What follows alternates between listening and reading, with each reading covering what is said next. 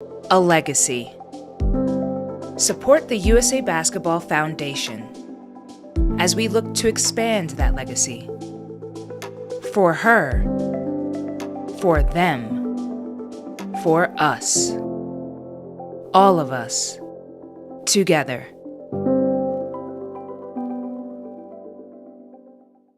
Over the course of 2021, we competed in 10 significant highest level international competitions and won gold in all 10. And in 7 out of the 10, one of our American players was named as the most valuable player.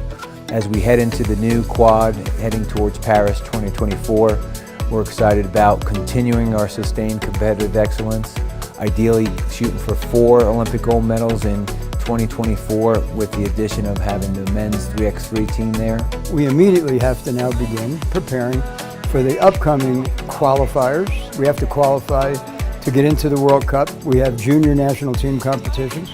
We've got a World Cup for the women in 2022, for the men in 2023, and then the Olympic Games in Paris in 2024. And so there's no resting on any laurels in USA basketball. We're very excited about that opportunity. We're also excited that we've added a foundation to expand the reach of USA basketball, to amplify our women's program, to amplify youth and sport development, and also be mindful of social responsibility. We're confident we've got the pieces in place to make the next 3 years just as successful as the last year has been.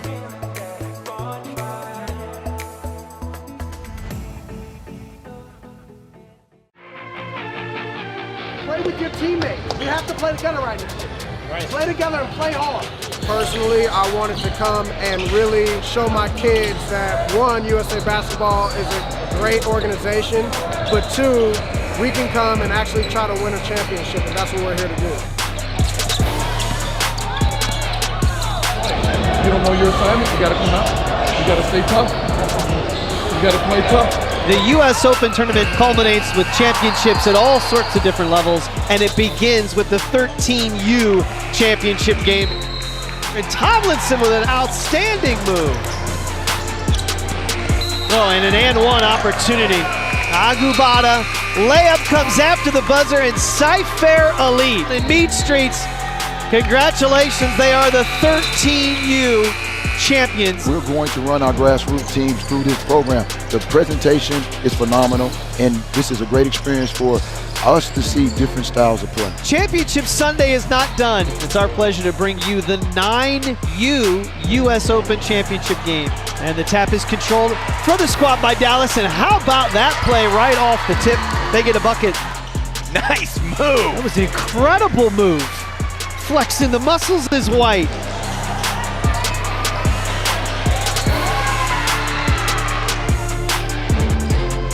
And a good clears the board, gives it a look. Oh, that will count! Yes, count that bucket! This tournament is well run. We just really appreciate it because we know that youth basketball is really important. We want the kids to practice and train together and do everything together, and then support the organizations that believe in that. It's the U.S. Open Basketball Championships as we begin our day with the 10th grade title game. Sophie Alzugare turns it over. And ahead it comes for DeStefanis, and she lays it home. That's it, throw it up. Hit that shot. 7 seconds, tied at 77. The family trying to wrap it up right here. Aikens for the win. Off the mark, out of bounds. Overtime here in Indiana. Odom gonna inbound. A chance to tie. Switch on every screen. PABC inbounds, down 3. 2 seconds, 1 for the tie. No! Ball game over. The champions, the family, in double overtime. They take the 10th grade title here at the U.S. Open Basketball Championships, 91-88 in an absolute thriller. Oh, welcome inside the Pacers Athletic Center. That's the Indiana Pacers Athletic Center in the suburbs north of Indianapolis in Westfield, Indiana. It has been wall-to-wall basketball presented by USA Basketball. It's the U.S. Open Basketball Championships. Good morning, happy Sunday, happy Championship Sunday to you. Thank you so much for joining us on USAB.com. My name is Scott McCauley. I'll have the pleasure of sitting here through 4 championship games. I'll be joined by, you see his name right there, Marcellus Barksdale. Marcellus, it is great to see you. Welcome for making the trip up from Kentucky. Oh, we appreciate it, man. We appreciate it. Thanks for having me. I know that this brings back some memories of you. Division I standout here locally at IUPUI. You know this circuit. We're going to see teams thrown together in the last week, playing for championships. That's just how it works when you come to these tournaments. Hey, absolutely. And I think that's what the fun of it is, right? So, one of the biggest moments in youth basketball, the month of July, AAU teams from all over playing, kind of that, if there was a cross-country type of tour as a rock star, AAU basketball brings that out in a lot of these teenagers. So, and this USA basketball tournament, it's been incredible. It's featured teams from 24 different states, teams from Canada as well. 89 different teams have been playing here since Wednesday. We will have 8 different division champions. The first one we will bring you will be the 9th grade Stars Championship. There's a look at one of our participants. I think you might recognize the last part of that team. Team Taurasi, sponsored by Diana Taurasi, arguably the greatest female basketball player, and you can strip female from that. One of the best basketball players in the planet that's ever jumped on the courts. Help sponsor this program. They come from California. They'll take on a team called the TTG Free Agents. They come from Virginia. You grew up in Kentucky. Yep. We're here in Indiana. There will be some Kentucky teams, Indiana teams that could be represented in these finals. They come from all over, and like you said, it's just 5 days, get together, hunker down, play basketball, and have fun, and you can learn so much at this. Oh, absolutely, man. And that's, again, what it's all about. One of the most fondest memories as a young basketball player, even as you're kind of, growing through college, through the professional ranks, a lot of who you're playing with are the same people you're competing against, from the time you're, 6th, 7th grade all the way up throughout. So, again, there's going to be a lot of girls and boys that will be on this court today. But, again, this is more of an introduction to a lot of these players' basketball careers, and we should be seeing some of these names on throughout the years. And the thing about the introduction, I like how you mentioned that. Sometimes when you come to a different tournament, you become uncomfortable because you'll play under different rules. Yep. This will be played under FIBA rules. So you're looking at basic basketball rules. However, 2 differences that you will notice today will be a shot clock. That is not something you normally do play with, obviously not in high school. There will be a shot clock today, 24-second shot clock that will help move, pace, and play along. But another big thing, and I think this is something you might notice later on in the game, is timeouts can only be called by the coaches at the scorer's table. So if you're falling out of bounds, you have to make a play. Yeah. No one can call timeout that's playing on the court, and you cannot call a timeout after a made bucket. Just little different rules, little tiny nuances, but it does take you a while to get used to some different types of things. It definitely does. And again, we're here in America where, we've got different type of rules across different divisions, whether it's halves versus quarters. The thing I do like about FIBA is they have a standard set of rules that kind of go from the top all the way down, right? You're playing quarters. The timeout rule is going to be the same. And again, I'm actually excited on the boys' side as we kind of come later on today. We'll see if that goaltending rule comes into effect where, you can play it live on the rim, both offensively and defensively. So we will see 4 championship games today on USAB.com. We'll begin with the 9th grade girls Stars division. You'll have Cal Storm, Team Taurasi, taking on the TTG Free Agents. The team in white from California, will introduce them to you in just a moment. The team that's wearing the black jerseys from the state of Virginia. Following that, we will have our 9th grade boys Stars Division Championship. We don't know who we'll see yet. The semis tipped at 9 o'clock. Playing it out right now. And that's the beauty. That's the beauty of summer travel basketball, man. That's the beauty of it. Everyone walks in with their Crocs on because they need to keep their feet feeling good. Then you strap on the sneakers, the tennis shoes, and you go to town. So we'll see that 9th grade boys Stars Division. We will also see the 10th grade girls Stars Division. They are playing the semifinals this morning. So we will find out who we will play later on today. And then our final championship game is the 10th grade boys Stars Division.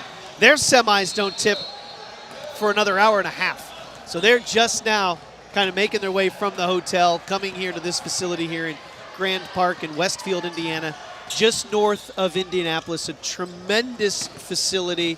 There is basketball happening all over inside this field house, and now we're getting ready for this championship game to come your way. I'm Scott McCauley along with Marcellus Barksdale. Should be a lot of fun, and these teams have played a half a dozen games over the last couple of days in pool play. Now they get ready for these championship games. Definitely. And again, man, they've been playing since Wednesday. The thing most that matters in these tournaments is that longevity, is that stamina. But again, they're playing live streamed USA basketball, so we should have some exciting finishes on a good week. Well, let's take a look at this Cal Storm team, Taurasi. Head coach is Aaron Thorne. Julius Barron is the assistant coach. They'll go with 3 guards and 2 forwards today. The point guard will be number 3, Kaishi Lunin. The 2 guards, number 0, Mia Irvin, and then number 23, Olivia Hamlin. We just had a good look at number 29. That's Grace Knox. She's listed as a forward. Sophia Minderman, number 24. She is a forward. There's Mia Irvin right now. They will have 7 players on their bench, so a little thin going with just 2 players coming off the bench. But really, first game of the day, they're getting ready to go for this championship. You're well rested and ready to play in this game that has 8-minute quarters. We will take a media timeout at that first dead ball under 4 minutes. Again, I think I'm most excited with this team. Really wanting to see if we got some Diana Taurasi-esque styles of play with some of these players as well. So, she's one of the incredible guards, does a little bit of everything, and just looking at this team, even in warm-ups, they're highly skilled. A well-respected program out of California. When you visit their website, they will tell you they've had over 400 of their participants accept division or college scholarships. They've had several move on to the pros, be it overseas or in the WNBA. These are some proud programs that have come here to Central Indiana and to face off. The team that's away wearing the black jerseys today, that is the TTG Free Agents. Head coach is Randall Johnson. And this is a team that has many more players, almost 5 more players than Team Taurasi will have. But the one that we will highlight will be number 15, Sammy Mancini. Sammy Mancini is one of the taller players that's out there. When you watched in pool play, she brings the ball up.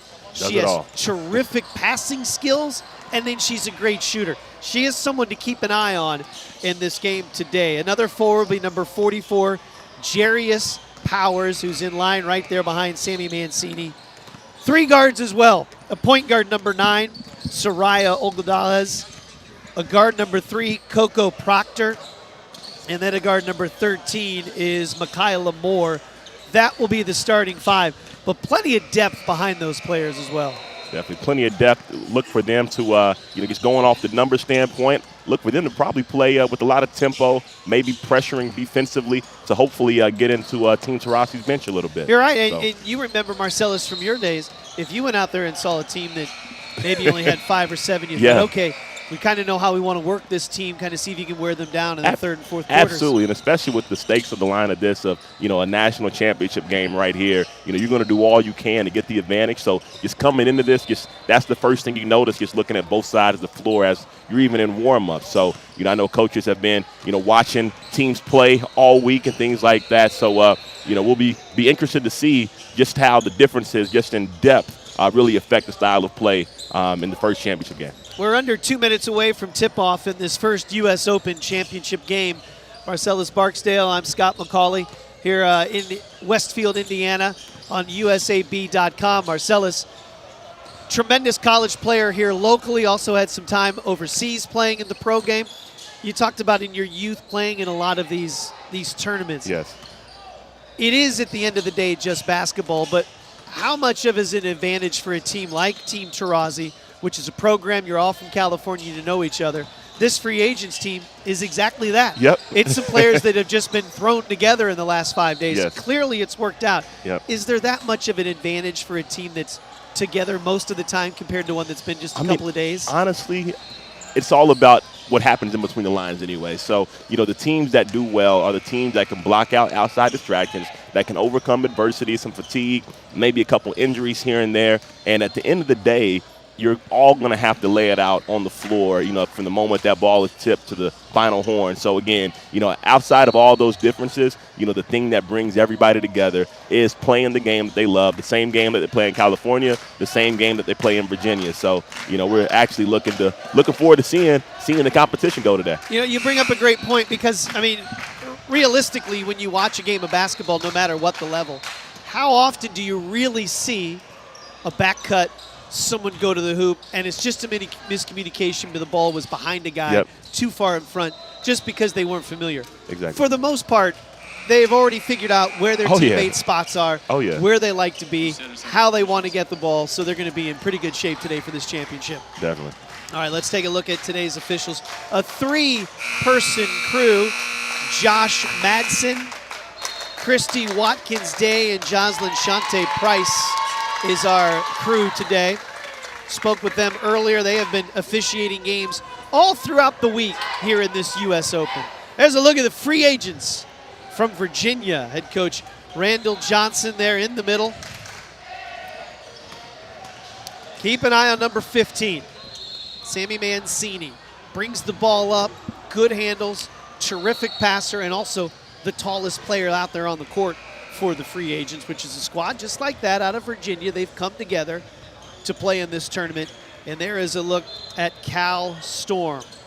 Team Taurasi on the jerseys. They're starting 5, just 2 players on their bench. And we're ready to tip this up. Just got the thumbs up from the officials. They said, "Are you ready? Are you ready?" Let's do it. Let's do it. I'm ready. The first of 4. The 9th grade Stars. Mancini to jump for the free agents. For Taurasi, it's Grace Knox. Taurasi controls. Love to see that off the tip. Very aggressive take right there. Free agents have united across the front of their jerseys.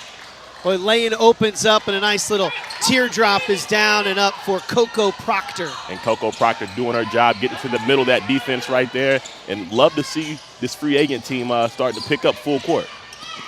Nice job adjusting by Kaishi Lumen on that rebound, number 3. Good Great look pass. down Great low. Pass. We're deadlocked at 2. And again, we've had 2 possessions each right now, and you're really even seeing the nuance, the skill level of these young girls out here playing so well. We should be in for a treat. Good Hezzy right there. Open J, too strong, knocks the rebound. Taurasi team really doing a good job of throwing the ball out, outlets, advancing the ball up the floor as we see another quick bucket to start us off today. And a nice job. Get the open shot, take the open shot.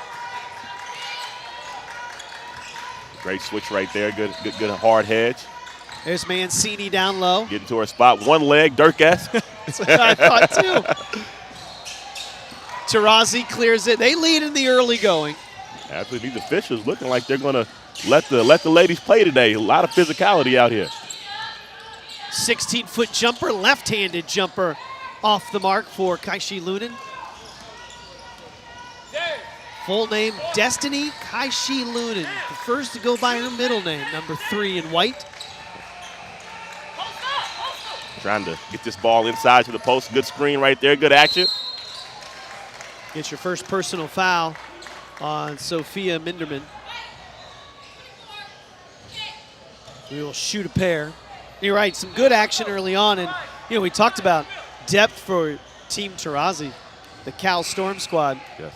They are moving. They are getting down court. They're absolutely moving. If you watch them on defense, especially how aggressive they've been just in ball screens, that looks like a point of emphasis. So, again, they've only got 7 on the roster, 5 on the court, 2 on the bench, but they're not going to let that slow them down today. Jarius Powers hits the first.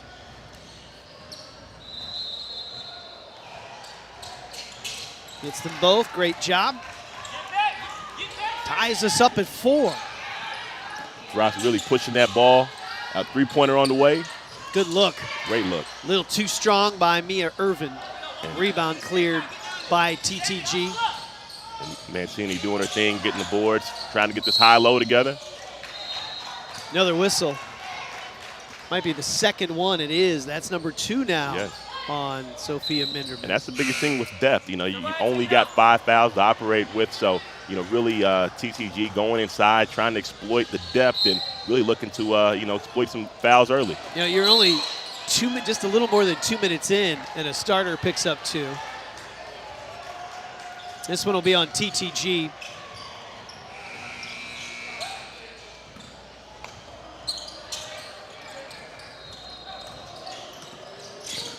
Great job to get to the middle right there.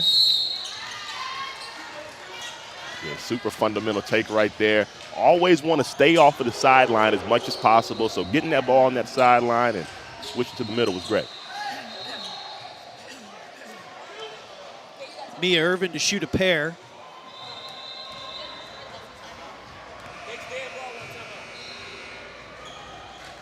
First shot is good.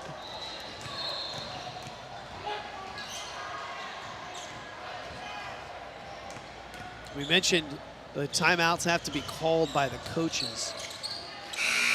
Randall Johnson just leaned over to the scorer's table and said, next dead ball, I want to get myself a timeout.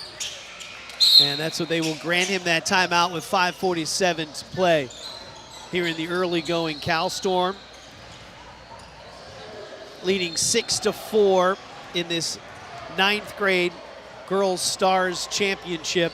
And you're right, good pace, good action right now. And I think Cal Storm has actually had a couple of really good looks on the jump shot and a couple down low. Not getting some of them fall, but they're getting some excellent looks, and perhaps that's what drew this timeout. Absolutely, and you can see, TTG trying to set up in this 2-2-1 press. Team Taurasi doing an excellent job of pushing the ball up the floor, and they're really kind of getting an advantage and beating the press early on. So again, look for TTG to regroup, maybe switch up a little things on defense. Offensively, it really looks like this TTG team is wanting to exploit their size and going inside with a little bit of high-low, pretty much between Jarius Powers and with Mancini down low. Mancini down low. So, yeah. No, you're right. You could try to see them want to do that. They clearly have some height advantage when Mancini is out there and Powers is out there. And again, Team Taurasi doing an excellent job of picking up right at half court. Their ball pressure has definitely been a point of emphasis. Savannah Searcy, number 9, in for Cal Storm. Inside to Mancini right there, as we mentioned. Good drop step. Great look, great look. Yes, good look. But Taurasi getting the ball up the floor. Another great inside cut right there. Fast break, ran to perfection right there. Now, was she looking for Olivia Hamlin? She kind of jumped that lane with another player out there on the wing. Bucket is good. Slip, excellent slip right there. Powers underneath. Too strong. They've had good looks inside. Here's Cal Storm, the push. Irvin. Breaking another one. Nice look. Great recovery.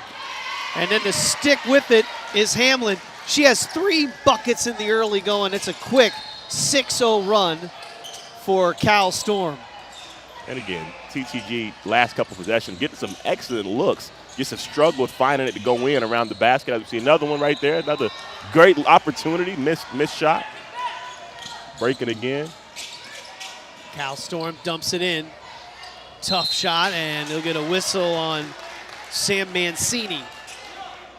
So Sammy will pick up her first personal foul.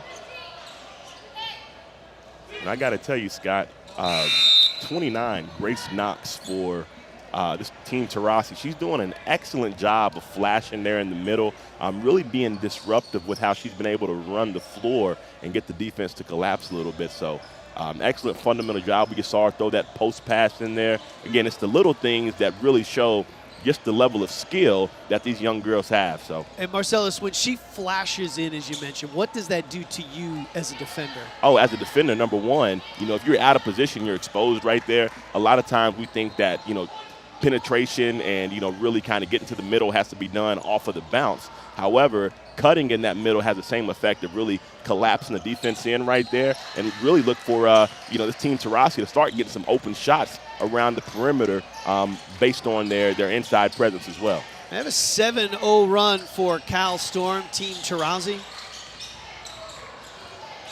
2 buckets, 3 free throws, another steal on the interior pass.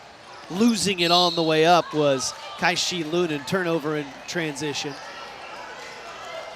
11-4, Cal Storm in white on top. Substitution, number 8.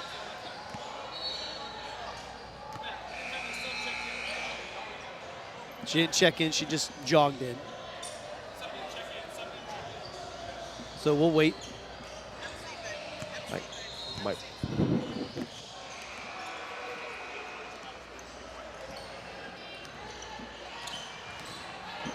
That's a long, deep step back. How about that? Step back, looked like Steph out there. Nice bucket right there. First 3 of the game to fall for either team.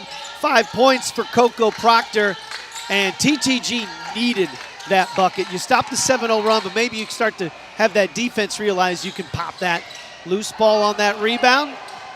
And again, this TTG team, after that 3, that might be the momentum shift they need to really get back on that board. As we see a take right there. Great aggressive to the basket. Big aggressive take by Michaela Moore. Now, Michaela, as she went on that shot, might have bailed out a little bit. And, we see Coco Proctor right there really getting that step back from about the volleyball line, so showing the range. Big 3 by TTG. Now they're at the line, shooting a pair. We've got a timeout, first quarter action. Cal Storm on top by 4. You're watching the U.S. Open National Championships on USAB.com. It's always been more than just a game. It is a legacy. Support the USA Basketball Foundation as we look to expand that legacy. For her, for them, for us. All of us, together.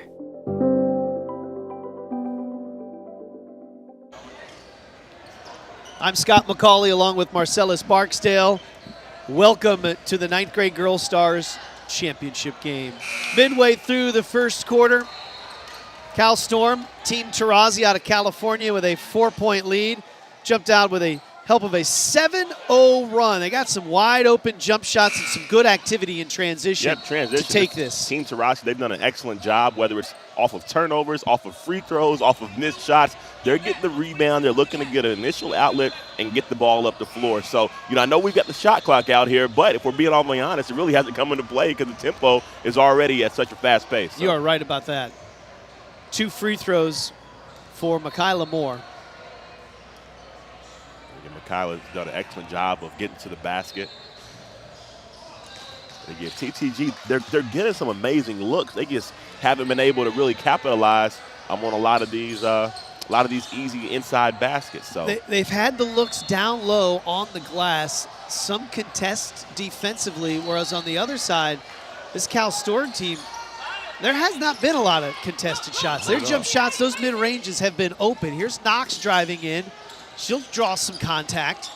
An excellent fight for the rebound right there. We'll keep it alive.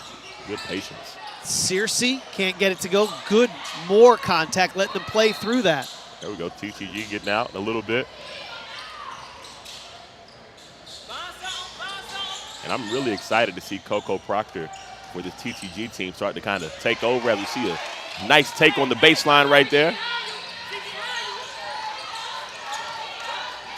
TTG really extending their pressure right here as we see them almost near, get the turnover. 10-second call right there. Good pressure. I'll tell you what, that timeout that Coach Randall Johnson called kind of changed things up a little bit. He was able to get it inside. Yep. They got some points. Now they're starting to apply that pressure after made buckets. Absolutely. So we got to look for a little flash to the back door right here.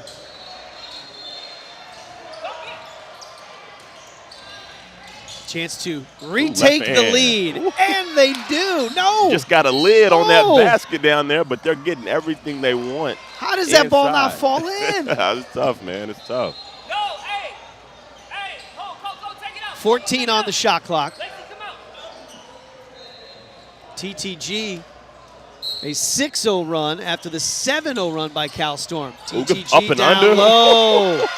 Up and under. Exactly how you draw it up, and TTG is on the move. That was TT Sadler with the move. Here's a quick answer on the other end. Super quick. Again, Team Tarazi, whether it's a make, whether it's a turnover, they are getting the ball up the floor in a hurry. Rebound by rebound. Knox. Got another opportunity for an outlet. Oh, what a great pass. catch. Good nice pass back. That should be on the floor. Ooh, I think they counted it. Little FIBA rule right there on the continuation. So again, Knox with the one-hand baseball pass. Excellent pitch back. Good patience for the and one. And again, I'm telling you, Scott, this Grace Knox, man, I think that's a name we might want to go ahead and put an asterisk by and let the world know you saw it here first. 4 buckets now for Olivia Hamlin, looking to complete the three-point play. Gets the roll. Boy, a nice game of runs. 7 straight for Cal Storm, 8 straight for TTG. Now a 5-0 run by Cal Storm. Sadler Team Tarazi. Sadler just using her size, backing down the defender, getting the bucket to go. Absolutely. She is really putting on a clinic right there. We just saw the up and under, then with the nice power dribble to a strong finish down there. So Tiana Sadler doing an excellent job of giving this TTG team a much-needed spark off the bench. Knox with it. Great block right there by Mancini. Still strong with the ball is Sadler. Sadler will bring it up. Hey, Sadler showing a little bit. Left-handed little post-entry pass. Mancini off balance. Boy, good fight for the offensive board. The officials were quick to jump in there. Hey, look, national championship on the line. You know, we got a little competitiveness right there.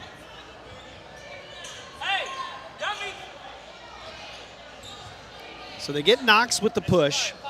It'll be her first. An excellent officiating right there to separate those players a little bit.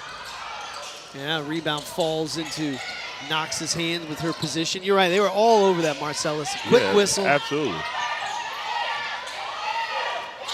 Tarazi's first 3 up. Boy, stepped into that really well. And that's a good sign. Now you have Sophia Minderman who missed that shot, but back on the floor. She had 2 quick fouls, 2 minutes in. And again, that's showing a lot of trust from Coach Quintero right there, really putting an experienced player back in with 2 fouls. High arcing 3 off the mark by Hamlin. Off to a great start with 9 points. Missed her first 3-point attempt. Coco really looking for a shot. Look for that to go up. We know that she has this range. She's hit one from there. Good battle underneath. Knox has it slip out of her hands. And Sadler is able to put it up and in. Sadler with the energy coming off the bench, the big spark. She's been the X factor in this game to this point. Half a dozen points for TT Sadler. Ooh. Tie game, drive along the baseline by Kiara Williams. And Kiara Williams, absolutely, not even undoubtedly the smallest player out there, but she's shown some feistiness, some aggressiveness, taking it up against the bigger Sadler on that baseline, and she's getting to the line. She will step up to the free throw line. Cal Storm in the white, now in the bonus.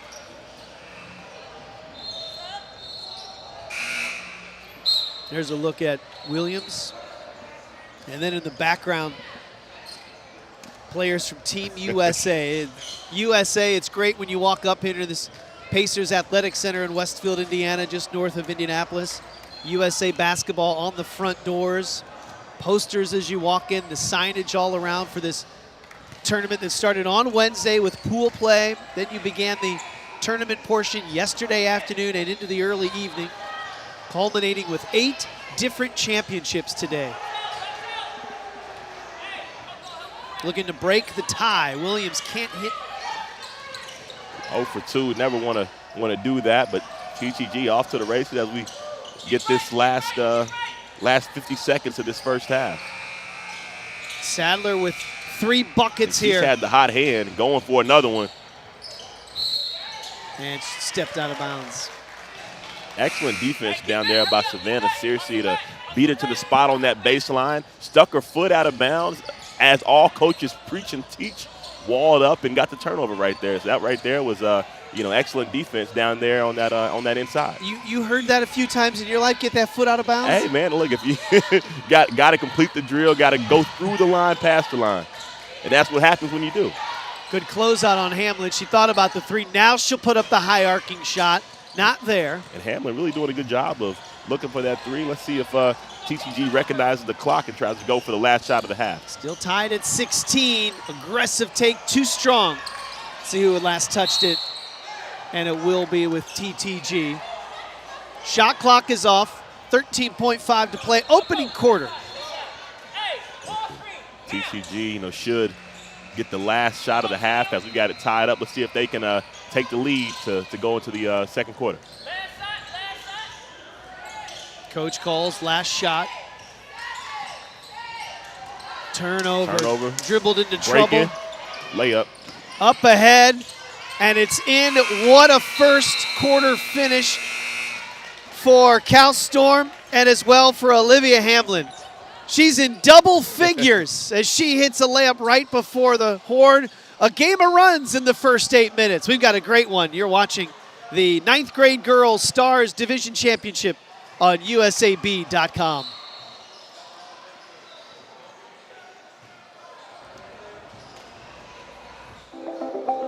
It's always been more than just a game. It is a legacy. Support the USA Basketball Foundation as we look to expand that legacy. For her, for them, for us. All of us, together.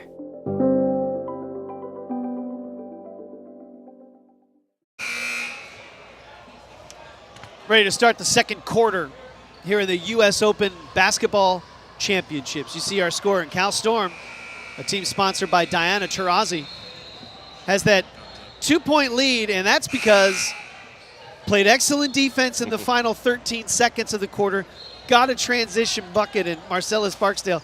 I'm impressed with this Taurasi team. Look, it's a team that's been together. It's a terrific program in California. Yes. There's just 7 of them. They are undersized in this matchup, but they're very active with their hands defensively, and they've been really efficient on the offensive side. Really efficient, but again, everything they've done has been in transition. They're doing an excellent job of pushing the ball down the floor. All their shots have become, that they've made have really been layups uncontested and a couple of free throws. So, let's see if this TTG team can, kind of do a better job of getting back on defense and taking care of the ball as we see another turnover right there. Searcy jumped that passing lane. And a good game of runs in the first quarter. Definitely. I mean, you're playing 8-minute quarters. You've got an 18-16 score. You had a 7-0 run at one point by Cal Storm, answered by an 8-0 run by TTG. And then you finish it up with another nice run by Cal Storm. And again, that run for TTG was all Tiana Sadler coming in with a quick 6 points. A good crossover, but a little Another contact. outlet by Knox right there for another easy layup for Cal Storm, but missed it. You can hear their head coach, Randall Johnson, imploring his team, get back in transition defensively. Great defense. Really good stop. Now we'll have an over-the-back reach in. This will be number 2 on Grace Knox. Again, Coach Johnson really trying to emphasize to his team to get back on defense. So, let's see if they do a better job of transitioning from offense to defense to help prevent some of these easy baskets by Cal Storm in transition. As we see another steal right there by Hanlon. And then beat everyone down court with the dribble. Great patience right there to get that pivot. Searcy gets her miss and is able to put it off the glass. And again, Olivia Hamlin doing an excellent job of being disruptive, getting steals, making layups, and really doing a good job of being patient on that inside as she kicked it to a teammate. That was Sophia Minderman that put the bucket in off her miss. Minderman has it now on the right wing. Great pass, good cut by Knox, good block. With good quick hands defensively by Soraya to get that ball off target, ricochet off the glass. Sadler with a nice jab.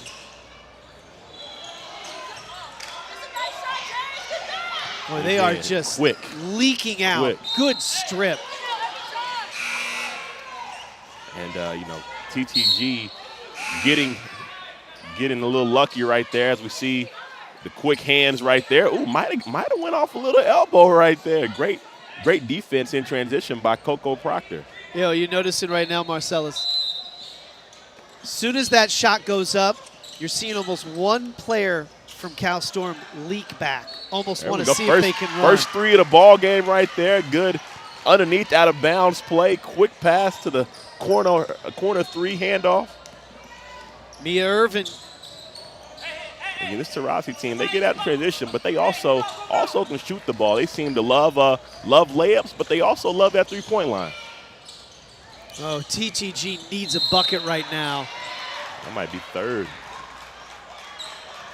Third on Knox.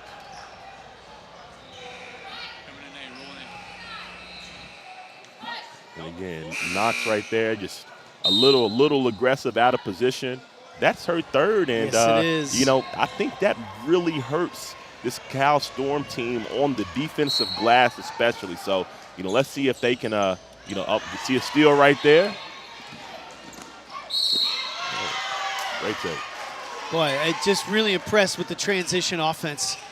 And everyone who's had that ball out there in the open court can handle it and is beating people down the court. It's just the only chance is you need to get back as TTG, because as the dribbler starts to gather and go in the layup, that's when they've been able to catch up.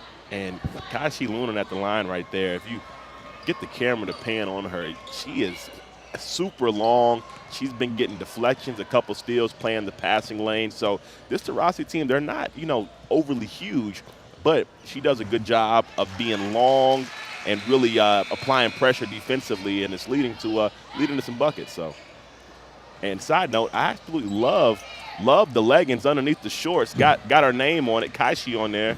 Kaishi mentality on the headband. It's the little details. And, she's got it going on.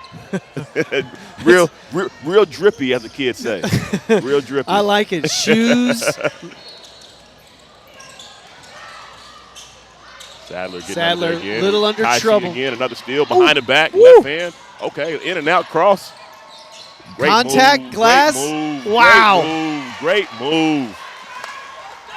Kaishi Lunan taking over on these last 2 trips. Absolutely. Go ahead and put an asterisk by her name, too. 26-16, 10-point lead right now for Cal Storm. They're doing a great job defensively in transition. TTG cannot get a bucket. That is point blank. Got a lid on there, a few of them. And again, here's the Cal push. Storm on a 10-0 run. Make that 12. Might need a timeout. Absolutely. Wow. It's hard to believe TTG had the ball with 13 seconds left at the end of the quarter to take the lead, a turnover, and an explosive start to this quarter by Cal Storm. And Coco Proctor right there doing an excellent job of getting to the rim. But again, a little in and out crossover, big body, left hand off the glass. Textbook right there. That is a high level play right there. Getting the steal behind the back, in and out cross to a jump stop, 2-footed finish. I mean, that looks like Kyrie right there. And you see that happen in real time. It is so instinctive and natural to make that move, but it's because of hours in the gym, working on that, practicing that, being prepared to do that, because you have a defender on you just instinctively where you feel them. I'm going to go behind the back, make this move. And that's one of the things I will say, girls basketball and women's basketball at every level, the skill level is absolutely remarkable. Ooh, another one right there. Great in and out, quick turnover. But, again, no shortage of skills out here on this court today. TTG looking for an open jump shot, can't get it. Mancini bats the ball away, and Sammy Mancini will pick up her second personal foul. And, again, she's been struggling a little bit early on in this game. But, again, she is one of the best players in the tournament. And let's really look to see her really start to get loose as she settles in a little bit. Caught out of position just a little bit and can never push, when you're behind. So great defense right there as TTG kind of switching to a little more of a zone. Yeah, just noticed that. They're settling back a little bit, losing those 3-2. one-on-one matchups. Great move by Irvin right there. Really good move. Pump fake, one dribble pull up, and that's what you work on hours and hours at the gym right there exactly. So, Boy, Aaron Thorne's team, well coached. They saw the zone, did the pump fake, stepped into that soft spot and hits the jump shot. 30-18, Cal Storm on top.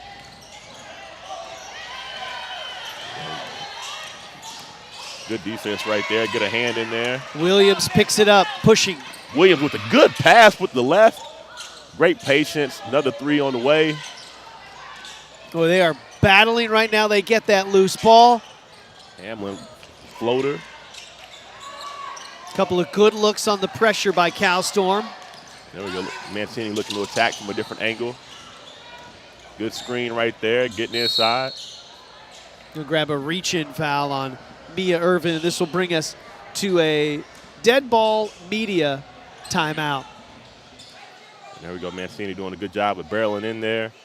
And again, she can do a little bit of everything, inside, outside. And let's see if this gets her going right here in the second quarter. Cal Storm leading by a dozen. Second quarter action of the girls' 9th grade Stars Division Championship on USAB.com. Oh, yeah! And the block.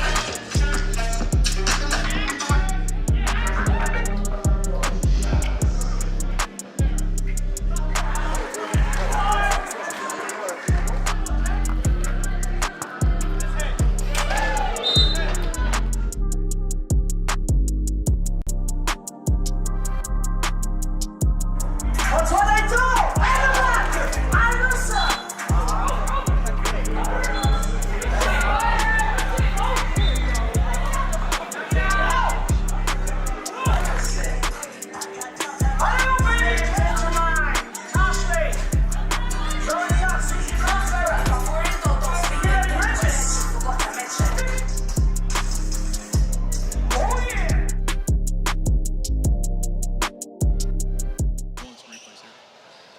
Irvin right there. Pump fake, one dribble pull up. Looked really, really good right there. Irvin again, loving that corner, 3-pointer on the way. And again, right there, Kai Shi with the nice layup. Again, Taurasi doing an excellent job getting the ball out in transition. They are doing an excellent job. They have a 12-point lead. He's Marcellus Barksdale. I'm Scott McCauley. Second quarter action. Sammy Mancini missed the shot, and would you believe it is the first field goal of the quarter for TTG. And as we've seen, this TTG team can score points in bunches as well. Rare miss, but Williams. Good pass. Nice pass underneath. Finds Searcy. Excellent And just location and awareness by Kiara Williams. And Kiara Williams, she's the smallest out here, but she's been super active, getting her hands on the ball, throwing some good passes. We Hamlin get one right there. Wow. And again, Taurasi really doing a good job, this Cal Store team, of picking up and converting points from defense to offense. So now you have 14-point lead, and I'm seeing TTG change it up a little bit. Mancini's been bringing the ball up the last couple of times down. And he's trying to do something to get an advantage. Again, Hamlin right there, quick hands for the easy lay, easy bucket. And again, she's putting on a clinic both offensively and defensively, and she's been the recipient and finisher of a lot of these transition points today. There have been 3 or 4 straight steal breakout layup opportunities for Cal Storm here early in this first half. And Cal Storm hasn't been missing layups. TTG has got the ball inside. They've gotten some great looks all day, and they just haven't been able to capitalize. But again, we got a 14-point game right here. Both teams are super talented. And again, momentum is something that is, very, very fun in basketball. So, we're definitely, probably not going to see this team go away anytime soon. Just one field goal this quarter for the team you see right there, TTG. Their points, 2 free throws and 1 inside bucket. Looking to add to that total, and it's ending good by Jarius Powers. Again, we got TTG going back to a zone. It's 3-2 zone right here. So trying to switch it up just a little bit to see if that can slow down this Cal Storm team. Kai-Shi Lunan bounces it. Now she has it back in her hands. Yeah, not enough space to make that pass right there, but again, turn it right back over. Irvin with the pull-up. And she really loves getting to that pull-up. She's got an excellent jump shot. And she's been given a spark for this Cal Store team in the second quarter. Boy, a 2-point lead Great after pass, one great quarter. pass. And it's 13 right now as we approach halftime. Coco Proctor with a nice back cut and layup right there. Excellent find and pass by Soraya Ogaldez. Proctor with 9 points and another long-range jumper. Sophia Minderman hits her first triple. And Minderman answering back as Cal Storm really tried to throw a trap right here at half court. Boy, great pass out of that double team. Mancini long-range shot off the mark. Off the glass, off the glass. Hey, it is Sunday. The bank is closed, but Zelle, Cash App, Square is still open. So, she made that work. Yeah, we had a great angle out of her hand. You could see it was offline, but it had enough on it to catch that glass and go in.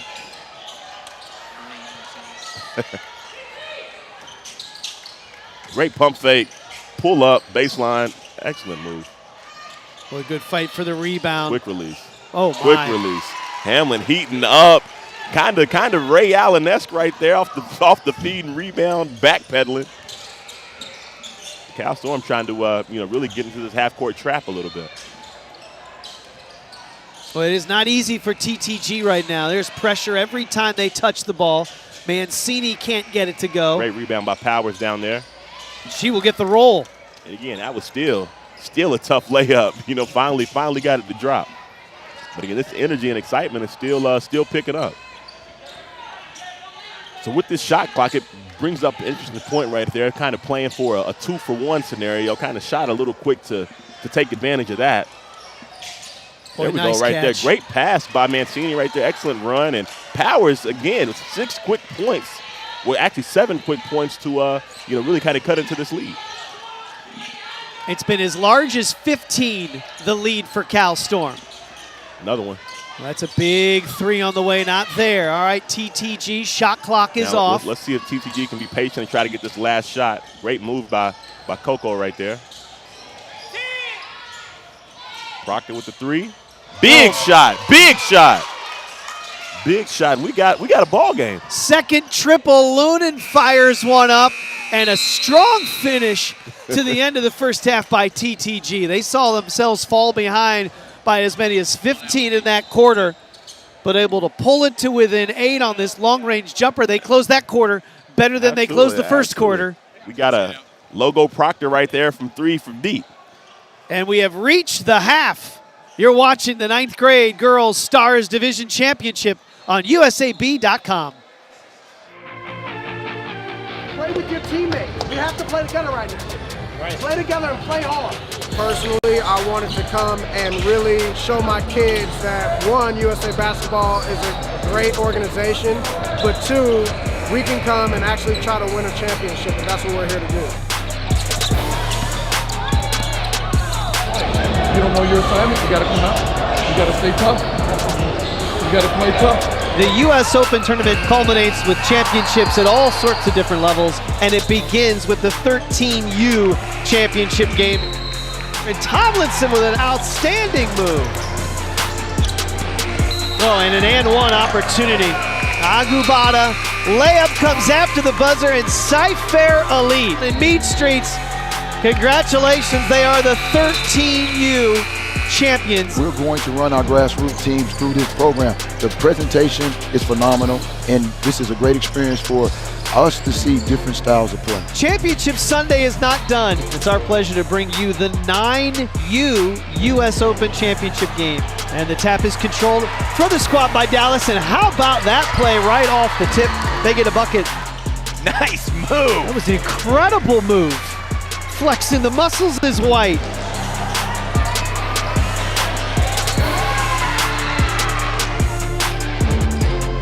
And a good clears the board, gives it a look.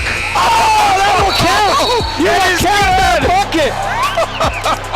This tournament is well run. We just really appreciate it because we know that youth basketball is really important. We want the kids to practice and train together and do everything together, and then support the organizations that believe in that. It's the U.S. Open Basketball Championships as we begin our day with the 10th grade title game. Sophie Alzugare turns it over.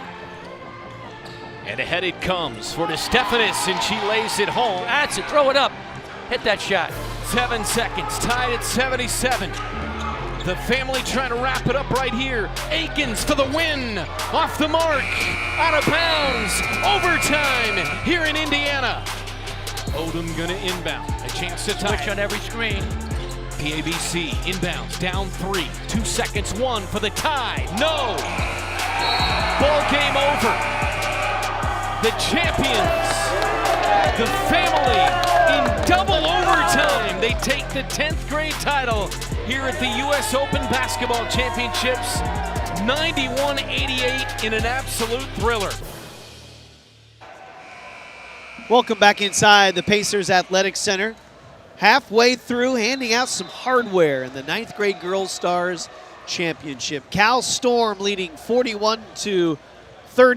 They had the lead as large as 15 in the second quarter. But Marcellus David, Barksdale, pardon me, this is a game of runs. Both of these teams had some excellent runs early on in this game. Literally run. Yes. Cal Storm, Team Taurasi doing an excellent job of getting in transition, as we see. Grace Knox doing an excellent job of not only getting rebounds, but getting over. Again, Coco Proctor doing an excellent job of keeping TTG in the game. We've seen a little bit of everything. Again, the skill level has been on full display. Girls getting into their bag offensively and defensively on both sides, both benches. So, again, I think we're in for a treat right here. TTG doing an excellent job of cutting into that lead. It was 15. It's now 8.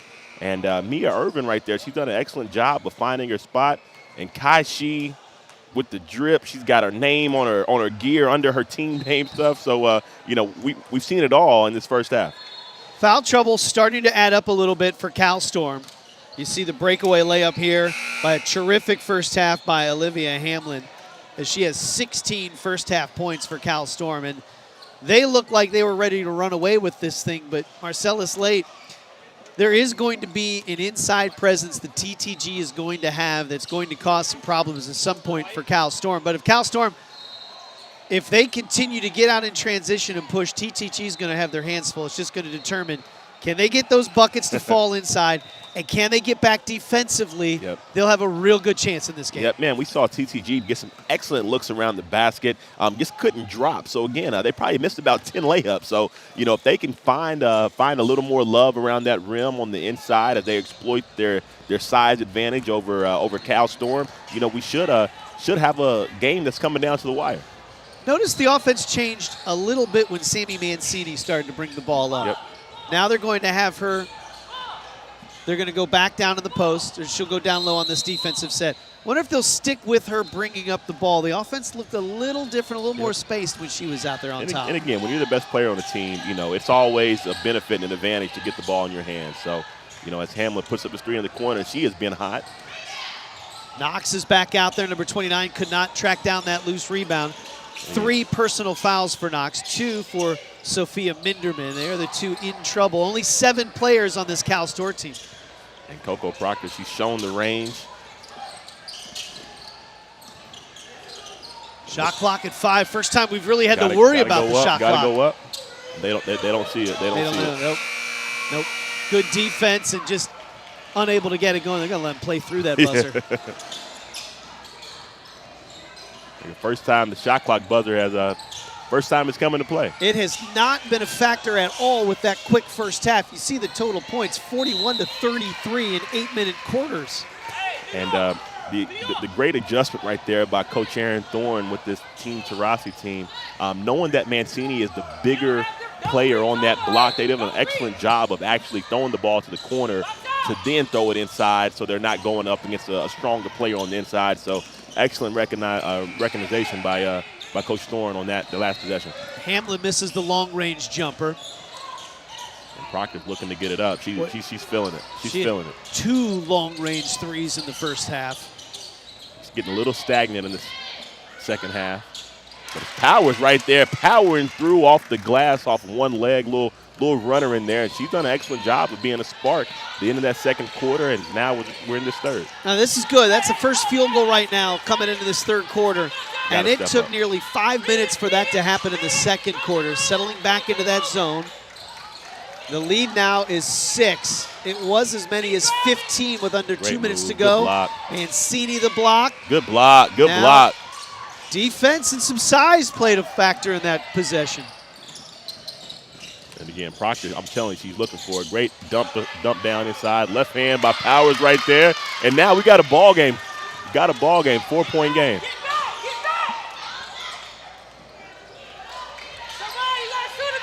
Lunan out top. Coach Randall Johnson doing an excellent job of communicating with his girls on this defensive side. Well, he said from the bench, shooter. Shooter. Sophia Minderman with her second 3 of the day.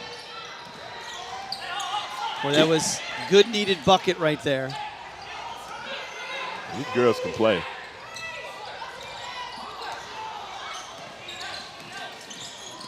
Mancini looking for a pump fake.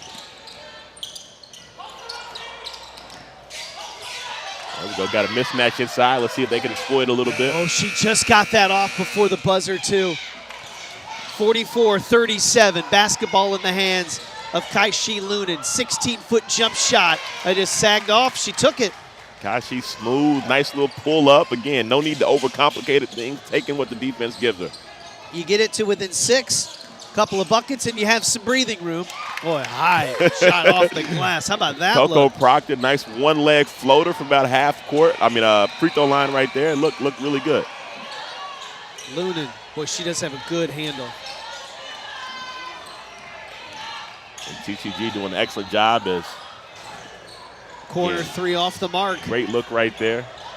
Proctor pushing. I'm telling you, man, she's feeling it. I'm looking for it to go up. Mancini, entry pass. We'll have a whistle on Mia Irvin defensively coming over the top. And again, we've seen quite a few plays like that on both sides defensively of kind of getting caught out of position but still wanting to reach over on that post-entry pass. And whenever you got to go through somebody's body to try to make a play on the ball, it's going to be a foul every time. We're going to have a timeout called by Cal Storm. We will come to a media timeout as well under that 4-minute. So just a chance for Coach to maybe catch a little breather for his team. Let's get a break here, knowing we might have another one coming up in another 30 seconds or so of gameplay. And that's it. And again, not only the high level of play and high level of coaching, these girls have, really done a good job of taking heed of the coaching on both sides. And Coach Thornton recognizing that, we do have another timeout coming in 23 seconds, going ahead and burning one, especially only having 7 players on the team. So excellent move right there by her to hopefully try to regroup and, extend this lead. And on the opposite side, TTG, Coach Johnson doing an excellent job of switching some things up, really having some patience offensively and getting the ball inside. So again, I think we're kind of getting more into the chess battle on the coaching side, and I'm here for all of it. Championship game. These teams reached here. Their only game today. We will have championship games all throughout the afternoon on USAB.com. We're not sure what they are final. We haven't had a chance to see who will be joining us because semis were played earlier today to set up the finals we'll have for you later on today, but not for these two squads. They came in today knowing this would be their game, this would be their championship, making their way through pool play and then tournament play. This national championship started on a Wednesday with the pool play, and then the tournament yesterday late evening. A little steal. Mancini knew, just kind of bumped Hamlin. Yep. Hamlin showing some athleticism right there. Proctor just inside the arc. Powers fouled over the top. And again, Powers really doing a great job of owning everything on the inside, from rebounding to finishing. She's done an excellent job at being aggressive and really, being an enforcer on the inside for this TTG team. And now they'll bring in TT Sadler, who had a good run early in the first quarter with 3 consecutive buckets. Sammy Mancini will take the seat. Again, TTG really looking to exploit their advantage inside and bringing in, not only Powers, but also Tiana Sadler as well.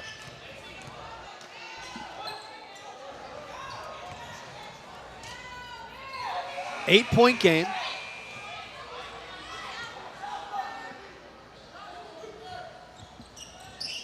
Got them both. Huge. Got to hit those free throws. And again, we've kind of been playing pretty even halfway through this third quarter. Oh, dribbled Steal off right the there leg. by Proctor. Boy, good job. Knox does not pick up that fourth. Good take, good take, good take. 5-point game. Now another turnover. Knox has been messing with her shoe. She slipped coming up, and then she slipped again when she went down along that baseline. And again, we got a little momentum going. 5-point game right here. Yeah, you got the media timeout. 3:41 to play in the third. TTG coming back in this championship game on USAB.com.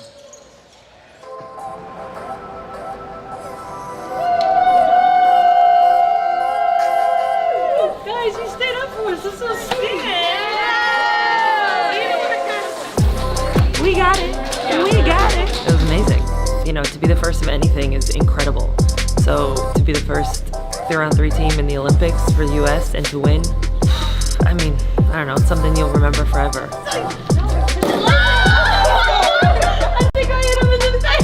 It's hard to explain, especially playing in a game like that and being so intense. And then all of a sudden you kind of look at the clock and you start to process, wait a second, the game's over. That means we won the whole thing. All those thoughts came into my head. Here we go, Jack. I've watched it for years, and to actually be the one on the podium is just an amazing feeling. Just something I've dreamed of since I was a little girl. I don't know how to bowl. I mean, you can't get no medal better than this. So, I mean, it felt great to be on top of the world and just know that we'll forever be the first team to win a 3x3 Olympic gold medal.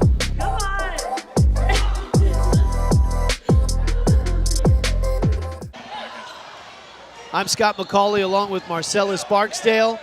Cal Storm leading by 5. It was a 15-point lead late in the second quarter. TTG fighting back here in the third with the basketball. A little pressure now from Cal Storm. Almost a steal. Got it twice. Trapping that corner right there. A lot of good pressure. Good pass, interior passing right there. TTG has cut this lead to 3 points, and we got a ball game, Scott. Really nice look from Powers inside to find her teammate Moore. This is the closest this game has been since the start of the second quarter. Hamlin with a miss. She just has one field goal in this third quarter after a 16-point first half. Last touch by TTG. And Hamlin, again, missed the layup right there. But, again, she's shown that she has quick hands, good ball pressure as she forces the turnover in the backcourt. And, you know, Marcel's great lesson there. Misses the shot. They're not falling this quarter. She didn't give up defensively. Forces the turnover. Over and back. And over the back. Again, FIBA rules right there as it comes into play. In America, we can do that at all levels outside of the NBA. Now, FIBA rule comes into play, and you've got to inbound the ball on the side of the court, in the front court. Once you cross that half-court line. And Hamlin kind of had a look of like what happened as she went over. Coach said, I told you before you inbounded that ball, you cannot go back there. As you see the coaching staff saying little different rules than what we're used to playing. Great move, good pass.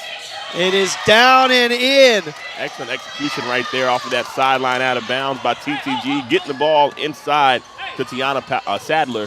And she's done an excellent job of finishing down there all day. We got a 1-point game. And Cal Storm looking a little flustered right here. They've got to get something good. What a flurry tip pass into the hands of Knox. They need that bucket, not there. Great rebound. Able to get a hand on it momentarily was Savannah Searcy, and she was fouled. Now, Cal Storm's done an excellent job all day of executing on these underneath out-of-bounds plays. See what they've got. They've got a double stack set right here. Should see a couple of screens.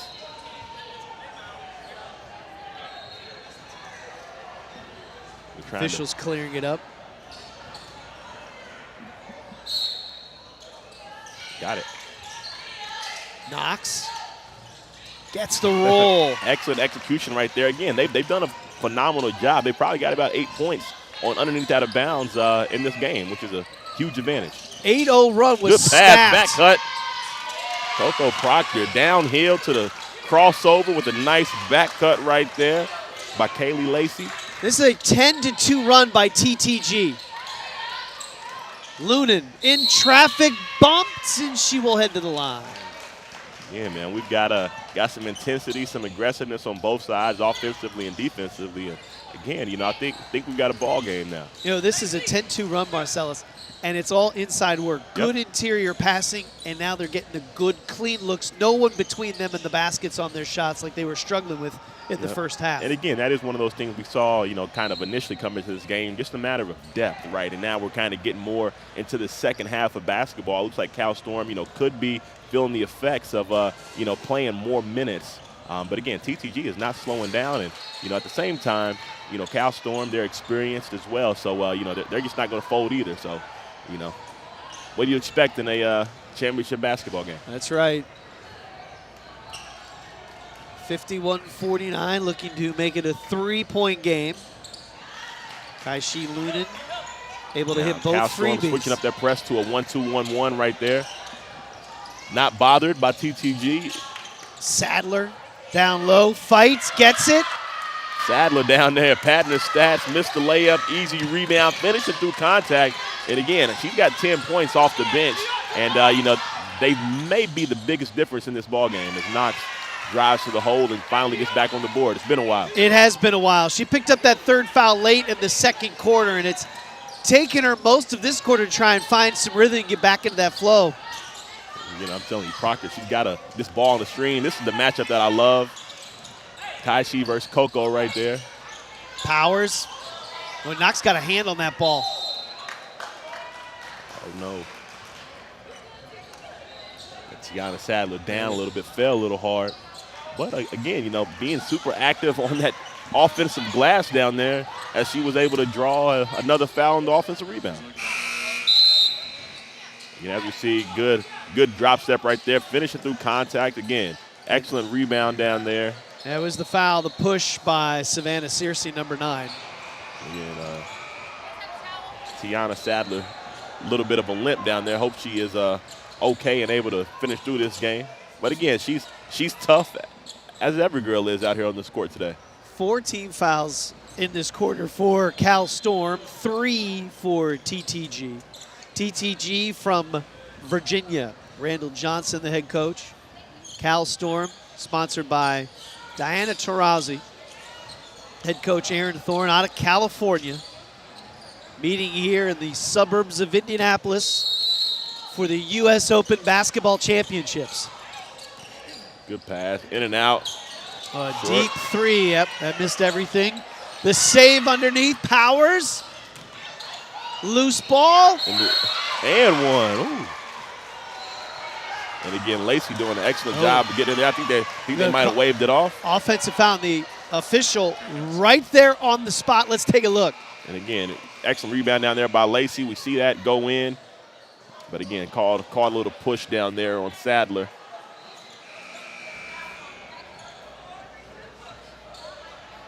So basket is good. Yeah, they'll count the basket. And then they will get the push by TT Sadler. So you get the layup. Great job of officiating. Yeah, but again, FIBA rules right here. So we see, 5 fouls constituting the 1-and-1 or the 2 shots. No 1-and-1. Your next foul for both these teams will send the opponent to the line for 2. Missed everything. Now we got TTG with the opportunity to take their first lead of this game.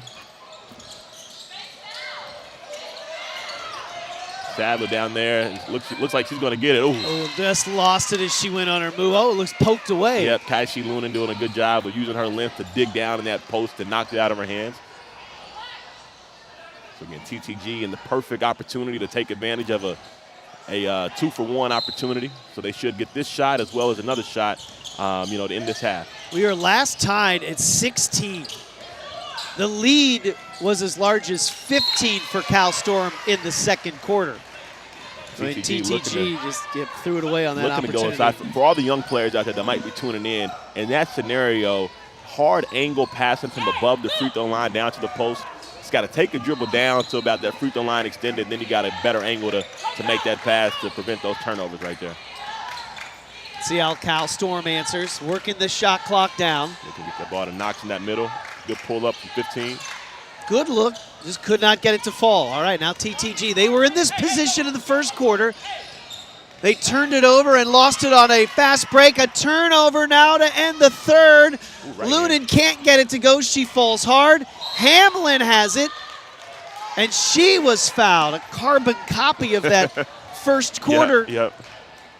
And TTG turned it over, and now it's a chance at points for Cal Storm.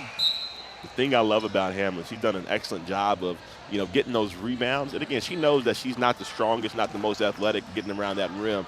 So she takes her time, she's patient, she pump fakes, and then she powers up. And, she's drawing 2 fouls on that here today. Olivia Hamlin, 19 points. Make it a dub club today for Hamlin, 20 points. She had 16 in the first half. There will be some time for TTG. Let's see if TTG can take this lead by making a 3 right here. Proctor pushes, tough runner, hit the rim and off the mark. What a third quarter and what a comeback by TTG. They did a great job of closing out the second to make it a manageable game at halftime, and they have fought back here, got it as close as one, and we will head to the fourth quarter of this 9th grade Girls Stars Division Championship. Everything on the line for the final 8 minutes on USAB.com. It's always been more than just a game. It is a legacy. Support the USA Basketball Foundation as we look to expand that legacy. For her, for them, for us. All of us, together.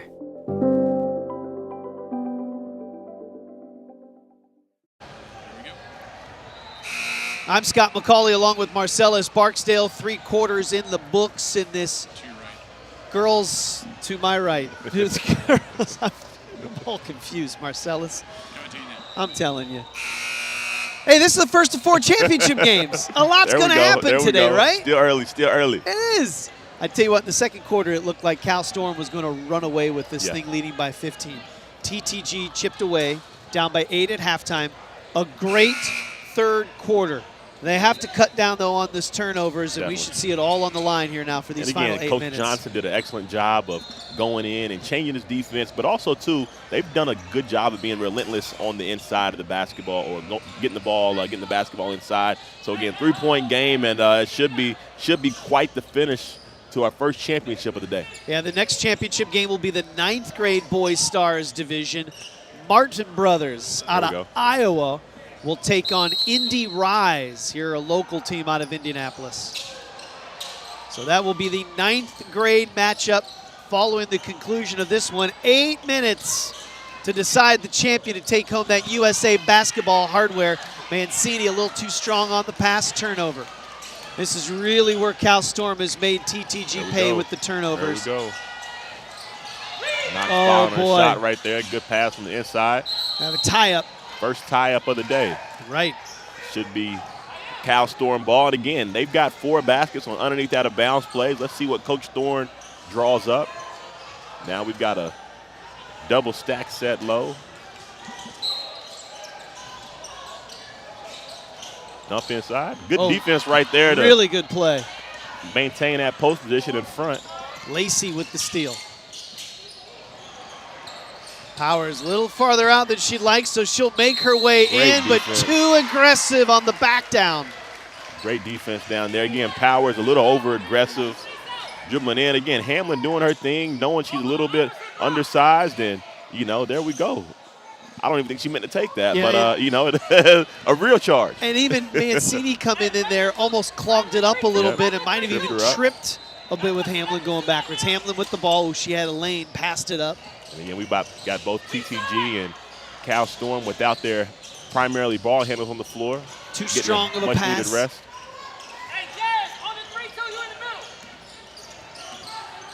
Three-point game. Mancini. Good block. Really good defense. Knox Good saves it rebound by underneath. Knox. In transition where they bread and butter. Hamlin with the Euro. Nice little step. Inside finish. Boy, Hamlin had the 2 free throws to close out the quarter. Opens up this fourth quarter with the bucket. Good screen.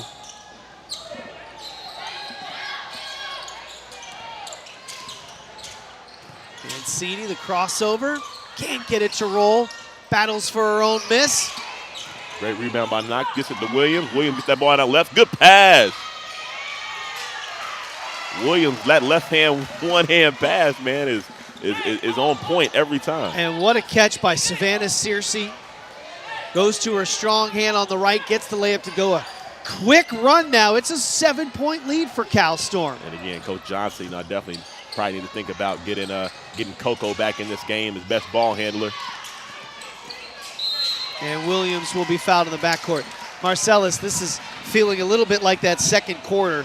Yeah. The first quarter ended with 18 seconds left to play in the first quarter. TTG had the ball and a tie game. Yep. Turnover led to points by Cal Storm. They led 18-16 at the second quarter. Then they went on that huge second quarter run. Same thing happened in the third. TTG had the ball down by 1. Turnover led to points, and now it's a quick start in this fourth for Cal Storm. Definitely. So TCG needs about 2 to 3 stops consecutively as Williams gets in that lane. Oh, and she was bodied as she went down in disbelief on the look of TT Sadler, number 34.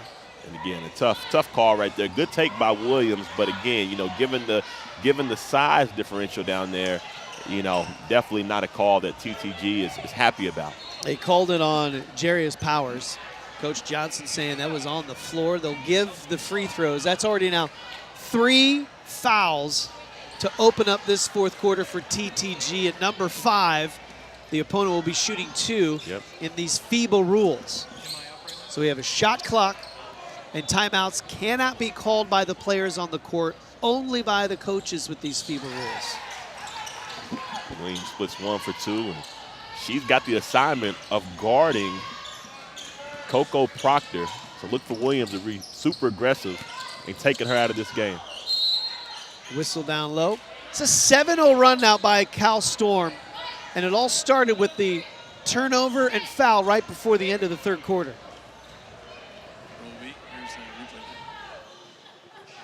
Right there, good little hezzy pullback, getting down in there. Soraya caught her in the arm right there. Little nutmeg right there through the legs.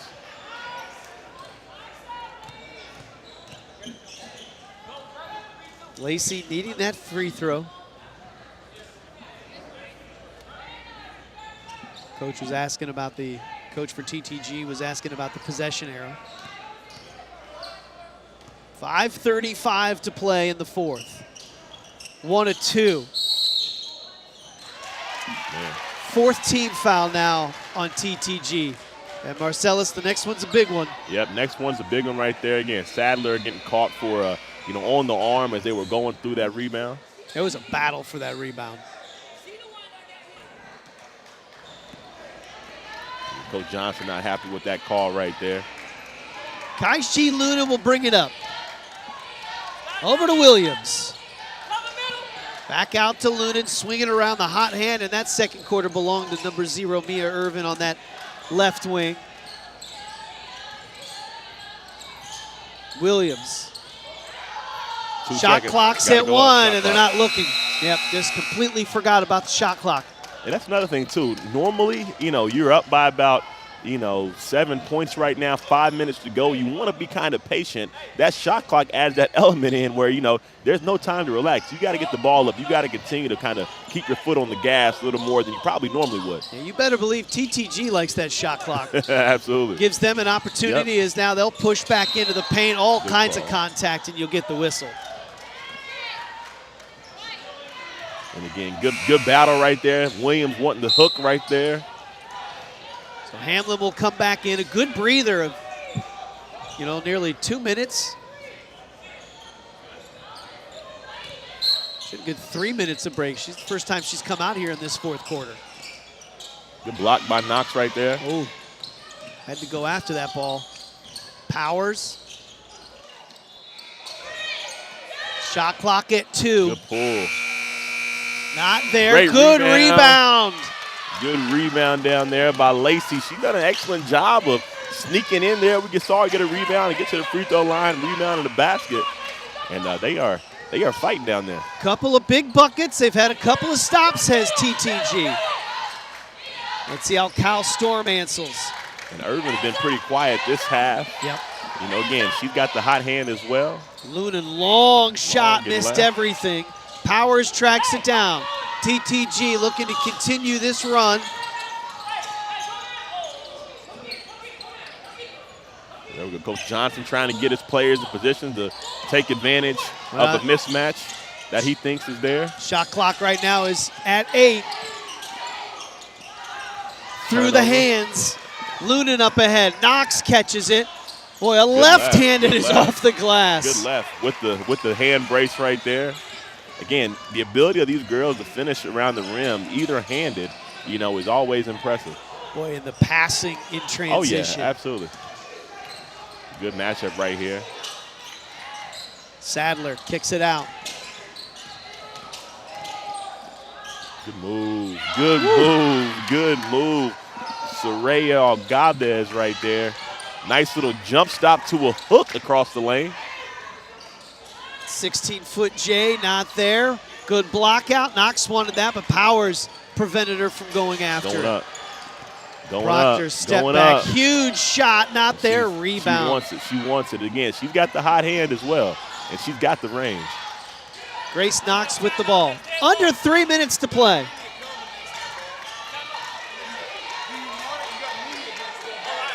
Knox. Not there. They have been going a long time in action, and it will be a timeout on the floor, and they need the breather. Under 3 minutes to play in this championship game. Seeing if Cal Storm and head coach Aaron Thorne can hang on in this 9th grade Girls Stars Division Championship game on USAB.com.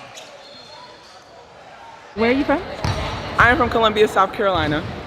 What job would you want if you couldn't play basketball? Job I want if I couldn't play basketball? I don't know. That's a good question. Maybe like a food critic. I like to eat, so I feel like that's like cool. What's your favorite place that you've ever visited? Favorite place I've ever visited would have to be. Officials are talking with Aaron Thorne and Cal Storm. She felt that that ball went off of TTG on the possession that led us to this timeout. Marcellus, let's take a look. Yeah, you know, I think, you know, initial look looked like it went off of Lacey down there on TTG. Should be white ball, but again, you know, that's the beauty of basketball and the beauty of sports. You know, there's going to be some missed calls here and there, and it's all good. You got to recover, and you usually balance it out on both sides anyway. So, again, got to play through the adversity. The officials have done an excellent job today. You're looking at 4 team fouls right now for TTG, 2 team fouls on Cal Storm. TTG will have that basketball. 5-point game, 2:49 left. Coco Proctor, again, you know, she's got the range. She's looking to get loose. She's been a little quiet this half, but can explode at any moment. And TTG will not go away. Cal Storm has had some runs already in this quarter, but TTG staying with it. Just so many turnovers. Yeah. And again, this fourth quarter for TTG has really been all Soraya Galdez and Kalia Lacey. They've kind of done a good job from those wing positions of slashing in there offensively and defensively. So, you know, huge energy burst by them. Cal Storm. Good pass. Finding Good Irvin block. Blocked. It will stay here with 9 on the shot clock. Again, quick block right there. The athleticism, great pass, good cut, but, you know, get that out of here. I'm Get tell that you out of here. what you also noticed about Lacey, she defended the dribbler. Oh, yeah. And then peeled off and went over defensively and made that play. Oh, yeah, we got national championship on the line, man, whatever it takes. And, you know, that's the type of effort that's required. Timeout called by Cal Storm. So 9 seconds on the shot clock right now, Marcellus. Yep. Who are you looking to try to draw this up for Cal Storm? And you know, look, it's a 5-point game. This is a huge possession for them offensively. Yep. So Cal Storm, they've done a good job underneath out of bounds. I know Coach Thorne, I see her with the marker, you know, in her hand right now on her board. So they're going to be drawing up something. The good thing I will say about the Cal Storm team is you've got options on that side of the floor. So, you know, I'll probably look for them to try to, you know, get some movement to the outside, maybe getting Hamlin on a screen going across to the corner, and then Knox maybe even slipping in on the inside to try to get an easy layup. So, I definitely, if I'm betting, my first instinct is, flash out to the three, try to get something slipped in around the rim. But again, three or layup for sure coming for them right away. Yeah, and they've got some excellent ball handlers. Kaishi Lunin can handle the ball. You've got some terrific shooters. Mia Irvin has already hit a three in this game, a pair of threes for Sophia Minderman. You've got Olivia Hamlin, an outstanding game thus far. And then Grace Knox had those 3 fouls, was quiet essentially in the second and third quarter. She can get some shots up in the middle of the paint as well. Number 29 out there on the court. Yep. So again, they ran this a little earlier, a little up screen going to the corner. There we go. Now getting Knox right there and a quick ISO. Hamlin, baseline. Patient, waits. Patient. And gets it down and out. Fight underneath, last touched by TTG. And again, Hamlin doing an excellent job. She's got that patience on that baseline, knowing that she's a smaller player going in there, and just couldn't get it to fall right there. And I'm starting to think something might be wrong with that rim. You're right. This is the direction they were going. That second quarter, TTG struggled with it. Good tip right there. Knox gets it. Big possession right there. You are right about that. Second chance points. You are right about that. Under 2 minutes to play against the larger TTG, they get that second chance. Off the mark, Sadler squeezes it off the glass and in. Sadler with the nice rebound, going up over that left shoulder. And again, that was a huge possession as well too. TTG needing a stop just inside the foul line. Knox is in there. Another offensive board. Back-to-back possessions where she's cleaned up on the glass. And again, Knox really coming alive, and those are 2 huge possessions. Good move. Again, the FIBA continuation. Yep. You gotta love it. That's a pro move. We get the pro continuation. So that's a big take right there. Big take. Pushes it back to a 5-point game. Again, between the legs, that behind the back right there, the low pickup, the skill level of these girls out here has been absolutely remarkable all day. And it's the little things. Michaela Moore at the line. Her first field goal on that take. Short. Rebound by Cal Storm. That was a chance to make it a 4-point game. Cal Storm with the ball. And again, we got 1:18 left, 5-point game. Good thing is you got the shot clock, so there's still going to be enough possessions to where you don't have to foul or do anything differently. You just got to rebound and get stops. That's it. You got to finish your stops with the rebound. And rebounds have been the problems, and a turnover as Kaishi Lunin drags the foot. So there's the stop. There's a stop right there. We see some substitution kind of going offense for defense right there. Get Mancini back in the game again, who's been quiet today. Yes. But again, she does have the bank 3. She's got another bucket. But if you're Coach Johnson, you're knowing that she can make a play. So now a chance to get into a 1-possession game. Look for TTG to get the ball inside as they've been doing all half. Again, tough angle for that post-entry pass from so high. Sadler. Boy, really closed off, and she walked. Yep, good call. Great defense, squared up. And TTG again, had what they wanted. Yep, and again, though, I will say Cal Storm doing an excellent job of extending the pressure so that post pass is coming from the volleyball line as opposed to the 3-point line. And defensively, especially when you're undersized, it gives you a little more of an advantage as they're posting up, further up the floor. So, Kaishi Lunin brings it up. Under a minute, under 50 seconds. Got to get a stop. Might have had one. Close. Oh, those tough. quick hands. Tough. And again,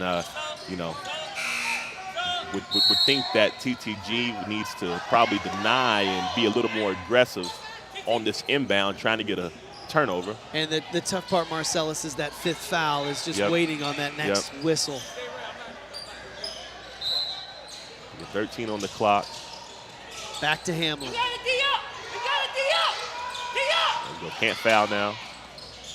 Good pass. That could be the dagger. That could be the dagger. Huge shot off the mark. And Mancini was pushed out, and she's bumped by Knox. There we go. Mancini down there with the, little great rebound, a little bump. So that's the 4th personal on Knox. Yeah, Mancini's Mancini momentum chasing was carrying her, and then Good the call. bump. Good call. Yep. All right, so 33.4 left in this game. 5-point game. Got to get a bucket. You need that to get this to a 1-possession game. Got to get a bucket, and you do not have to get a 3-pointer right here. Nope. Again, if it's open, let's go ahead and get it. But I will say, especially with the foul count, next possession being, or next foul being 2 shots, your best bet is to push the ball down the floor and to try to get something at the rim to make the defense get in a situation where, number one, they don't want to foul. So, you could have a pretty uncontested layup. Yeah, so you get it down low, see if you can get one off the glass. Yep. Perhaps you get a bucket and one, or you get that 5th foul. Definitely. So then, too, you've got the opportunity. You take a quick layup. They still got to get a shot up. If you get a stop, you still got a chance to come down and win. Not saying that you'd play it out that long, but again, you got some options here for TTG. The worst thing you can do is, get in a rush and try to settle for, a bad 3 right here. Well, at halftime, our score was 41-33. Cal Storm has the lead. That'll tell you when you look at that scoreboard how tight this second half has been. It was a free-flowing transition game for Cal Storm, and has really tightened up here in this second half in this championship game. And again, FIBA rules, ball advances similar to NBA on timeouts. Love that rule. Love it. Oh, gotta look. Proctor gotta look. Knox can't get it, and they tried to throw it off Knox. Look, she kept it, and the handle and the push. There we go. If you're Coach Johnson right there, you got your best shooter with an open look off the dribble, and that's a shot that she's made even in this game. So again, game's not over yet. Still got opportunities. Boy, and then Grace Knox on the defensive end. They tried to throw it off of her body underneath. She kept it, then the handle, and then brought it up court. Again, Knox, she's really come alive these last 2 minutes of this game, showing some offensive rebounds and, saving possessions, stealing points with a chance to add 2 right here. You're right. Those 2 offensive rebounds and the putbacks.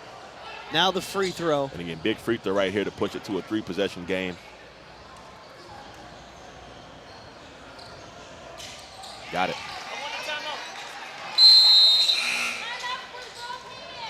Timeout called by TTG. Now, TTG, you look kind of at, for me, 2 moments in this game. It was the way the first quarter ended and the third quarter ended. You have the ball in both instances to take the lead at the end of a quarter. And in both instances, you turned it over and gave up points in the last 5 seconds of a quarter. And again, those are those mistakes that kind of compound. They don't cost you the game, but in terms of momentum, which has been super important in this matchup, when you're kind of got the opportunity to go into a new quarter with the lead, now that changes momentum as we're kind of starting that quarter. We've really seen, Cal Storm doing an excellent job of getting out early in quarters, and TTG kind of grinding their way to, to stick around. But again, if they capitalize on some of those possessions earlier, we could have had a little more different scenarios. But still, it's been an absolute game. Game's not over. 3-possession game, but you still got a chance. You bring up a great point of falling behind early, and TTG isn't an offense that really. They did have some runs, but their transition game was just not there today. And they really had to get some points in the paint. Whereas if you needed a quick burst from Cal Storm, they could do it with their transition. Great inbound play. Mancini can't get it go. That's been the story as well. Unable to get some of these shots inside to drop Mancini. You can see her frustration. And again, Coach Johnson right there drawing that up. I'm telling you, these girls are incredibly skilled, but you're starting to understand why when you see the caliber of these coaches. Coach Johnson drawing that up on that side out, get Mancini and Proctor in a 2-man game or 2-woman game right there on a quick handoff. Again, they've had some excellent looks all day. 12.7. TTG at the line. Running out of time in this championship game, and Moore's face kind of says that. And then on the other side, that look will tell you how Cal Storm is feeling. Again, it's not over yet. It's not over. Still got a lot of time in this ball game. But again, free throws are going to be of the utmost importance. So definitely got to get these 2. TTG scored the first bucket of the game, and that was their only lead. Cal Storm used a run to build a lead. We were tied late in the first quarter. Huge second quarter advantage for Cal Storm. TTG won the third quarter, but Cal Storm has slowly pulled away here in the fourth. They get into Hamlin, quick whistle. She will shoot a pair. 69-63 is our score with 11.4. And the first of 4 championship games here in the U.S. Open Basketball Championships coming to an end. Mancini gets fouled out.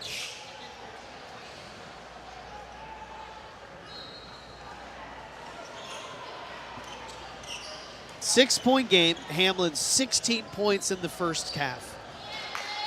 She's been perfect today at the free throw line.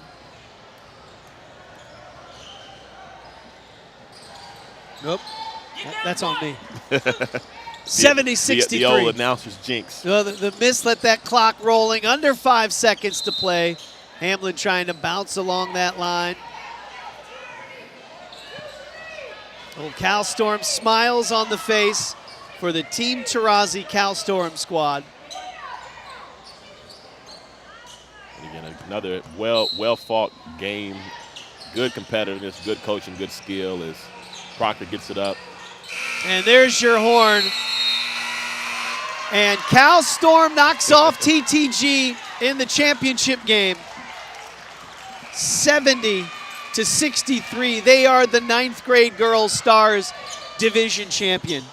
Boy, that was a really good game. Look at the points that they put up. Oh, yeah. And then it tightened up late in that second half. Great job by both coaches drawing up some big key out-of-bounds plays. Excellent game that we just witnessed right there. Yeah, definitely excellent game, well fought. A lot of talent on the floor, a lot of respect for both of these clubs. Again, it's been an excellent season for both teams to really be able to wrap it up in a championship game.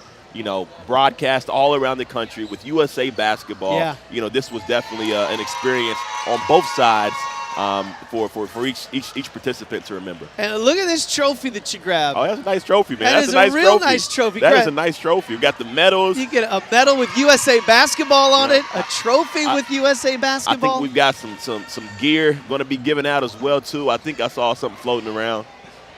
But again, you know, definitely remarkable. Get to go on the website, go on the Instagram, and again, you got USA Basketball. Check by your name. So, you know, that's been real fun. Well, that is great to see. Those medals, the excitement. Tournament and this pool play began on Wednesday for all of these players. Now they'll get a chance to take the picture with that trophy. The first of our 4 championships. The parents tried to get on the court, of course. They're like, hold on. Hold on a minute. Boy, that is really nice trophy to take home. That smile. And you have the medals. You know, and you look at that picture right there, Marcellus. Yep. Every one of them contributed. Oh, man, without a doubt, 7 players. But yes, but and again, all of them had huge moments. It took all of them. And again, you know, they started out strong. You know, TTG went on that run, but they were able to kind of, you know, stay strong, stay together, and you know, they made plays when they needed to make plays on everybody. So again, it's a team sport, and especially from Wednesday to Sunday, you know, everybody sacrificed quite a bit to come together and to make that championship possible. Yeah, so. Congratulations to Cal Storm, Team Tarazi, head coach Aaron Thorne, squad made up of Mia Irvin, Kaishi Lunan, Savannah Searcy, Yara Williams, Olivia Hamlin, Sophia Minderman, and Grace Knox. They are the champs. They are the 9th grade girls Stars Division champions, and congratulations. We'll step aside. We've got another championship game ready to come your way. What an excellent game 1, and Cal Storm is your winner. 7 players, all of them contributed huge, and TTG would not go away. They kept coming at them. But Cal Storm just enough down the stretch, and they're your winners 70-63 on USAB.com.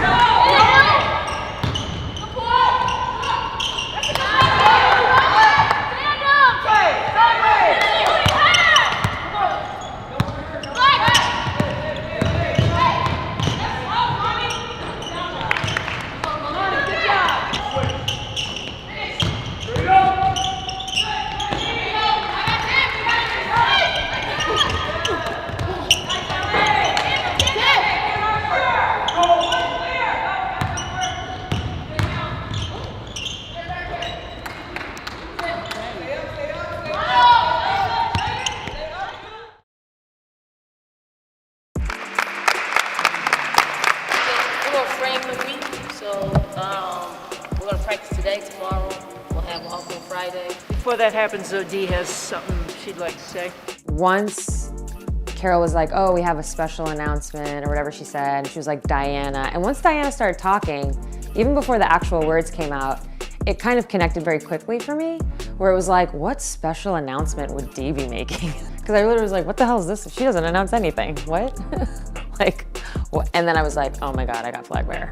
I'd like to announce that Sue will be the flag bearer for Team USA. I'm very shy. I'm very shy with my emotion and who I show it to. It comes across probably like a little awkward because I really don't know what to do or say. Thank you, I appreciate that. Obviously, I'm not making a speech, but anything I get has to do with the people that are here and do it with me. It couldn't happen to a better Olympian because she represents everything that an athlete should. And like Sue deflected, saying that this is for all the people and players and coaches that helped her get to this point. She's still giving out assists when the world's going to see her on the biggest stage. I knew exactly what was happening in the moment, and immediately they put the flag bearers at the front. So we're at the front the whole time. And both of our teams were in the front with us, which was great. So then we finally get to the point where they hand the flag over, and now we're like, we have it. We only have to walk another like 10, 15, 20 feet. We get there, we stop, another country goes, and the person says like, okay, flag bearers, you come up here.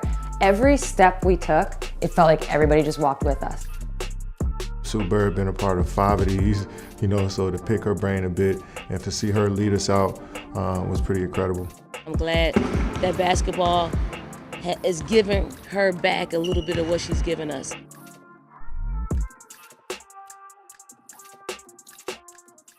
Hey, good pace to what we're doing. Good pace, we're not walking around. Here we go. Hey, get a deflection, let's go. Bring it over. There you go, nice. Good.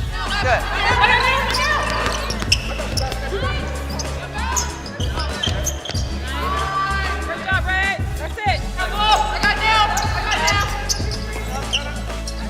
Get around, Gray.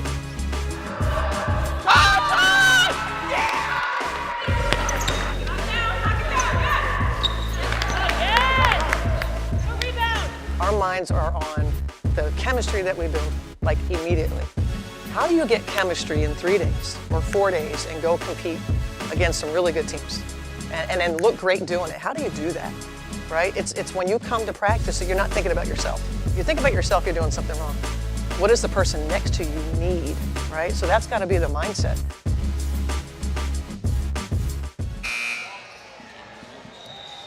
Welcome to Westfield, Indiana, in the Pacers Athletic Center.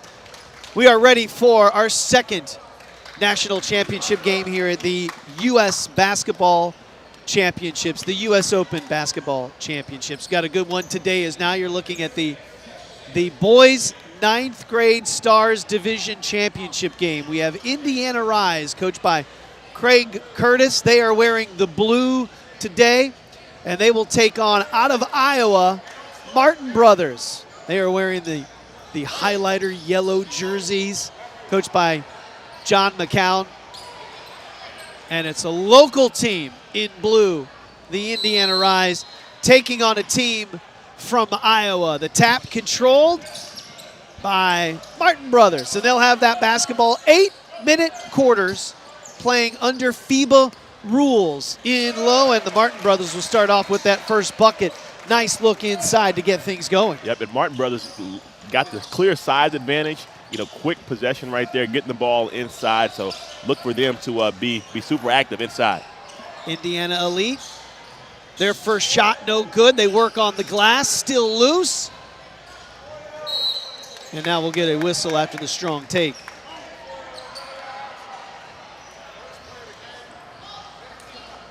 Good battle underneath Indiana Rise. You see number 35, James Clark, steps up to that line. Trying to even up this game in the very early going. Clark is good.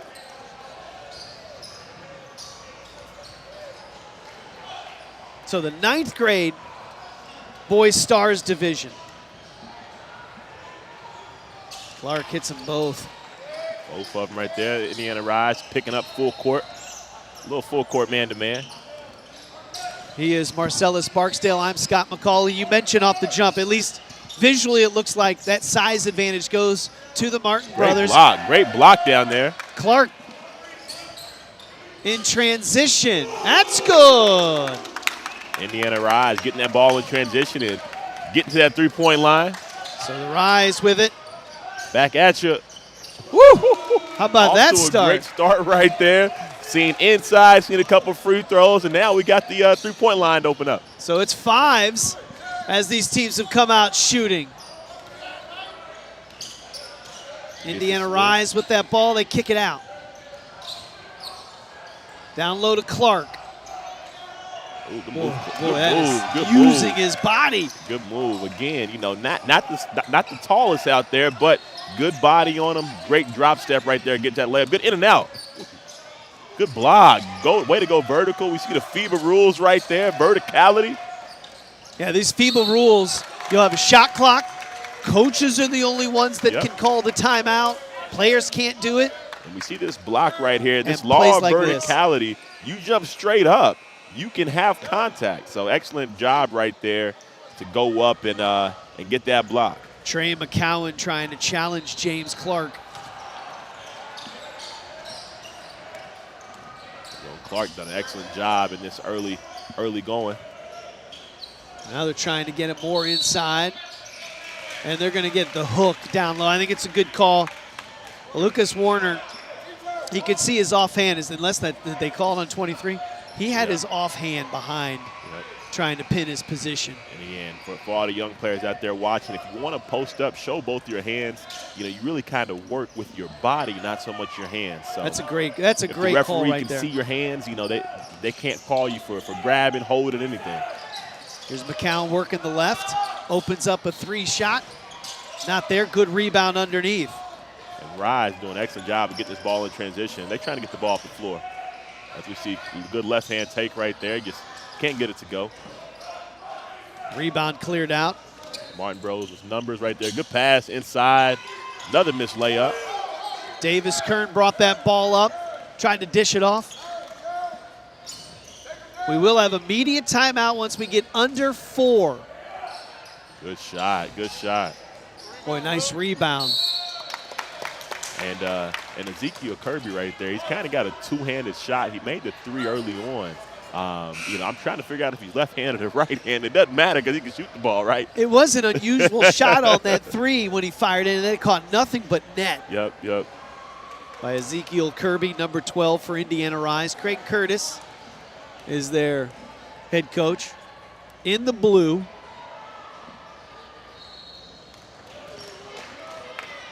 .5:22 to play, opening quarter.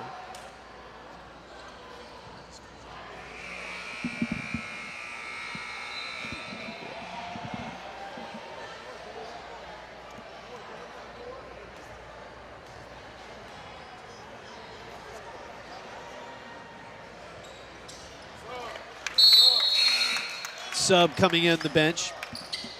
And you were correcting me. Did you say Q Owens? Q Owens. Q Owens, yeah. Another Indianapolis basketball standout as well, too. So great to see him out coaching the youth. Yep, he is listed on that roster and as a coach, and he is the one standing up, barking out all the signals, Q Owens. Great defensive pressure right there by Indiana Rise. That shot Switching clock's on at screen, 6. Trapping in that corner. They get the turnover right there, and they are off to the races. There's that unusual shot, just a little off the mark. Boy, both guys kind of have that unusual look, don't they? But they're looking to get them up. I love to see it. Yes. Martin brothers move, a little step through. A little step through right there. Yeah, really good up and in. It's by Jaleel Manago. Manago right there getting downhill. Nice patience on the slow Euro step to get across that lane. Gets the switch right there. Dribble drive, kick it out. Shot clock at 4. That's a tough shot over the trees. McCown will bring it up. for Martin Brothers. And McCowan, he's got a good handle. Seems to be a really good point guard, so I'm excited to see what he does the rest of the game. Good tip down there. Jalen Kirkpatrick cleaning up the glass with a nice tip in. Martin Good Brothers pass. leading 9-8 in the early going. Turnover.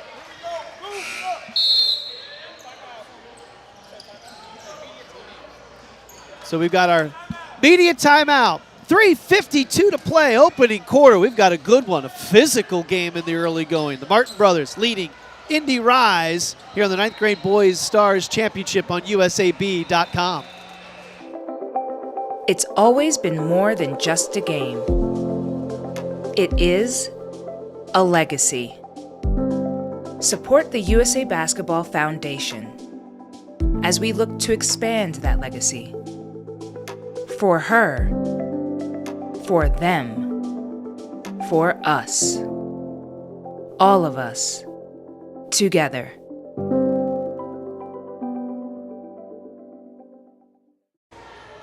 Our officials for today's championship game, Megan Scott, Jake Lawler, and Ryan Sigelski here in this Boys Stars Championship, 9th grade Boys Championship. 10th grade girls and 10th grade boys to follow on this championship Sunday here in Westfield, Indiana, the northern suburbs of Indianapolis. USA Basketball was at this facility 3 years ago for this US Open Championship, and they have returned, and they return with a lot of teams. 89 different teams represented across 24 different states.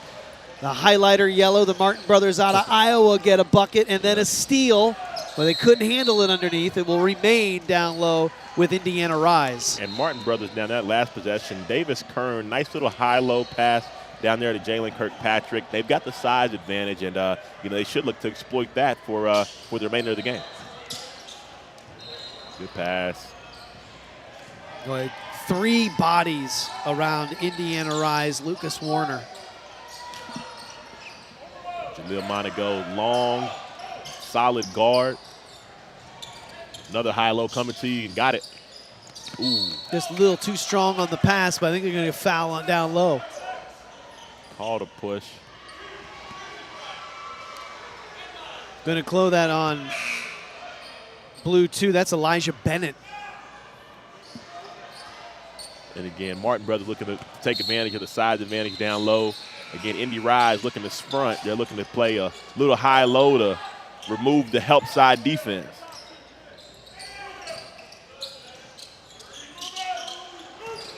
Shot clock's at 5. Good hands by Indiana Rise.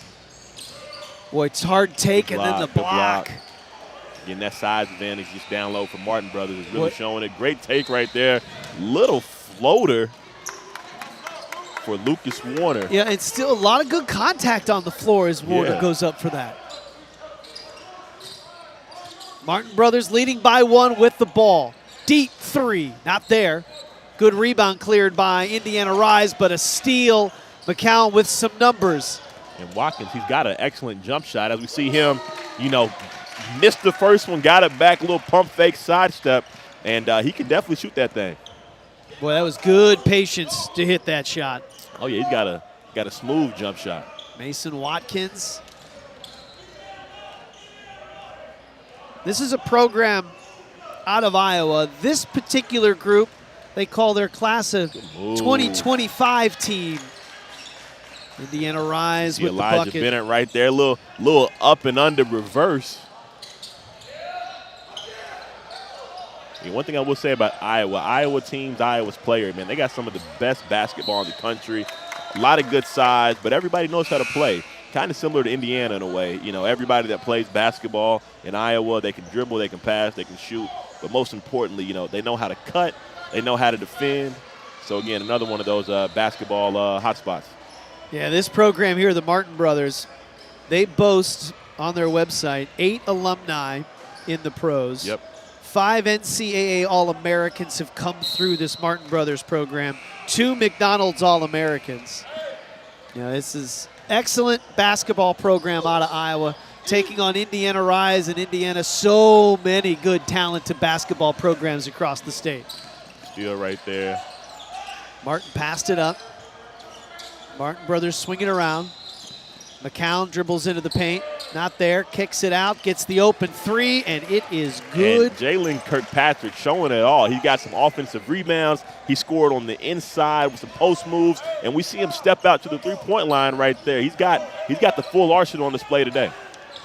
17-12, Martin brothers on top. There's a three. Not there. It was down and out, rattled around from Jaden Curtis. McCown getting downhill, a little inside-outside. We see it. Great takedown there. A little contact, but they are letting them play. And they're going to say that was knocked out. Last touch by Ben Helmers. So Helmers loses it. Indy Rise will have the basketball down by 5. John McCowan down there, kind of trying to worry about, asking if there was some contact down there. It seemed like there was, but again, all about basketball. Got to play through it.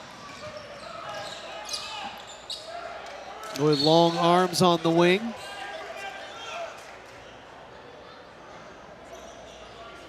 Indy Rise, kind of getting a little stagnant here.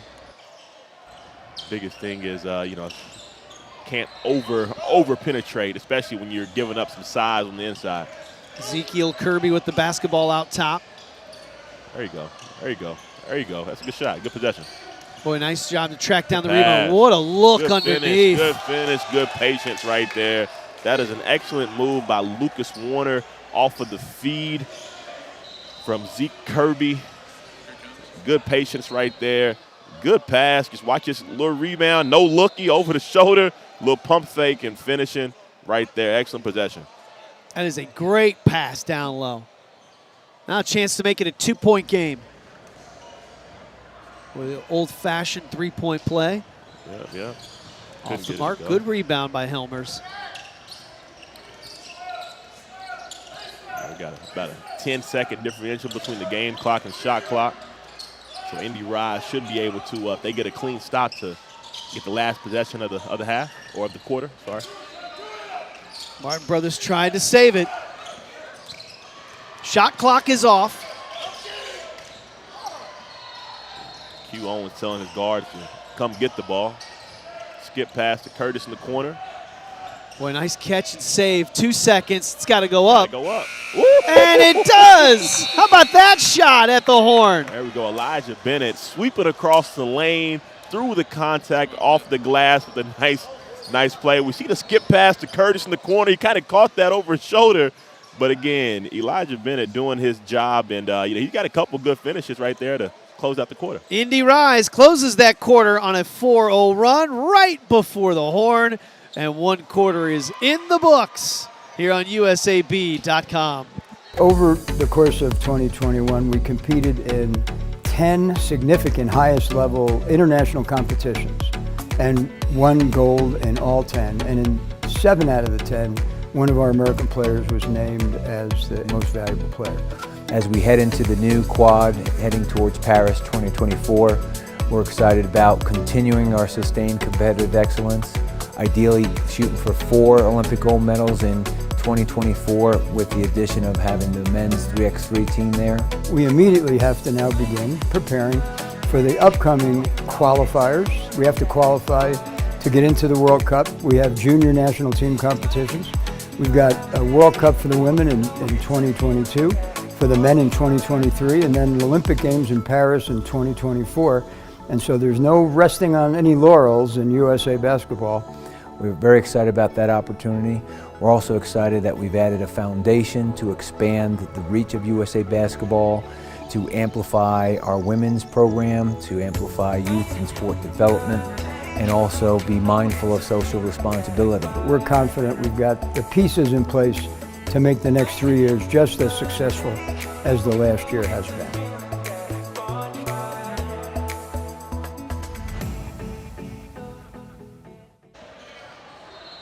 Ready to start the second quarter.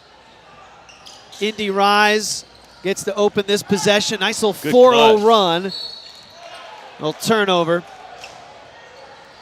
But Rise with a really good close to the first quarter to make this a 1-point game. Martin Brothers out of Iowa, leading 17-16. They'll bring the ball into the front court. McCown into the paint. This time he'll shoot it.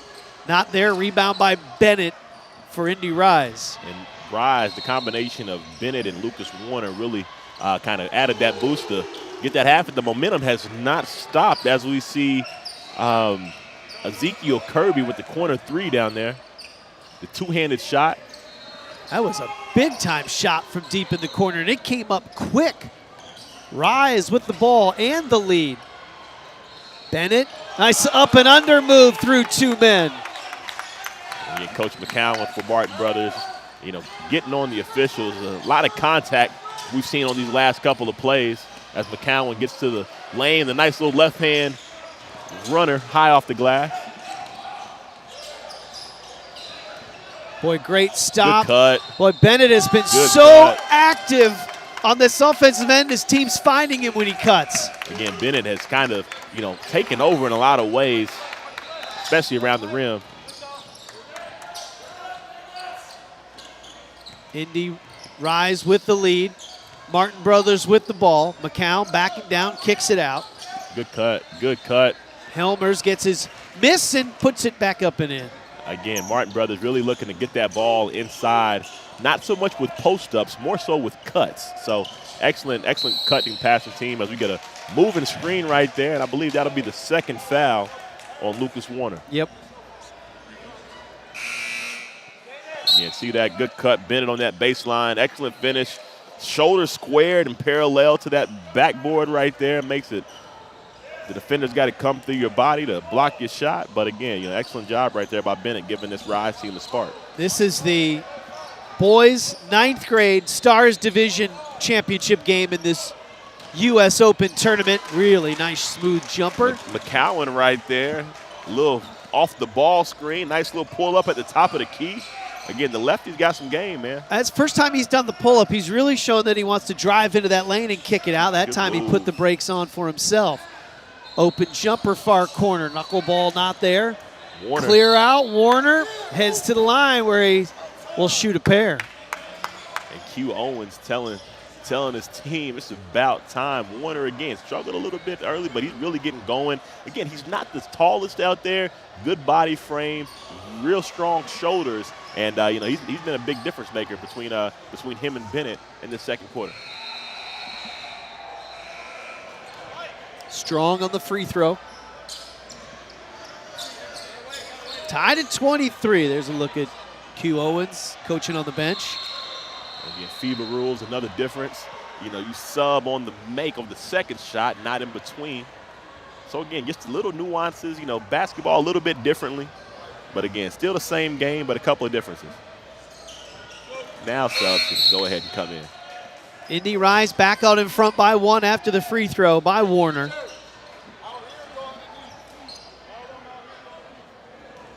Coach Owens telling the defense to go under the ball screens that are a little higher on the floor. And what's he want to get accomplished with that? Good block by Bennett. Man, wanting to keep everybody a little more connected inside and really making them prove that they can make threes off the dribble. As opposed to the spot up, kicking it out from there. Yep, gotcha. Pass ahead right there. Oh, battle for the rebound into the hands of Martin Brothers. And then, yes, good idea. Jaden Curtis was thinking about it, tried to get there just a little late on the movement. Again, excellent foul right there by Jaden Curtis. Martin Brothers had the advantage right there. But again, that's the FIBA European style, try to stop the break a little bit in legal guarding position. So again, not a bad foul right there. Yeah, they'll take that timeout. Martin Brothers will have the ball. This timeout is called by Indy Rise. So you mentioned we're slipping underneath, wanting to stay a little more connected. Yep. Most of the threes that we have seen from Martin Brothers have come from that spot-up variety. They haven't been able to create really many on their own. Exactly. That's the thing, man. Threes off the dribble are tough anyways. So again, you kind of want to see, especially in this format of playing multiple teams, that you're kind of matched up in different ways from time to time. So one of the things you want to do is make a team prove that they can take advantage of something before you adjust in that. But again, with the size advantage that Martin Brothers has, it allows Indiana Rise to kind of stay a little more packed in rather than being so spread out where they're exploited even more, you know, with size advantages or disadvantages when shots go up. Indy Rise calls this timeout. Martin Brothers will come out. They will have the basketball. 21 seconds on the shot clock.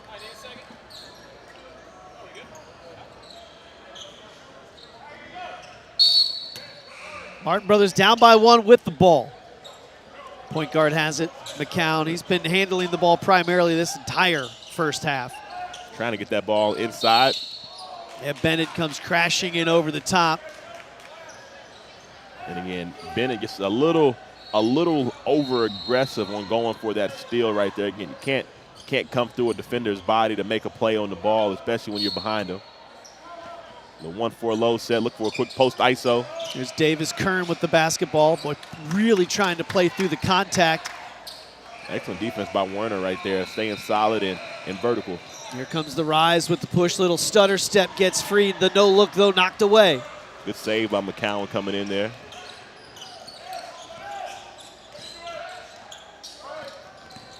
McCown with the tough stop pull up and one. That's a tough play right there. A little dead dribble. Not quite the step back, but gets elevated over the smaller defender. Davis is all over him defensively. He's right there. He doesn't really go for that stop, but then invades that space. Again, that's an excellent play right there. Not only is that it's a tough shot, but it's a tough shot to defend. And again, not even bad defense right there, but you're going up with somebody kind of right under you. So again, as a defender, you got to allow the offensive player to come down and make contact with the floor. If you're under him, it's a foul, as we just saw there. So Martin Brothers take the lead, but trying to answer right back, but missing the shot. Curtis for Rise. Here comes McCown with the pressure behind him. Keeps the dribble, steps it back. Davis Kern steps into a three, not there. Rebound pulled out by the Rise. Warner with the pump fake, missed that. Here's Kern the other way. Good move. Steps around that contact. Little step through right there. Again, taking advantage of all the FIBA rules, a little European footwork right there. I looked over. After that move, Q Davis looked at the official as if to say, any steps, and he said no. And Q Davis held his thumbs up and said, "You're right, that was a good move." Yeah, good move. He was like, that was a pretty good move right there. Move. Yeah, that was a big-time move right there. In transition, Brothers, they'll try and get up. That lost it on the way up, but because of a reach-in foul. And now Martin Brothers has scored 4 straight points, leading 27-24. 3:42 to play. And we've got our media timeout. Approaching halftime, Martin Brothers with the lead on USAB.com. It's always been more than just a game. It is a legacy. Support the USA Basketball Foundation as we look to expand that legacy. For her, for them, for us. All of us, together.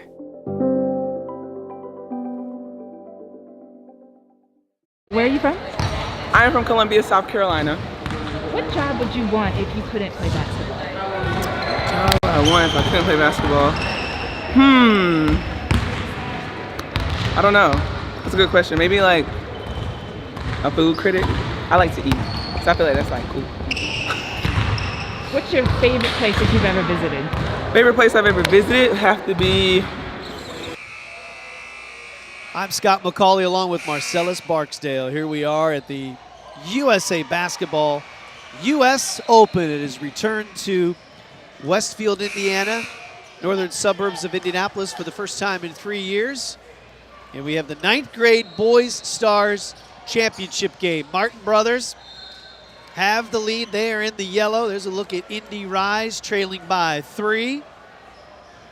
Martin Brothers at the line. Shooting a pair is Jalen Kirkpatrick. And Kirkpatrick, he showed his whole game. He's got some layups, some offensive rebounds and putbacks, a three-pointer, some free throws.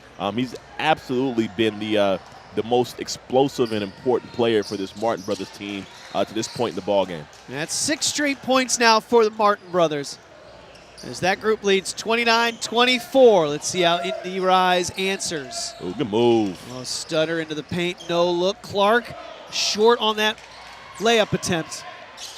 And again, the guard play on both sides of these teams has been phenomenal. 3 on the way, and it is good. Mason Watkins, his second three-pointer of the game, and man, he is smooth. That was a quick shot in the transition. You're right. Second three that he's hit. Here's a 9-0 run right now by the Martin brothers. And they get their long hands on that one. Now that pass is intercepted. McCown sprints down. That's 11 straight rattled off by Martin brothers, and they've opened up the 10-point lead. Again, they're really picking up on the defensive end. Good ball pressure, a little side step to a 3, no good. Ben Helmers with the rebound. And Watkins wants his ball. He's looking to get it up. Boy, McCown gave him a little screen. He'll step in, miss the 17-foot jumper. Helmers will fire one up, not there. Davis Kern, the offensive rebound, still fighting. Oh, man. Goodness. lot of contact under there. Nothing called, but again, gets a little bit of a lid on that basket right there as Ezekiel Kirby gets the layup in transition. Yeah, he exploded through to get that layup in. And again, Indy Rise goes to a little bit of a zone, a little 3-2 zone. 11-2 run right now by the Martin brothers. That time finally gets one to drop. Finally gets one to drop. Davis Kern, 36-26. Program out of Iowa with the lead. Indy Rise with the ball. Spin. Oh, boy. Steal right there. Couldn't get it over the long arms of Helmers in transition. Gives it up. And Kern finishes. Kern right there with the throwdown. Little transition off the turnover. And Kern is really coming alive here in the second quarter. Their defense is starting to trigger a lot of these offensive points, these long arms deflecting passes. Curtis fires up a big shot, three. Big shot right there from Jaden Curtis in that corner.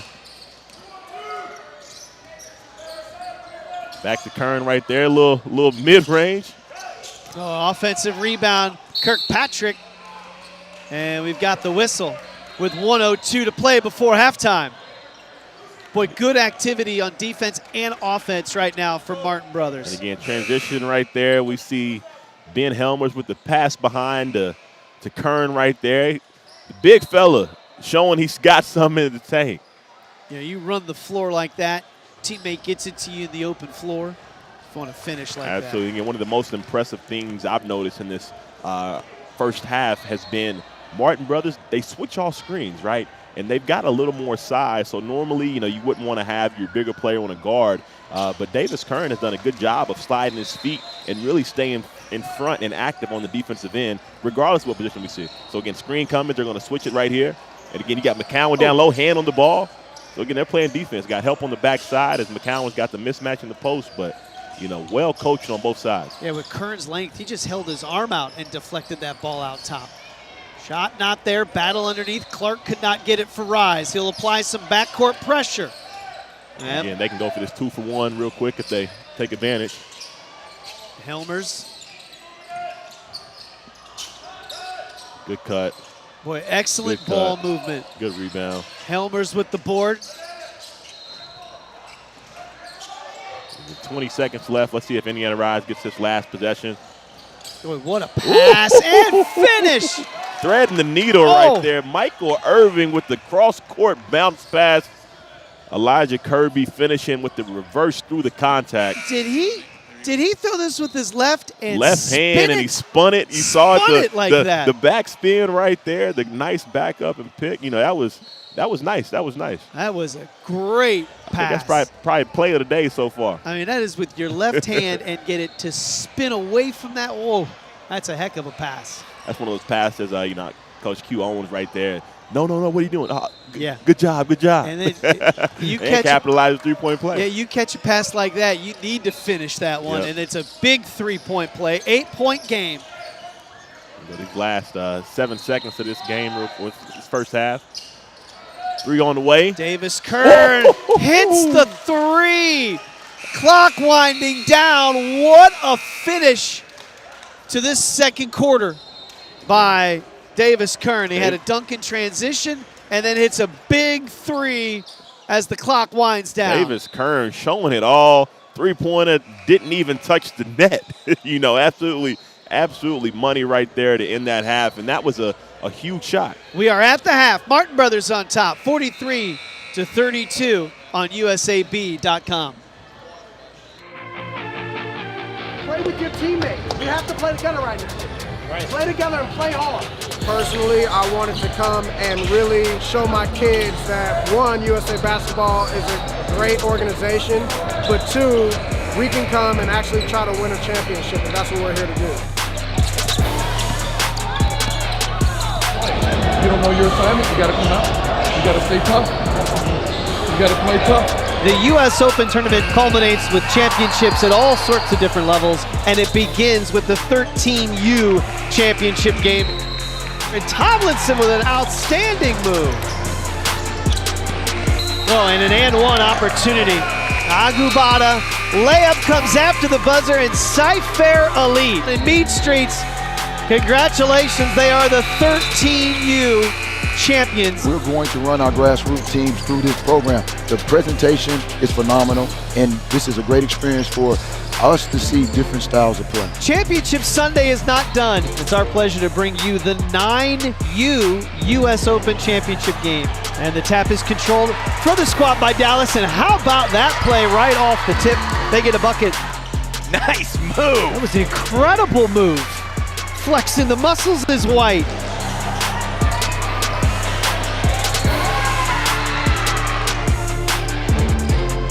And a good clears the board, gives it a look. Oh, that will count! Yes, that bucket! This tournament is well run. We just really appreciate it because we know that youth basketball is really important. We want the kids to practice and train together and do everything together, and then support the organizations that believe in that. It's the U.S. Open Basketball Championships as we begin our day with the 10th grade title game. Sophie Alzugare turns it over. And ahead it comes for DeStefanis, and she lays it home. That's it, throw it up. Hit that shot. 7 seconds, tied at 77. The family trying to wrap it up right here. Aikens for the win, off the mark, out of bounds, overtime here in Indiana. Odom gonna inbound, a chance to tie. Switch on every screen. PABC inbounds, down 3, 2 seconds, 1 for the tie, no! Ball game over. The champions, the family, in double overtime, they take the 10th grade title here at the U.S. Open Basketball Championships, 91-88 in an absolute thriller. Oh yeah! And the block.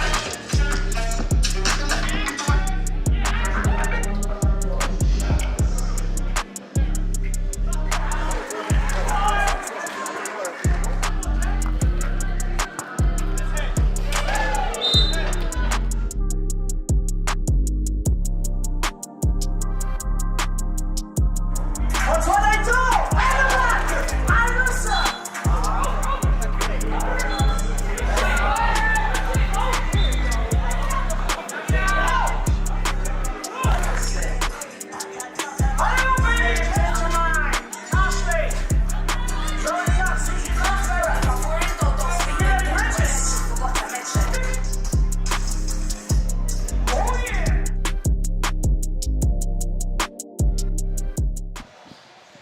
An 11-0 run midway through the second quarter has helped propel the Martin brothers to a 42-32 lead over Indy Rise. I'm Scott McCauley along with Marcellus Barksdale, and it was really defense. Long arms, deflections, and then all of a sudden the team in yellow got hot from outside the arc, and they were able to be strong inside. They got hot, but again, as you mentioned, everything started on the defensive end for Martin Brothers' team. Excellent job, half-court defensively. They're switching everything, but they've got some length, playing some passing lane, getting some deflections, And, the combination of Jalen Kirkpatrick and Davis Kern, have really been the reason why Martin Brothers is out to this 11-point lead. We've seen both of them not only make threes, we've seen a couple of dunks. We've seen, free throws. We've seen mid-range. We've seen inside layups. So, they've really done a good job of, really showing their dominance this part of that first half. Yeah, Indiana Rise got a good energy off the bench from Elijah Bennett. They're starting to really see some activity from their guards, able to penetrate. If their guards start to get some shots to fall, this game will change in a hurry. But it's been those long arms, that defense, and that deflection that's been helping out Martin Brothers. Oh, yeah, and then this Indiana Rise team, they are not backing down. Again, I guess Martin Brothers winning that run, but, they will not go away. It's a nice little rebound right there to Elijah Kirby. Rise trying to push Ezekiel it. Kirby, sorry about that.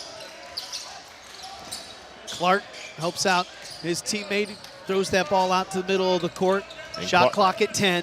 And Clark's done a good job, especially in that first quarter to start the game. Got in some foul trouble and had to take a seat, but look for him to start getting loose here in this second half. Warner off the mark.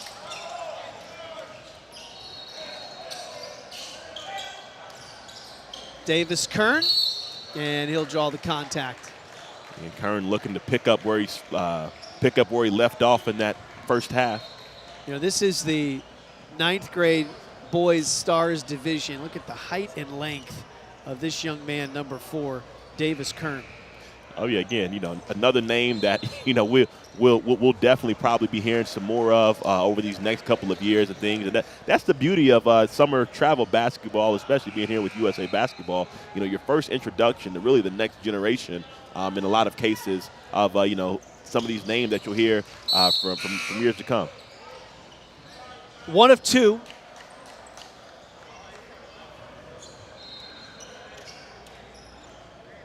Bennett back in number 2 for Indy Rise. Yeah, Bennett did an excellent job in that second quarter of providing that spark off the bench. Let's see if he can look to get loose. Irvin brings the ball up. Nearly poked away. It was deflected, able to go into that backcourt. Here's Irvin, the left scoop not there. Clark trying to crash the boards. Big rebound down there by McCowan to be strong and come away with that. There's a 3, one of the rare shots we've seen stepping into from Jaleel Manago. Jaleel Manago, long route there. And again, this Martin Brothers, everybody can do a little bit of everything. So again, all these players out here on this floor on both sides have a lot of game. But he's another just tall, lengthy guy trying to get that high shot over him, and he's able to do it. Shot. Ezekiel Kirby really providing a lot of life for this Indiana Rise team. He's got some baskets inside, but he's got the little awkward jump shot, two-handed, but that thing goes in. He had to get that over the outstretched arms of Manago. Big shot. McCown down low, and he will grab the whistle. And again, McCowan, point guard down there, not necessarily a familiar sight to see him down low right there, but again, he knows how to play. Excellent job being patient and drawing that foul on the bigger defender. 48-35. Martin Brothers were trailing in this game 24-23, went on an 11-0 run, and that's how they've been able to maintain this cushion between themselves and Indy Rise. Indy Rise brings the ball up the court. Kirby. Ooh, good move. Lost the hand a little bit. Oh, and then Helmers comes in and nearly pokes it away. And again, Indiana Rise getting a little more stagnant offensively. Again, a big key to their offense is their guard play. But again, just not as cohesive and not as much movement as we've seen on the Martin Brothers side. Well, another high arcing 3, not there. Good rebound by Kern. Hands it off to his point guard. Kern with the pick and pop, he can make that. Yep. Puts it on the deck. Baseline will reach in by Bennett. Yep. He did. He was across the arms. And that's the hard part for Bennett is that he can stand out there and shoot that. As soon as you close, puts it on the floor. Yeah, and that's another thing too. Great defenders. It's not so much blocking shots and creating turnovers. It's being solid. So even Bennett in that situation, you kind of got Kern on the baseline right there. You definitely don't want to give up a hard shot to get 2 easy free throws. But again, great defenders are always staying solid, and they don't pick up really cheap fouls. So, you know, again, that's for all the young players out there that may be tuning in, you stay solid. The guy that says that would know. A little defense in my day. Yeah, a lot of good defense playing his college career. Bennett down there battling.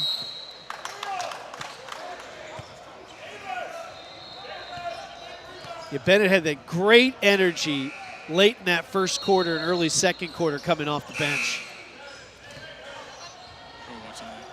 And again, officials really letting them get out here and play. And again, man, this tough layup right there just missed. Bennett being relentless inside down there, and you know, ultimately getting that foul drawn. Indy Rise down by 14. You got about, you know, almost not quite halfway through the third quarter yet, but again, you want to be able to go into this fourth quarter, you know, in single digits if possible. So these next few minutes are going to be super critical for Indiana Rise to give them a shot to attack in this fourth quarter. Has 2 big missed free throws. Helmers gets into the paint, hangs up, can't get the left. Put back miss by Kirkpatrick. Irvin kicks it out. Fast drive, and then McCown knocks it away. The speed on the perimeter is there for Indy Rise, but it's just a matter of getting around and then avoiding the long arms because Martin Brothers team, they're in the passing lanes. Yep, absolutely. And that length is, you know, allows them to recover, you know, super quickly. And Kurt has kind of been, you know, a little corner three-point specialist, so look for him to get his shots up as well. Ball ricochets away. Shot clock's at 3. Blocked by Kern on the way. Watkins pushing the ball in transition. Helmers gives it off. McCown. Shot clock at a dozen. Coach Q Owens wanting to push off right there. Helmers patient, and he'll head to the line. 4th team foul now on this Indiana Rise team. James Clark foul on him. You know, looks to be a little fatigued out there. Got a sub coming on. You know, and the free throws are starting to add up. It's all the fouls here have been shooting fouls now in this quarter.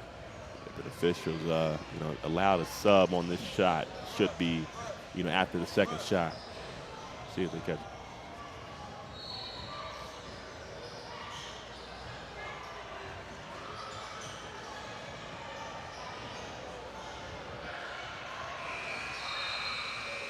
Just got McCowan over there getting taped up.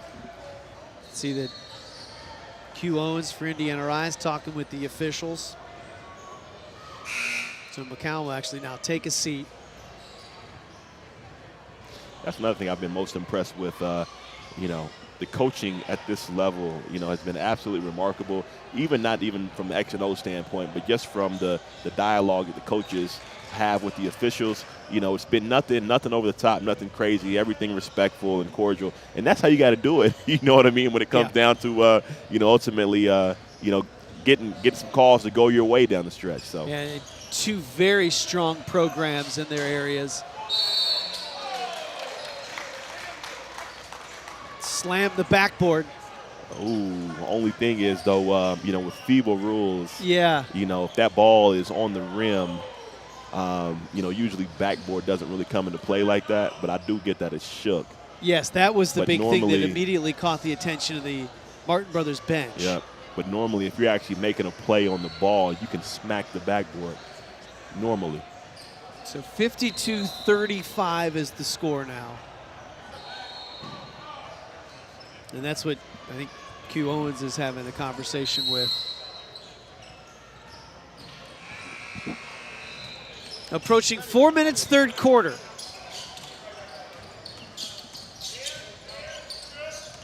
A lot of dribbling going on. A little hezzy. Davis's teardrop was blocked, and we'll get a whistle.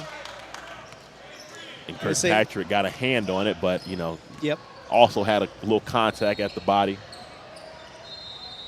And just 3 points thus far in the quarter for Indy Rise. And Rise has definitely got to get some things going, offensively. He's got to play with a little more pace, a lot of dribbling. But again, though, they're a talented team. They can put points up in bunches. Martin brothers, that height, and you can really see the length.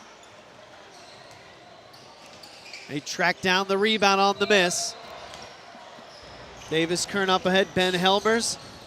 And through the legs of his teammate, just able to grab it is Mason Watkins. Of course, Mason Watkins looking to get to that three-point line for sure. Good job by Rise to get down there too, at least give the impression of perhaps a deflection and make it difficult for Watkins to grab that. Rise trying to get into a two-man game with a nice roll for Bennett. Oh, really good play right there. Yeah. Great catch, good footwork. Yeah, that's exactly right. Didn't catch that in a position to get the bucket, but put himself in that spot. Now a little pressure from Indy Rise. There we go, a little run and jump right there, trying to trap. And well, Bennett bumps into Watkins, and that'll bring us to immediate timeout. 3:39 to play in the third quarter. Martin brothers enjoying the lead, 52-37 on USAB.com. It's always been more than just a game. It is a legacy. Support the USA Basketball Foundation as we look to expand that legacy. For her, for them, for us. All of us, together.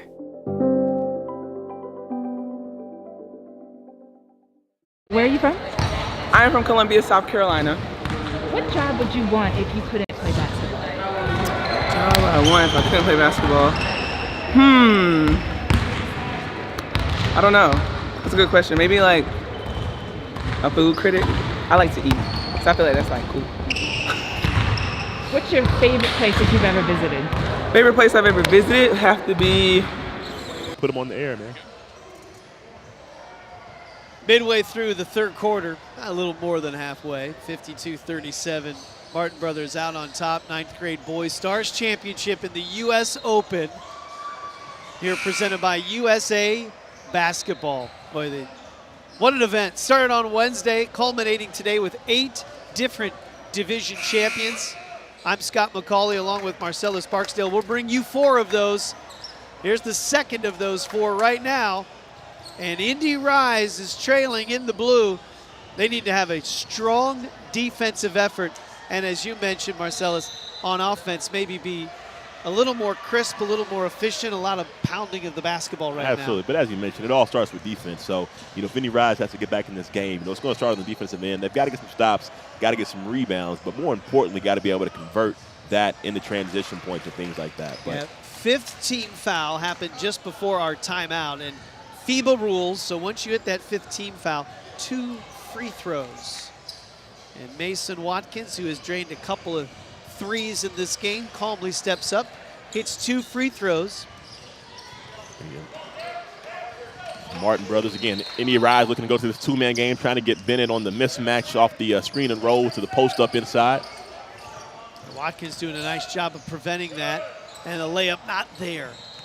Not quite, but again, if Rise gets back in this game, they're going to have to capitalize on all the opportunity that they have to get some points. Here's Kern in the middle, facing up, patient, into the lane, and another opportunity at the foul line, and the Martin brothers have been there a lot in this third quarter. Yep, they have it again. Kern really operating in that high post area, and he's a tough matchup, especially Bennett's giving up a little bit of size, but he can move, he can shoot, he can do a little bit of everything, and I believe Bennett might have just fouled out. That is the 5th foul on Bennett. That'll be a big blow to this Indy Rise team, as he's one of their better offensive players, especially inside. And that's 3 in this quarter that he picked up. Picked up 1 just right before the media timeout, his 4th, and then number 5 right there. Just had his hands full with this size. Davis Kern hits the free throw.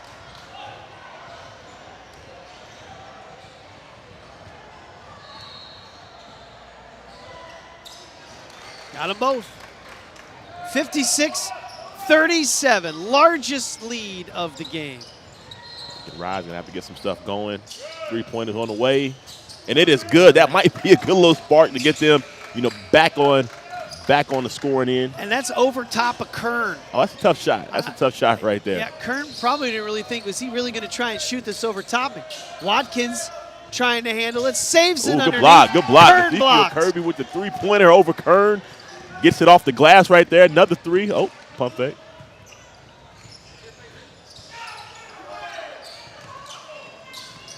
Just couldn't get that transition. McCown with the ball.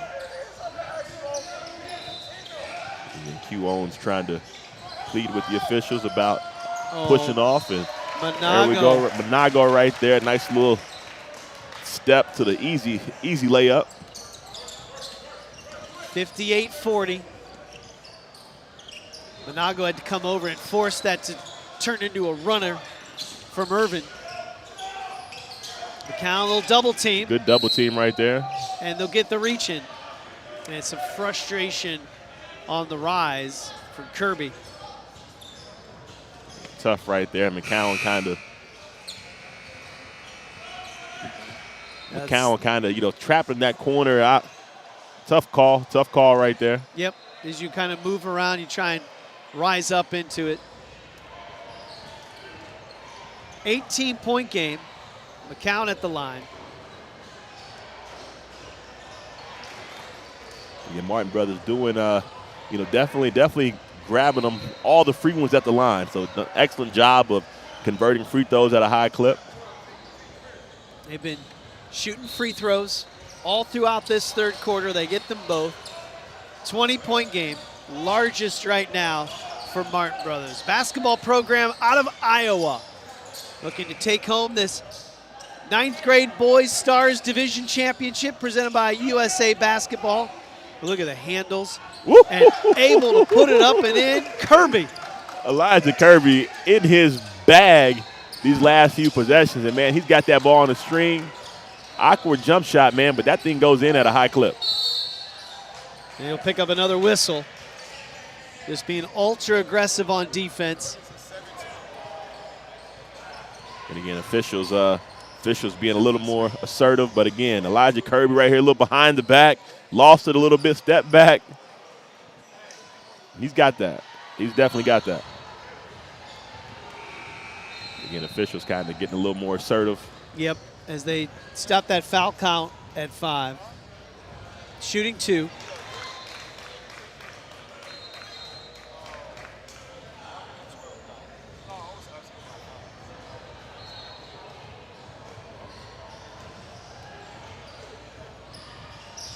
Again, free throws. They free. Yeah, They're free. At least you can do is take them. They have made them count here in this third quarter as well. That Indy Rise bench encouraging that team to play a little quicker. That ball was deflected. Kirkpatrick right there, and they are off to the runs. Watkins. Good finish. Finishes it up. Minute 20 still left in this third quarter.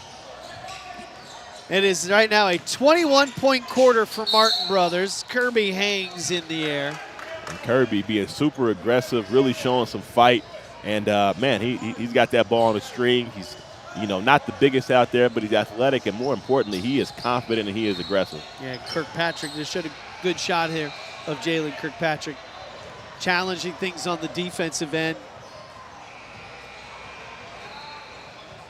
Again, that's been another big point of difference right there. Gets at the free throw line. Martin Brothers has got there a lot more, and they are capitalizing. Rise has had their opportunities, but they're splitting. They're about 50% from the line. So, again, especially when you're trying to come back in the game, you need all the points you can get.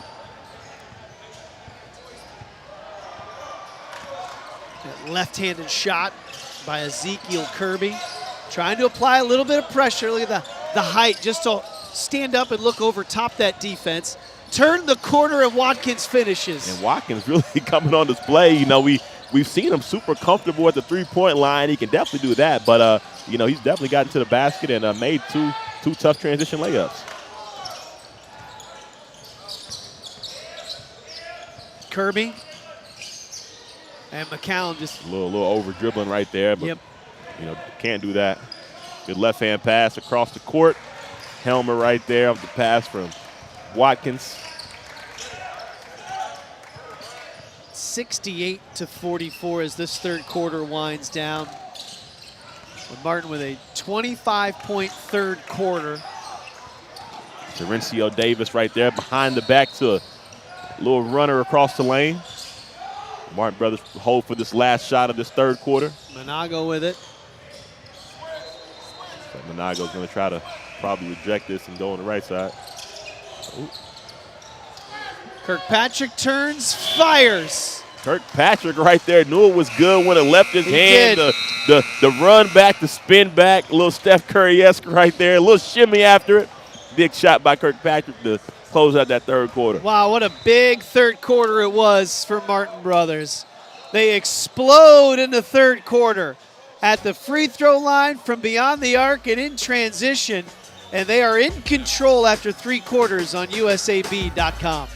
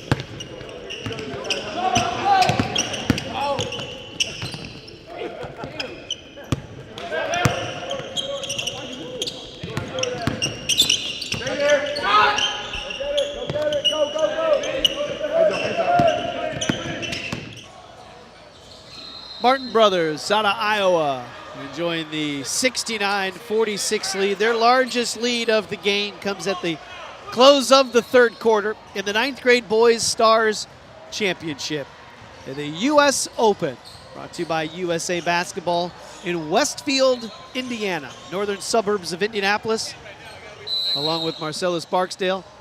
I'm Scott McCauley. 1 quarter left in this championship. Let's see what Indy Rise has in them. They were doubled up in the scoring in that third quarter. And again, Rise, just really kind of going east and west a little more and just settling for tough jump shots. As we see another turnover right there. Another deflection. And we've seen a lot of those long arms by this squad of Martin Brothers. Helmer's in the far corner. Good high-low right there. Kirkpatrick to Kern. Textbook. Ball from the corner. Helmer's with the entry to Kirkpatrick. Kirkpatrick with the dump down pass to Kern, and he finished. Yeah, and just with that height that they have, the length that they have, they can make plays like that. I will say, Ezekiel Kirby, I mean, he is impressive. He is explosive, and he can shoot it. But his handle has been really fun to watch. It has. Yep, he has wanted the basketball. Oh yeah. Wants to attack with that left-hander. And it's so funny to kind of see how the game is transitioned. You look at guys like, Steph, Kyrie, a couple other guys, but, just ball handling right now is, a premium. And, he has got it. He's got that type of pace, being able to shoot, being able to handle. Not as much of that on the Martin Brothers side. And that's a big part to why they've got a little bit of a lead here. You're right. There's a little bit more that ball movement, kind of finding their spots, their positions. Here they swing it around McCown. A long 3 is good. Yep. Again, everything is easy. Uncontested jump shots, uncontested layups, and they are really rolling and cruising now. Yeah, it's just tough. You hit that cross-court pass, the open jumper, and really McCown hasn't shown that willingness. He's hit some shots, but nothing that long range. But if he's open, he takes it. Rise trying to answer. Martin Brothers with the take. Right back at you. They have been efficient in this second half. Trailed by 1 midway through the second quarter, went on an 11-0 run, and has just grown since. There you go, Lucas Warner right there. We just saw the layup down low, now sweeping across the lane with a nice little runner and the foul. And the one leg finish on Kern right there through the contact. It's a nice take.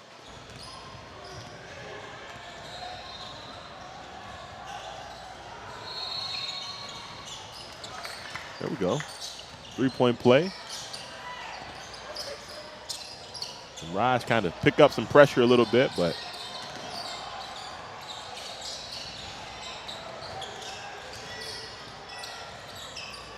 again, mismatch inside. Oh, just off the leg. Good defense right there by Rise. There we go. There we go. There we go. Nice takedown there. Michael Irving, high off the glass through the trees. Helmers played through contact there, was strong with the basketball as he went up. High arcing shot and not the roll. Fighting down there. Good fight, good fight, good fight. Oh, look out. Ooh. Look out. Come flying in there was Jaden Curtis. And again, tough play right there. Loose ball, a lot of effort, a lot of hustle on both sides. You know, tough call. Yep, they're going to get the call on him, and the officials are just kind of explaining it. Said it's just tough timing on him. He's coming in there, sliding in, and he's the one that ends up low. Boy, he really came up. A little bit of hand check right there. The Rise looking to deny. Got a little sweat on the ball right here. You can see right now on the left side of the screen, you can see right now that Davis and McCown getting a little chippy out there. McCown beat him on the back cut and got the layup to go. And up again, nice execution out of the side out right there. Boy, nice finish inside. Good play. Catch. Mason Bradley on the scorers column. Nice little shot in the middle of the paint. Kirkpatrick can't get it to go. Rebound, and let's see what the call is. Helmers had that offensive rebound. They're going to take it out on Davis. Again, not a bad foul right there as they had the advantage on the rebound, but you know that's good defense right there by Kirby. Little contact, but just giving up so much from that size. You know, tough coverage across the board for Indiana Rise as we see Kirkpatrick stepping out to that corner three, and every time Rise, you know, has some semblance of life in him for a comeback, you know, Martin Brothers shuts the door on him real quick. Yeah, and Kirkpatrick hit that big three right as the clock was running down to the third quarter. Steps out and hits that jumper there. Under 5 minutes to play. Kirkpatrick in transition, probably going to pull it up for three. Okay. Yeah. Work his way in there. He's got the whole arsenal, man. He's fun to watch in transition. So Kirby heads back to the line. Our first look on the Martin brothers. Ruben Schlack.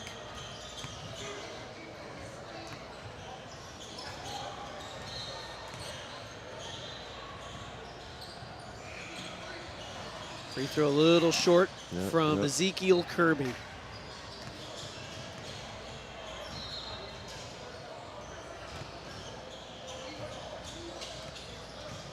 This is a good look at this young man. Terrific handles. Gets that second one to go. All Martin brothers, though, 83-56. Manago is back in.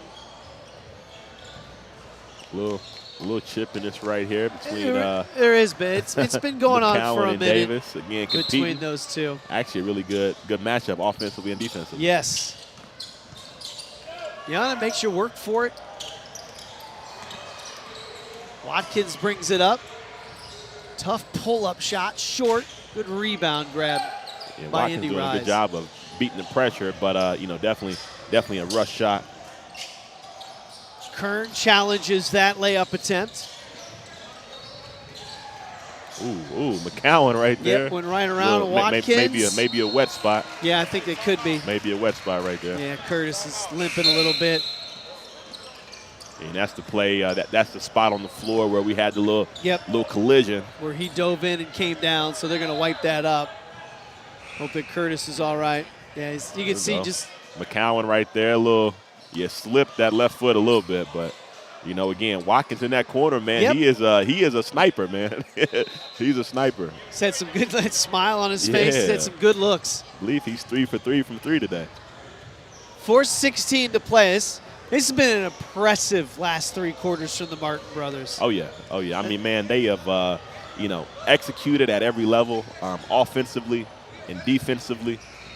Q Owens trying to get some more fight out of his Indiana Rise team.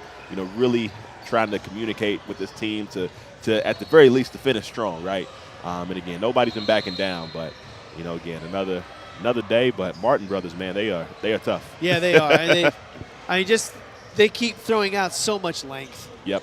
Just when you see Watkins hitting those threes, I mean, you can tell this young man still has some room to grow. Oh yeah, man, he hadn't even tapped into it. And just looking at him, he looks like he's the youngest out there. But again, even he's got some length. Yes. Yeah, they've got some kids that are still going to grow and cause some problems. Oh, absolutely. It's a terrific program out of Iowa. We mentioned 10 alumni in the pros. 5 NCAA All-Americans have come through this program. And they are on their way to the 9th grade boys Stars Division Championship here at the USA Basketball US Open. Davis. Out there on that switch with Davis. Good kick out to the corner. Curtis. There we go, Curtis. I'm telling you, man, he's another sniper in that corner. He has hit some of those threes. He has, man. He just limping a little bit right now from that little fall a second ago. Kern steps back. 3 rattles around, not there. Good rebound by Kirby. Good rebound by Kirby down there. And see if Indiana Rise can go on a little run. It's Kirby right there. Gets to that right hand. Man, through the contact. Tough finish. That's a tough finish, man. I'm super impressed by his ability.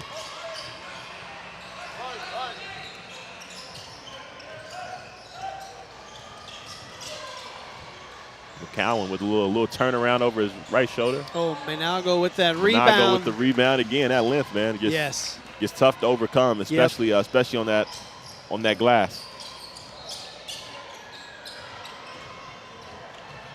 Another higher rebound for Menago.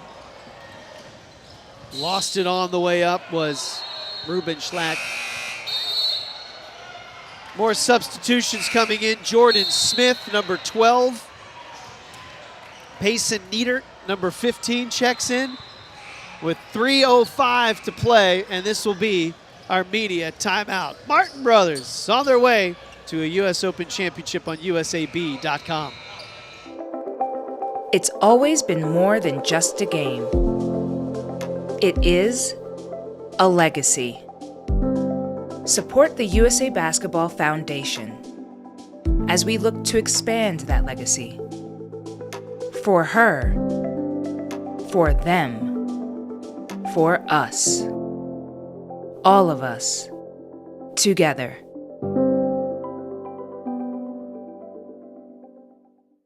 Okay. The U.S. Open Basketball Championships, they continue. After the conclusion of this game, we will hand out the medals and the trophy. And then we will have the 10th grade girls Stars Championship game. Here's a look at the Martin Bros from Iowa. 88-62 on their way to this 9th grade Stars Division Championship. 3:05 to play. Niedert takes it out, hands it off to McCowan. Good move, good move, good move. McCowan showing some physicality, getting into the body, and he's a guard, man, but he loves some physical play. 90 points on the board. Curtis will spin move and English on the ball. Again, Curtis, man, he can he got a little game to him as well. Good call right there. Get a little offensive foul. Get Mason Watkins reaching that hand up. Yep, Watkins with the high hand on the chest of Davis. Again, Coach Q Owens is working on the officials really all game, trying to bring that to the front. And then they're going to give Q Owens the technical foul. for clapping. Yeah, a little technical foul right there for.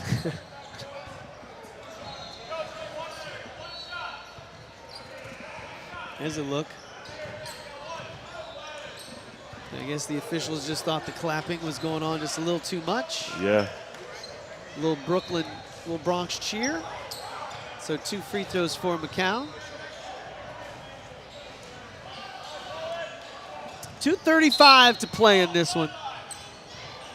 Again, FIBA rules again. You're normally traditional high school technical foul automatically warrants 2 shots and the ball, every single time. FIBA rules, kind of go point of interruption with 1 free throw, so it's not necessarily as costly, at the world level of basketball. Yeah, good call on that, Marcellus. Here's Kirby. McCown with the hands, pokes it away. 2:26.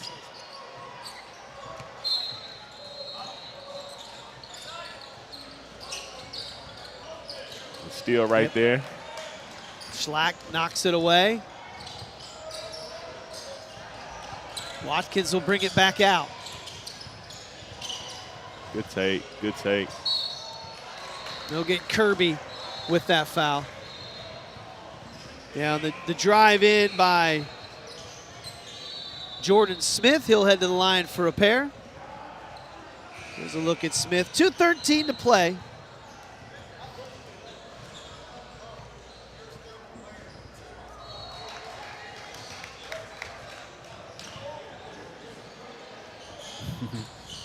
Thing you gotta love, man. Coach Q Owens, team is clearly gonna lose this game, but the coaching doesn't stop. So, working right now with Ezekiel Kirby, and he's kind of still coaching them even through this process. So, definitely gotta love the level of coaching that these players are receiving. Step back by Davis right there.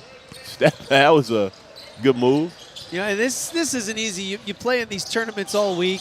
And then, as you mentioned, Marcellus, when you would play in these tournaments, good finish down low, is you start to see the same teams, same guys throughout the years. And, if you've played this team before and it didn't go your way and you're playing them a second time and it doesn't go your way, it's frustrating. Absolutely. You got to learn as a young athlete how to overcome that and keep your emotions in check. Definitely. And, again, the good thing is, too, man, every player that we'll see today and that we've seen all weekend, they're all young, and their basketball careers are, they've got a lot of basketball and a lot of life ahead of them. So, through everything, it's always having that long picture and, kind of that long-term, building that foundation here. So, again, man, excellent job by all the coaches and all the players that have participated in this U.S. Open all week. Yeah. Payson Niedert hit that finger roll on that breakaway. There's a nice little split in the middle by Michael Irving. 65 seconds to play. Substitutions, McCown will come out. Little substitution stoppage right there. I'm not sure of the FIBA rules on the hockey sub, but yeah. Hey, it's all in good fun, man. It got a USA Basketball Championship right here, streamed all over the world. So, definitely want to make sure everybody got the opportunity to participate. Now Davis will be called for the foul.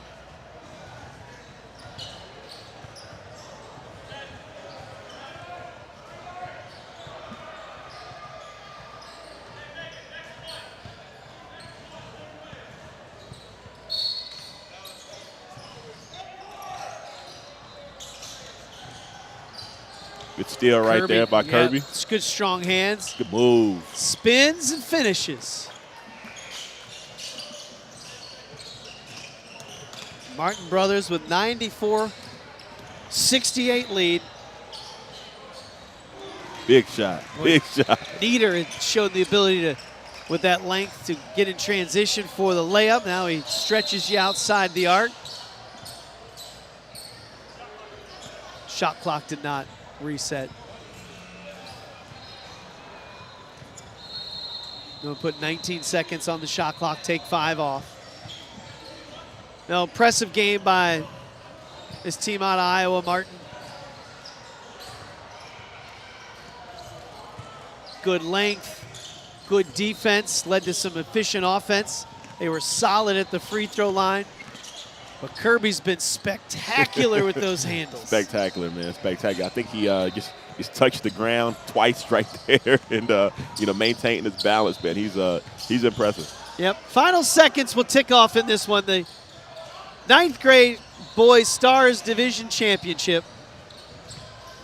And out of Iowa, the Martin brothers will let that clock wind down, and they will take home the USA Basketball Championship.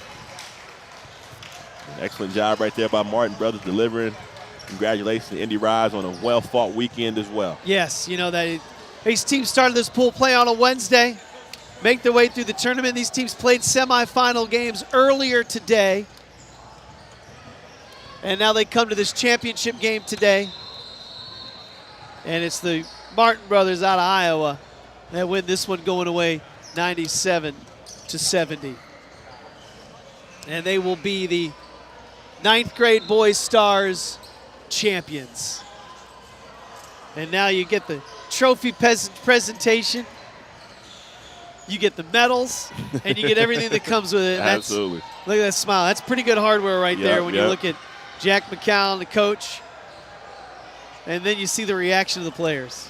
Oh, yeah, again, man, this is an experience, again, that they'll take with them.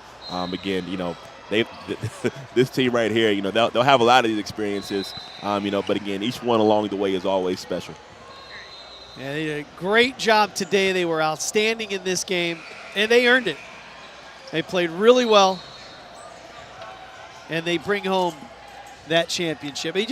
Throughout the game, Marcellus, you can tell, it was a team that was together, gelled. They knew their role. They knew what they needed to do, and whenever they were on the floor, any player could have really caused you some problems and done some damage. Oh, yeah, absolutely. That's the biggest thing, the biggest takeaway from watching Martin brothers in that game, just the embodiment of team.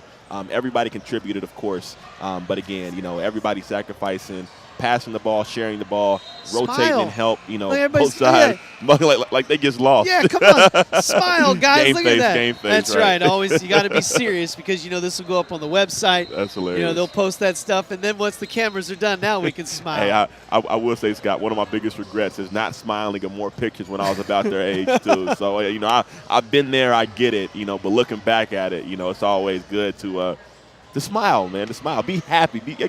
You just won a national championship, right? You just won a national championship. Yeah, all the serious faces. Business as usual. Now you smile and you celebrate, but it's all business when you take those pictures. Congratulations to the Martin brothers.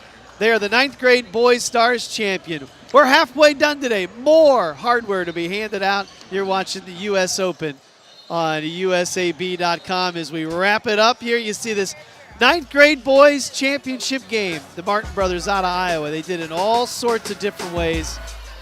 Outstanding game defensively, offensively, as they really pulled away in that second half. Deserving champs, and they hold up the trophies. The U.S. Open champs on usab.com. If I was sitting at home and thinking about the first camp for USA Basketball and how I'd want it to go, right? I don't know if I could have scripted it any better in terms of the people that were here and the experience that we shared together. I mean, it couldn't have gone any better.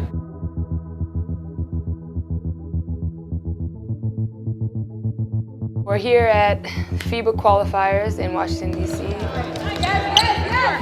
Hey, good pace to what we're doing. Good pace. We're not walking around. Here we go. Oh, yes! I think our journey always to Worlds or Olympics is always different because we're not always with the same team every time, and we don't have all the months and days to really work with each other, get to know each other. So for us, it's like, let's figure it out now.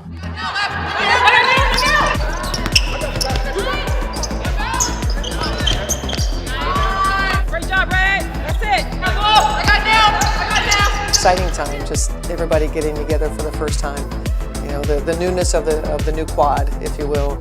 New player pool, new coaches, that sort of thing. So there's been an energy around the group. Get around, Gray!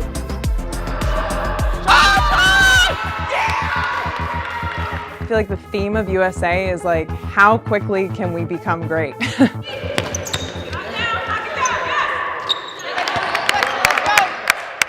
I was very appreciative that Elena Deladon, Brianna Stewart, Angel McCautry all found it really important as multi-Olympians to have been a part of USA Basketball for so long. Just to come and have a presence. There's no substitute for experience. It's very weird to be here without Sue and Dee for sure, but knowing that eventually the tides have to turn. It's a great opportunity for a lot of younger players to come in and be a part of it. See all these new faces and know it's their first time, I try to put myself back into how I was feeling and the nerves I was feeling, and a lot of times just not knowing how I should play. I can lend that experience. Just the little things like talking on defense and having energy when you're, tired. It's all right, here we go. Growing up, I didn't get invited to USA. I was a late bloomer, so when the opportunity presented itself, I said yes. Anyone need blank motivation, right? Oh, these few don't care about me. You can't lift these weights when it doesn't hurt. It's always an honor to represent USA, so when I first got that call, I'm like, yeah, I want to come play. I mean, I know it's going to be during my break, but, the opportunities that come around often. Our minds are on the chemistry that we build, immediately. How do you get chemistry in 3 days or 4 days and go compete against some really good teams and then look great doing it? How do you do that? Right? It's when you come to practice that you're not thinking about yourself. If you think about yourself, you're doing something wrong. What does the person next to you need, right? So that's got to be the mindset. I think you understand what it means to play at this level. We all play WNBA, a lot of us play overseas, things like that, but when USA calls, it's a different level. It hits different. Welcome to the capital city of the United States of America, Belgium, taking on #1 in the world, USA. We're practicing against each other for a while now. Feels like for a while. It's only been probably a week, maybe even less than that. But I'm excited. I think Belgium's a good challenge for us. I think both teams have new people added to the roster, so I'm excited. The main thing, we've just been focusing on ourselves. What we have to do. Cheryl's philosophy, offensively, defensively, the intensity that we bring as USA. Really a good day for all of us.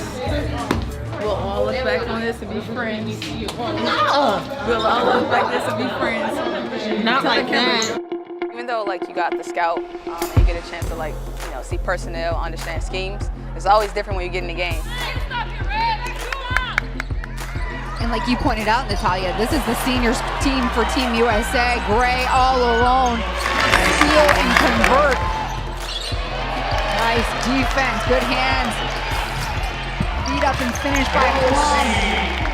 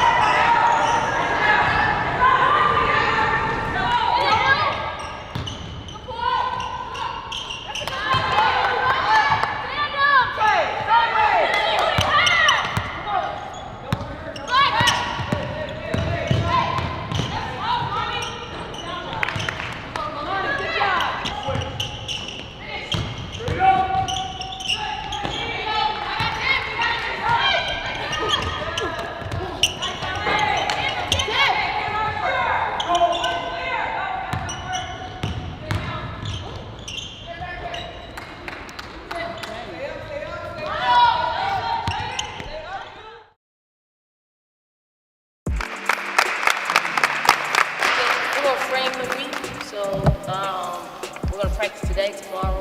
We'll have walk on Friday. Before that happens, though, Dee has something she'd like to say.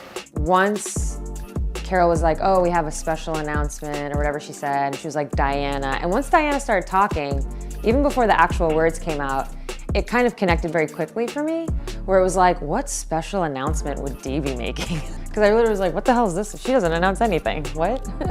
Like, what? And then I was like, oh my God, I got flag bearer. I'd like to announce that Sue will be the flag bearer for Team USA. I'm very shy. I'm very shy with my emotion and who I show it to. It comes across probably like a little awkward because I really don't know what to do or say. Thank you, I appreciate that. Obviously, I'm not making a speech, but anything I get has to do with the people that are here and do it with me. It couldn't happen to a better Olympian because she represents everything that an athlete should. And like Sue deflected, saying that this is for all the people and players and coaches that helped her get to this point, she's still giving out assists when the world's going to see her on the biggest stage. I knew exactly what was happening in the moment, and immediately they put the flag bearers at the front. So we're at the front the whole time. And both of our teams were in the front with us, which was great. So then we finally get to the point where they hand the flag over, and now we're like, we have it. We only have to walk another like 10, 15, 20 feet. We get there, we stop, another country goes, and the person says like, okay, flag bearers, you come up here. Every step we took, it felt like everybody just walked with us. Sue Bird been a part of 5 of these, you know, so to pick her brain a bit and to see her lead us out was pretty incredible. I'm glad that basketball is giving her back a little bit of what she's given us.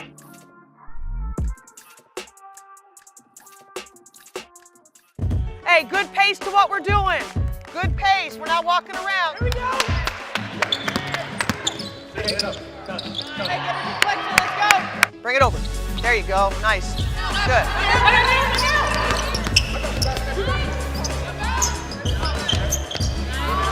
Great job, Ray. That's it. I got down.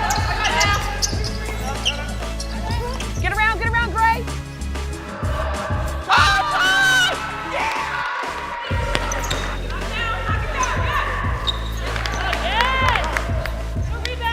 Our minds are on the chemistry that we build, like immediately. How do you get chemistry in 3 days or 4 days and go compete against some really good teams and then look great doing it? How do you do that, right? It's when you come to practice that you're not thinking about yourself. If you think about yourself, you're doing something wrong. What does the person next to you need, right? So that's got to be the mindset.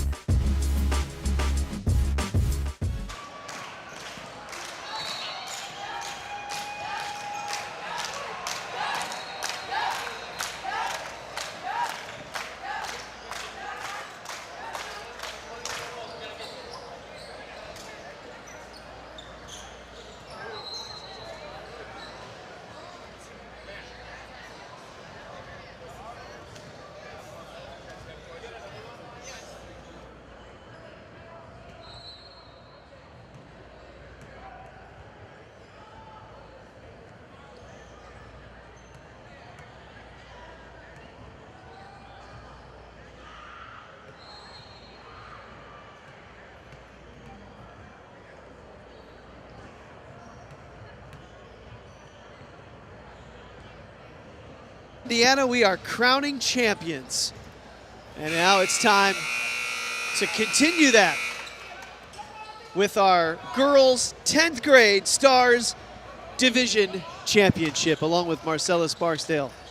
I'm Scott McCauley. This is Westfield, Indiana, Grand Park, an incredible facility. It's the 3rd time that USA Basketball has visited this area here in the northern suburbs of Indianapolis, and we'll see Team Teague Marcellus, a school out of Indianapolis, take on a Cal Store team that's out of California that already won the 9th grade Girls Stars Division Championship. Now they'll go for a 10th, and this should be a great matchup. 2 teams that already played once in the tournament. That was on Wednesday in the opening round of pool play, and Team Teague won by 1 point in that contest, and now they square off for the final game here in the 10th grade matchup. And Team Teague off to a hot start already with the layup off the tip from Denia Jacobs. So again, they've played already, 1 point game, So we should be in it for a treat here in our third championship of the day. Yeah, now heading to the free throw line is Amanda Ajabu. She just talked to me. So it was funny. I said, how do I correctly pronounce your last name? And she looked at me and phonetically sounded out. I made her even have to think about it. Ajobue. Ajobue. Amanda Ajobue. It was funny. You see even her face when she said it. She goes, hold on, let me re-say it again. And I was like, thank you very much. And she's able to hit the free throws. And there's a steal by Cal Storm. Going quickly down the court, but ain't able to finish on that layup. Oh, yeah, going down quick was Dracia Moore. A lot of speed. And that's one of the things we kind of saw from Team Taurasi's ninth grade team. They get out in transition. They are not, we're not going to worry about any shot clock violations with them. So, again, I mean, they seem to be playing pretty fast, too. See a little half-court pressure, causing a turnover right there. All right, so let's talk about the names here. You have, obviously, Team Taurasi for Diana Taurasi. And then this Team Teague is a team sponsored by Jeff Teague. Yep. 8 seasons in the NBA, a local Indianapolis guy. Really, the Teague name is well known in central Indiana. Oh, yeah, without a doubt. With brothers and cousins from exactly. David Teague in Purdue, and as well the Teagues in Kentucky. It's a big-time name here in Indianapolis. Yep, you see that Teague name right there, and you know you're in for a show. So great basket right there. Maya Collins with the step back right inside the three-point line, and we got a fast game right here. Both teams playing with some intensity and speed. Yeah, and it's two teams, as I mentioned. They played earlier on Wednesday. It was the very first game.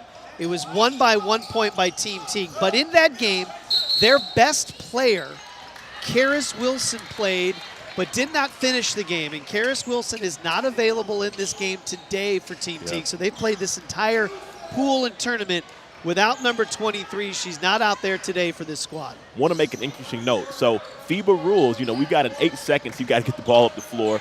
Also, if the ball is deflected out of bounds, the count does not restart. You still got, however much time remaining to get that across, as we just saw, Team Taurasi get called for that 8 seconds violation after the out of bounds. So, a little bit different from the rules. But again, makes for a fun, fast, and exciting game. So interesting little dynamic there, too. Sincere Coleman Francis reached down to help a player up. Player must have said something because she immediately pulled her hand back, and her face was like, okay, if you don't want the help, I'm not going to give it to you. Again, these teams know each other. Yeah, good rebound down there by 25. Oh, yeah, and I'm just Dracia Moore. And just taking a shot up in their throat, Jalen Clayton. So watch this. It's like, you need to help me up? Nope. Okay, Love to see it, man. These girls fighting and battling, man. Say, hey, we've already played. We've already gone through that. We haven't even been 2 minutes in yet. We got that type of competitors coming out, man. I love to see it, man. This is the U.S. Open, the championship. No new friends. No friends. That's right. That is right. Here's Dracia Moore. Too strong. Oh, and then a tie-up. The rebound looked like it was going to go right to Scotland Johnson, but a good tie-up by Cal Storm. Underneath out of bounds. The Team Taurasi screaming out 2. Again, we got to see the 9th grade team execute a lot of these underneath out of bounds sets. Great shot right there, just couldn't go. And the roll. Again, Dracia Moore doing her thing, really having a presence inside early on in this game. Boy, a good pass deflected away on that entry pass.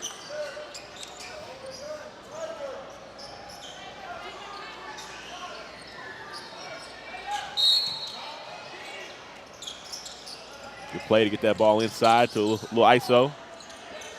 She can shoot it. She can shoot it.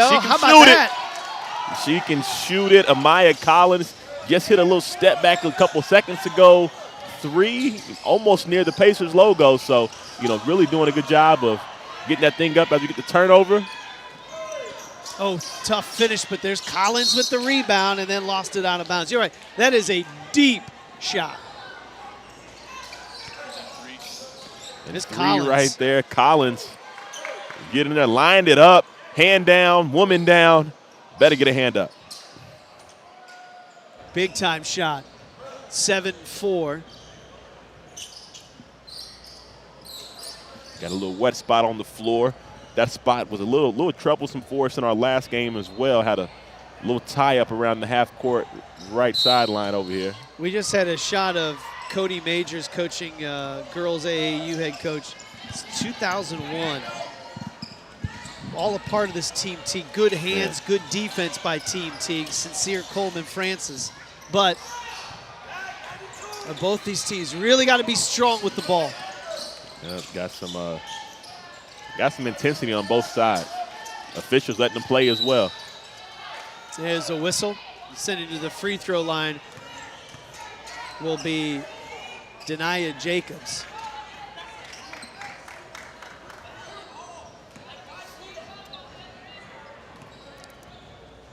Denia Jacobs at the line, gets it to go. Our officials in today's game, David Troyan, Cynthia Dew, and Casey Irby. Three-person crew. Again, a little half-court pressure by Team Teague, kind of in this 1-2-2 half-court trap, which forces the turnover right there. I think Team Teague might have to stop reaching down to help people up. Another hand was denied right there. Here's some pressure now by Cal Storm. And both teams getting after it.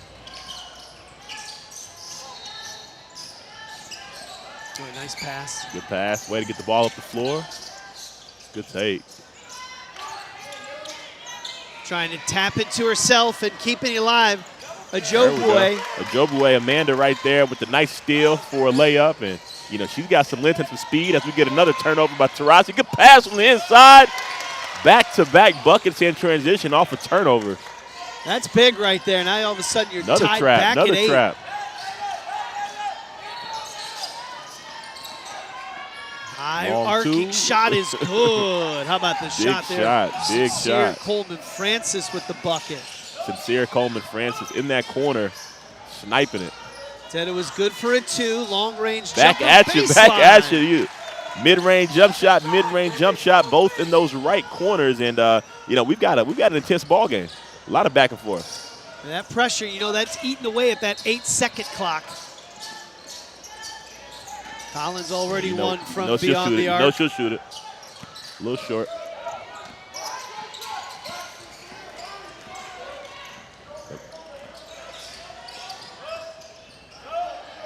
Now finally slowing down, gets a little bit. Collins with the steal. Dribbled it right off the foot. Collins Debbie with Thompson the pull-up. Lopez. Big shot. Woo, big shot. Amaya Collins, 7 points, all jump shots. Good spin move, left hand. Big time move, big time move. Jalen Clayton, a little spin to a left hand finish right over the rim. This is good playing right now, back and forth between these teams. Ooh, good hustle behind the back, off the steal. Pass ahead a little too much. And that'll bring us to a timeout. 3:12 in the first quarter. Entertaining game. These teams played a great one on Wednesday, and now they match up in the championship game. Trading buckets in the early going on USAB.com.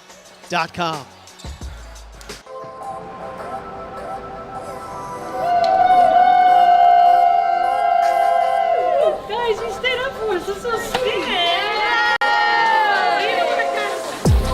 We got it. We got it. It was amazing. You know, to be the first of anything is incredible. So to be the first 3-on-3 team in the Olympics for the U.S. and to win, I mean, I don't know, it's something you'll remember forever. It's hard to explain, especially playing in a game like that and being so intense. And then all of a sudden you kind of look at the clock and you start to process, wait a second, the game's over. That means we won the whole thing. All those thoughts came into my head. Here we go, Jack. I've watched it for years, and to actually be the one on the podium is just an amazing feeling. Just something I've dreamed of since I was a little girl. I mean, you can't get no medal better than this. So, I mean, it felt great to be on top of the world and just know that we'll forever be the first team to win a 3x3 Olympic gold medal.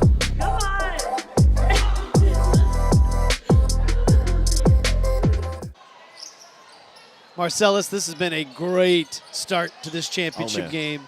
We are seeing good action, seeing good defense, high-level shot making. I guess that's what you expect when you come to a championship game. That's what we are in this girls 10th grade stars division. It's been outstanding right now between these two squads. Through the first half of this the first part of this first quarter, it's very apparent that the skill level is undeniable on both sides of the floor.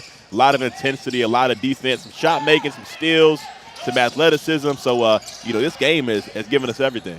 And already some substitutions now for Cal Storm as they've come in. Bodies colliding on the floor. Teague with the ball in transition. Great take, left-hand scoop. Just looking for a little bit of contact. It'll be a turnover. So Cal Storm now has brought Kiera Colstock out onto the floor. Madison Watts is out there as well. Amia Witt, number 5, has come on out. So plenty of subs on this round. Teague really fighting for it. Denia Jacobs trying to knock that ball away. They'll say last touch by Teague. Tough. I don't think any of the officials had a good line on that. But again, it's part of the game. Ann May de Guzman, number 4, had that basketball. Shot clock's at 2. You got to fire it up, and it goes. Throws it up right there. Kiera Colstock. Big shot coming across that lane. Now you'll get the whistle, and Jacobs will head to the line to shoot a pair. Denia Jacobs really slashing in there. Wanted some contact on the last possession, didn't get it. But again, that's not going to stop her. She's got her head down. She's got a strong frame on her, and she's really doing a good job of getting to where she wants on the inside. Free throw is good. Now we'll see how it holds up. We have noticed in these first 2 games, ball movement, finding open shooters, cutting was really a big key for some earlier wins.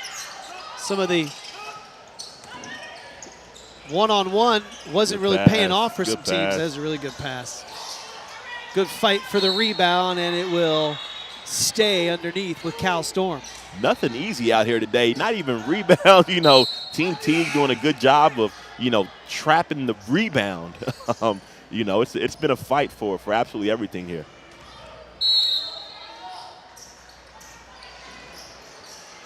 Boy, good job jumping in those lanes. Jump that. Yep.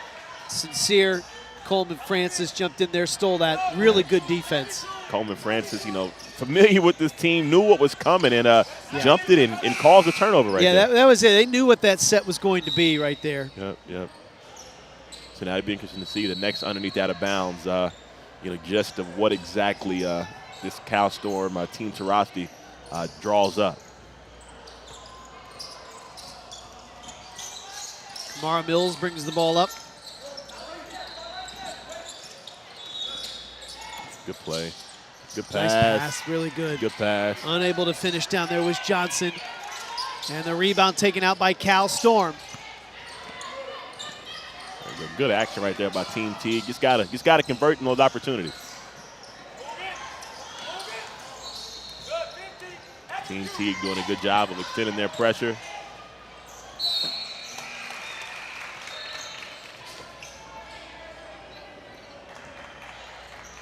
They're going to get Jacobs with the foul for Teague.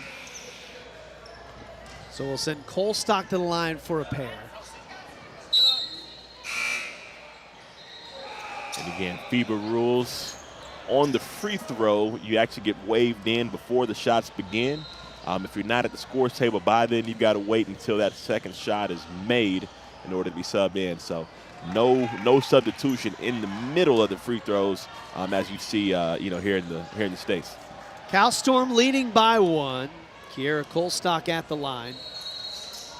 Missed them both. Rebound, though, by Cal Storm. Yeah, they can get the ball across the court. They got an advantage. There you go. Good shot right there. Oh, rebound comes right out to Cal Storm. Now they'll dribble in. Not there. Offensive Great rebound right there. Got a lid on that basket. Going back at it again. Good spin move. So again, it is many looks. a battle. It is a battle. Still a 1-point game. Under a minute to go. Weak side rebound, and the shot is good. Big rebound. Danielle Jacobs. Absolute good rebound and flipping that under the basket. 3 on the way. A couple of offensive rebounds have come the way of Amia Witt, number 5. We got 10 on the shot clock. Let's see if they recognize it. Another big difference in FIBA play. On the rim, the shot clock doesn't reset all the way. It just resets to 14. That's right.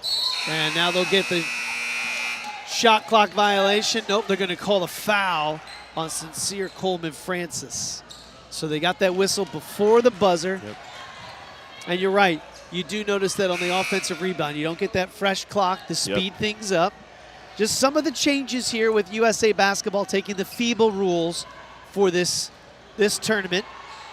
It's kind of funny. Normally, you get an offensive rebound, you feel like that's the time to get the ball back out and reset and regroup. With this 14 on the clock, and you get a rebound, by the time you get the ball out, you're down to 9 seconds, and you got to go right again. That's 3 straight missed free throws right now for Cal Storm. Trailing by 1. They've missed 4 straight, but they are really doing the job. Great rebound. Finally get one to go.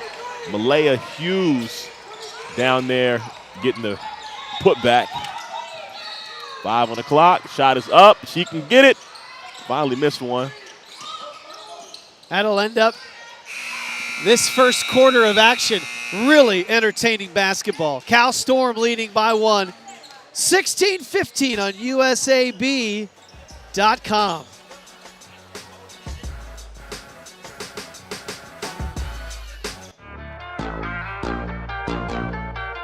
And it's just incredible to be a part of something so special.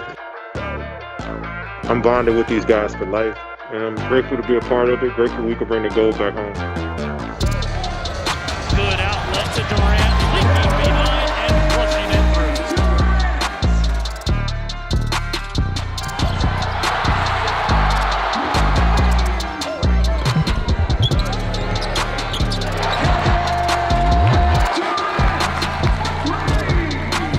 Durant from the corner, catches it in.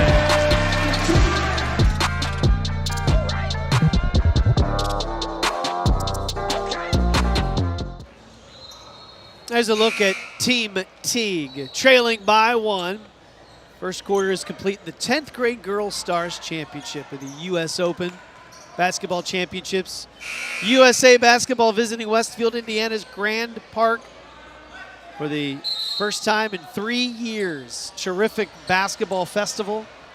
Play started on a Wednesday, and pool play, tournament play beginning yesterday, and we have reached the finals.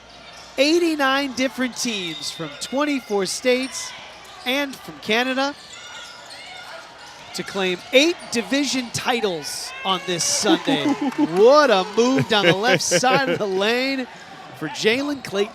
Coach Quintero over there, screaming out ice cream as Jalen Clayton gets the ISO bucket. Well, miscommunication out top by Team Teague, looking for a bucket. Ooh, tough call right there. Jacobs getting that contact, and that's the second time we've seen her, attempt one of those, scoop shots with contact. You would think that would be called ice cream. I know, right there with the scoop. There we go. Good one. Good one right there, Scott. Look, we on the same page. I see what you did there. But now, on a couple of those, it's almost as if she's looking for the call. Yeah. And I don't know if those shots are really going to fall. What do we have here? I think we've got a little bit of maybe a little bit of blood potentially. So they'll send her off. They've done a great job here. They've got trainer tables. They're pointing her in the right direction. She had to quickly run off and left. May DeGuzan looked down and they said, "Hey, head over there." So there she is. She is on her way to go find the athletic table and have that taken care of. Hey, travel basketball, gotta love it, man. Gotta love it.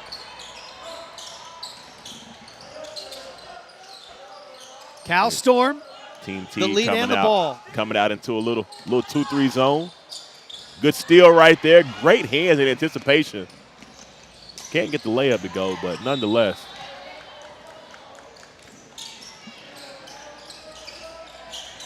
Boy, good job on the rebound.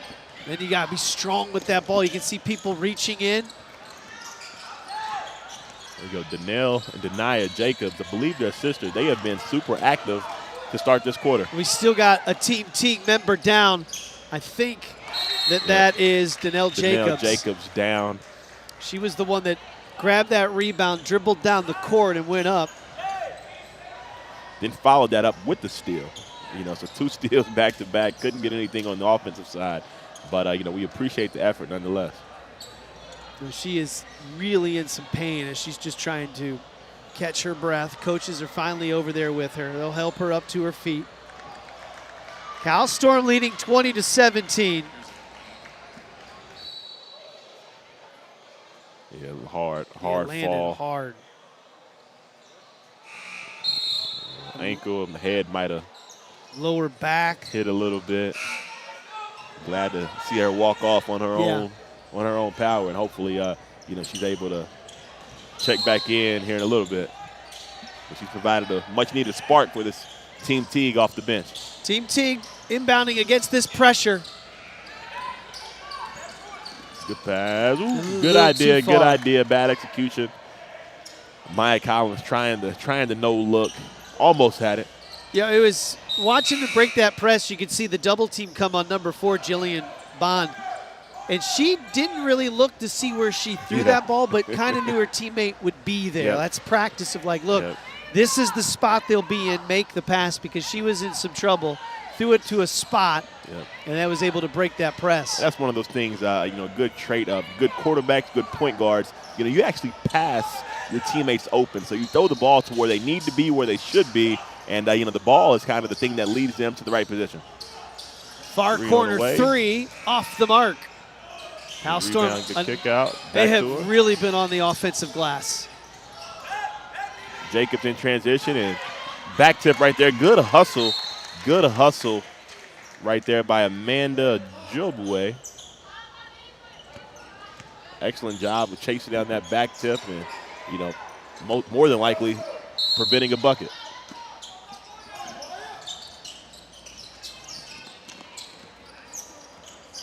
Collins on the right side, a little ISO. Good pass inside. Bond turns just off the front of the rim. Outlet, and they are off to the races. Wow, nice catch and gather. That's not easy to do. That's a really good play by Thompson Lopez to grab that ball, reach out, and able to get it off the glass. Yep, soft hands to stop that pass, and then to gather that and have the balance to know where you're at on the floor is very impressive. This Cal Storm program won the girls' 9th grade Stars Division Championship, trying to take home the 10th grade championship. And it's going to stay underneath with Team Teague. And when they won that 9th grade, it was the ability to get out in transition and get some easy buckets and then use some stifling defense in that 9th grade game. And everything kind of started on that defensive end as Cal Storm is really looking to increase the pressure. Good play right there by Team Teague underneath out of bounds. Couldn't make it, but Bond with the rebound. And now we'll have Sincere Coleman Francis go to the line.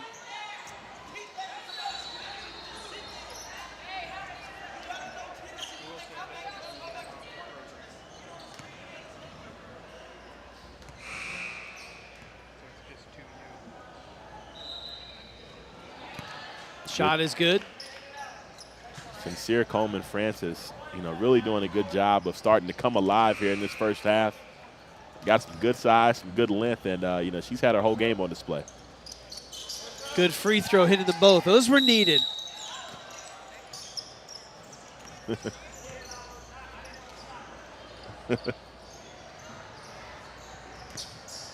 Cal Storm has Jalen Clayton take a seat. Team Teague shifting to this 2-3 zone. So de Guzman's back in. She has that black wrap on her leg. She had to leave because of blood. In the corner off the mark. Teague keeps it alive, or did she step out? She did. Just trying to do it was Mills and just couldn't keep it in play. Stepped out. Now let's see what a Cal Storm does on this underneath out of bounds. Looks like they've got a different setup than last time. Again, these teams are super familiar with each other. Team Teague actually, jumped the play last time and caused a turnover. So let's see what they've got now. Thought swings it in the far corner. Team Teague looking to try to get the ball inside. My apologies, Cal Storm looking to get inside. 3-second violation on Dracia Moore. That's a really good set. You can see them moving around and trying to create what was going to be an open opportunity. Oh, yeah, and Bond and Moore down there battling. That's excellent position by Bond to give nothing easy down there. Excellent pass inside to Coleman Francis. So Bond with the look down low. So 2 more opportunities at the line. A chance to bring Team Teague to within 1 point.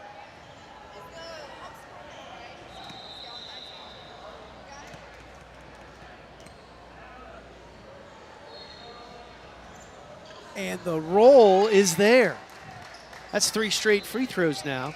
Yep, and that's how you get it going. Struggling a little bit offensively to, make shots. But if you can get to the free throw line and capitalize, that's all you need a lot of times to get you going. Yes.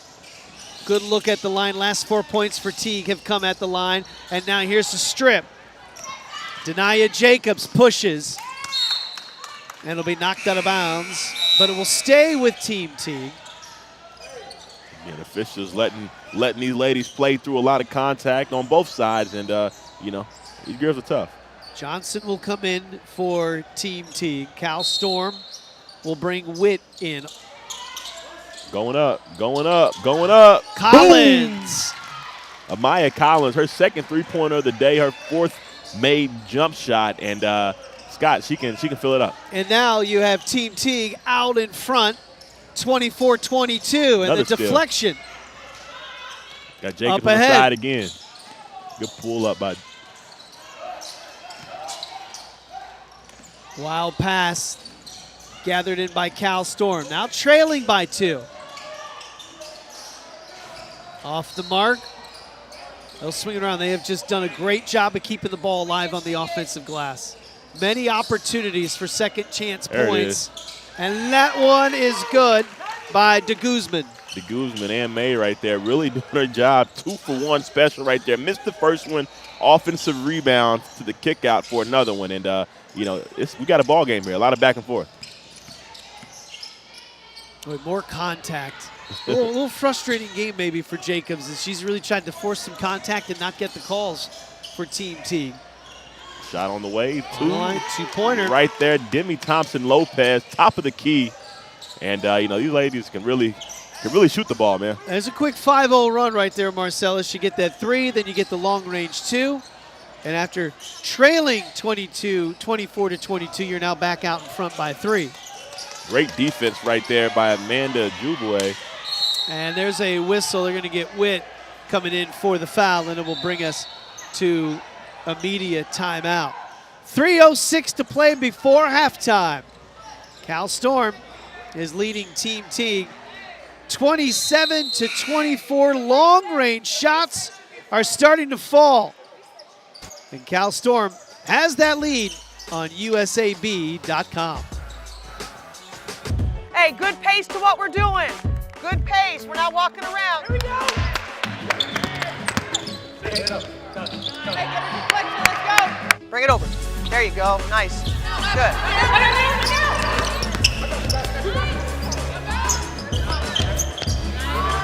Good job, Ray. That's it. Come on. I got down. Get around, Gray.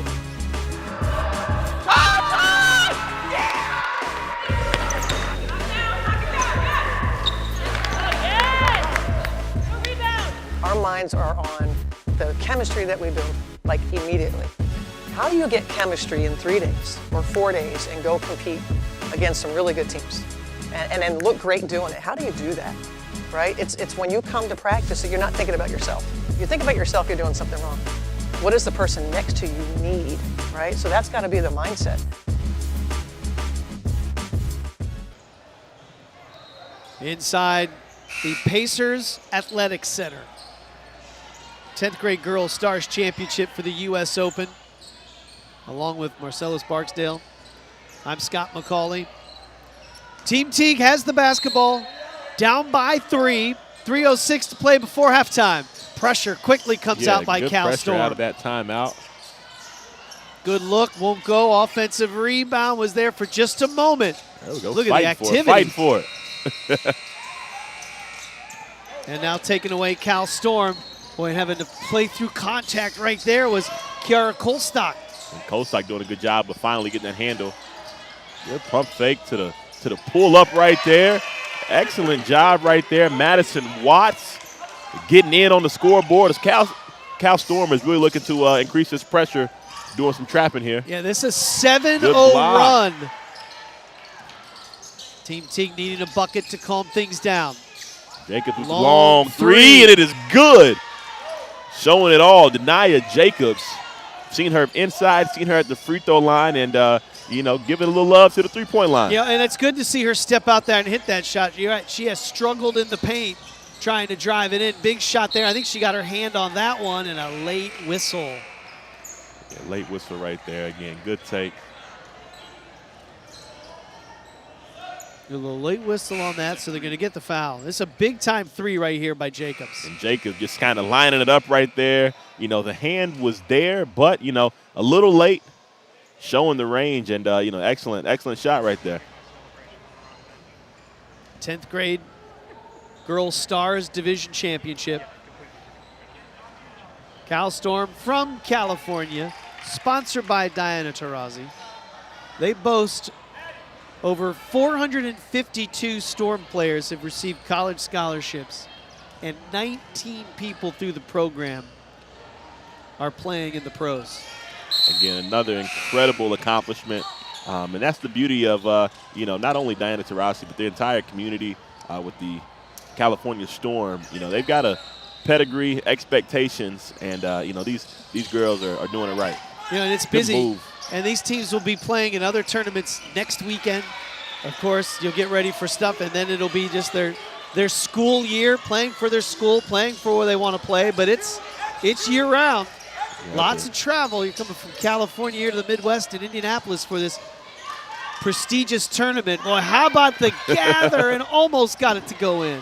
Yep, and again, Jacobs really starting to heat up right there.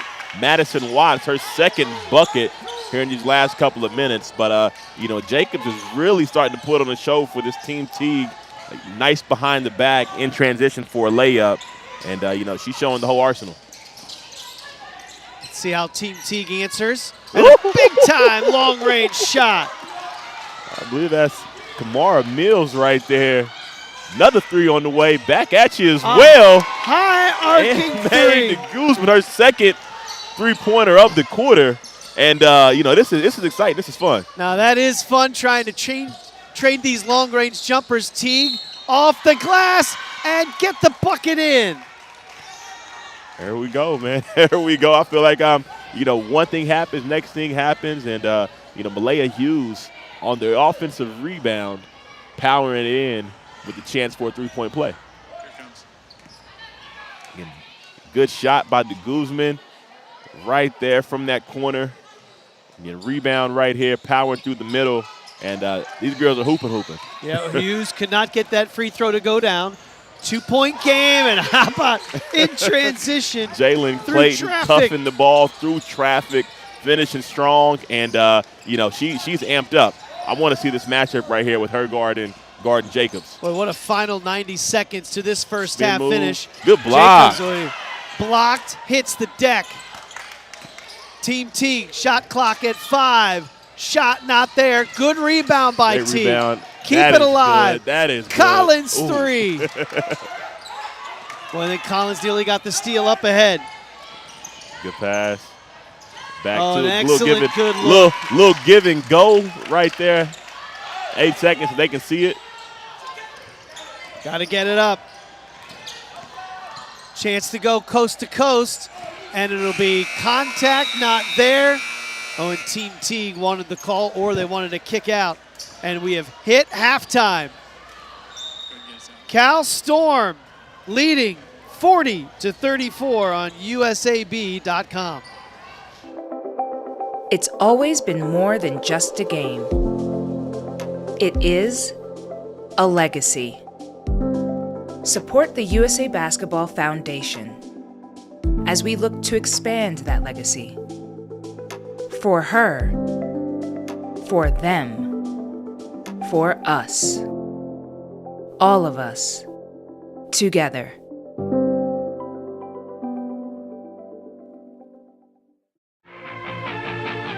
Play with your teammates. We have to play together right now.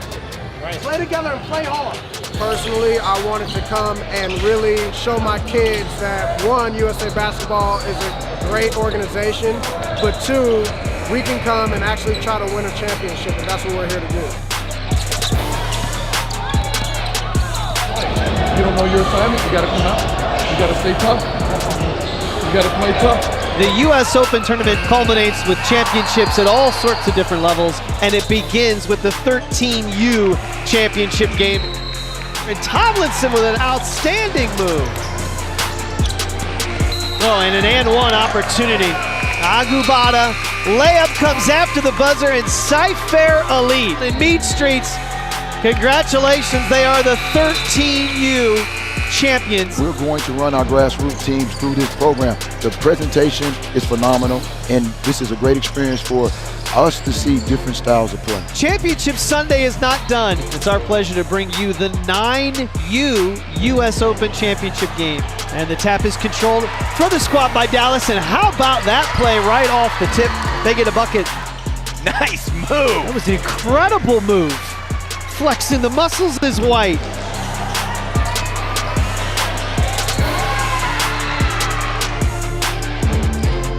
And a good clears the board, gives it a look. Oh, that will count! You will count that bucket!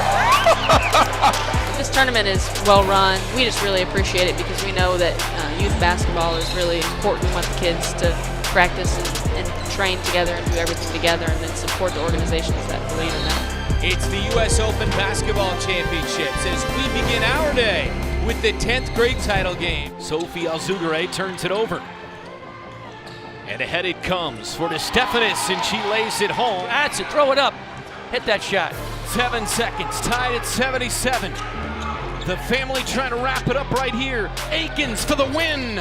Off the mark, out of bounds. Overtime here in Indiana. Odom gonna inbound. A chance to tie. Switch on every screen.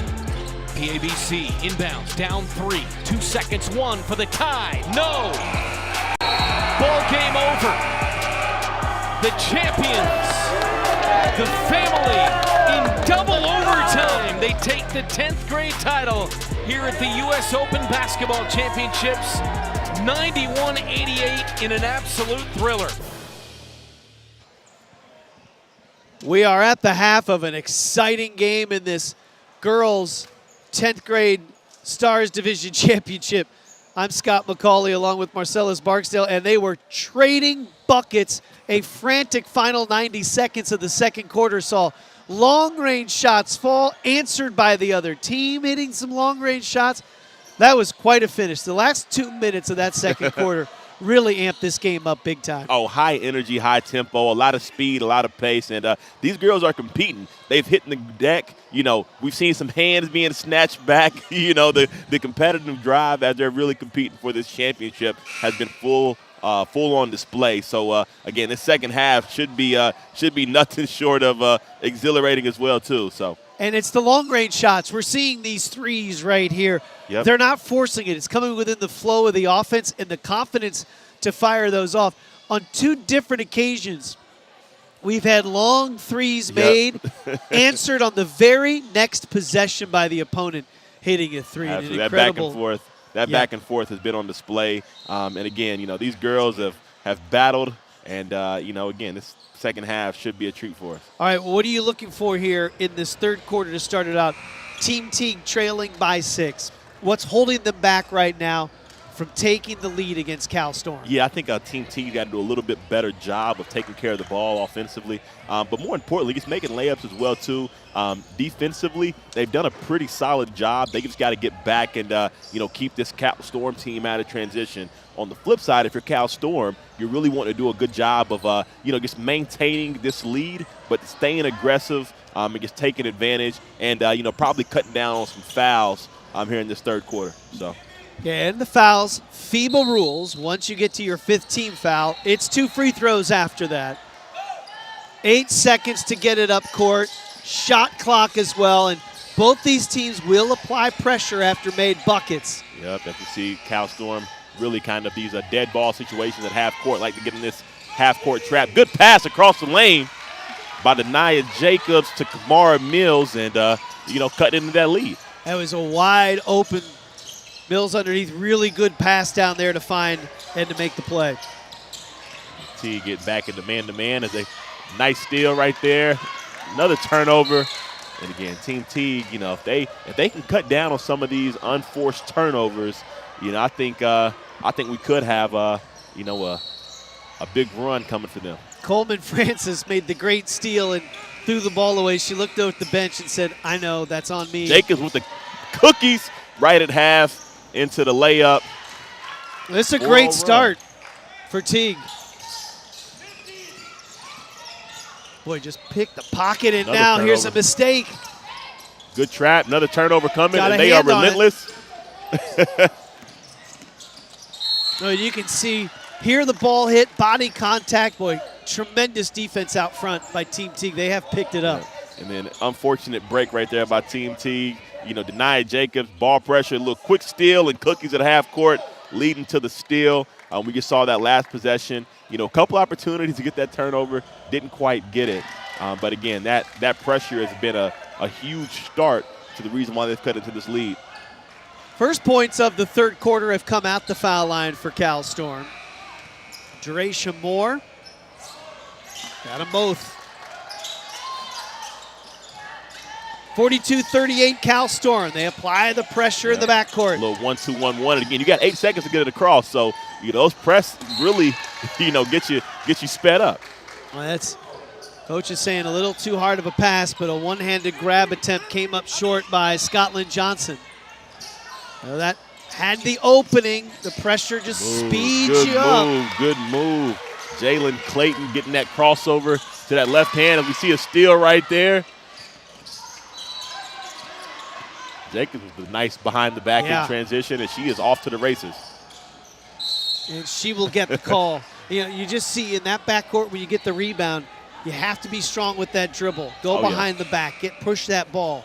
Oh yeah, absolutely. They're looking to get the ball to get that, and then Clayton right there with the nice left-handed scoop off the glass. Jacobs, she's done an excellent job for Team Teague in getting through that lane. But she's kind of got the good timing to where when she feels that contact on the drive, she's going up, and the referees have rewarded her, and getting her to the line. Too strong. Good block out. Good D right there by Amaya Collins to stop the ball.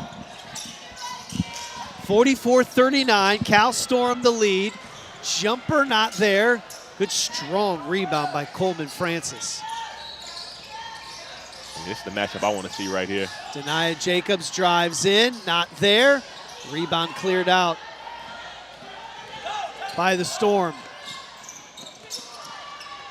Clayton wanted to get that cut. 3-pointers up, a little short.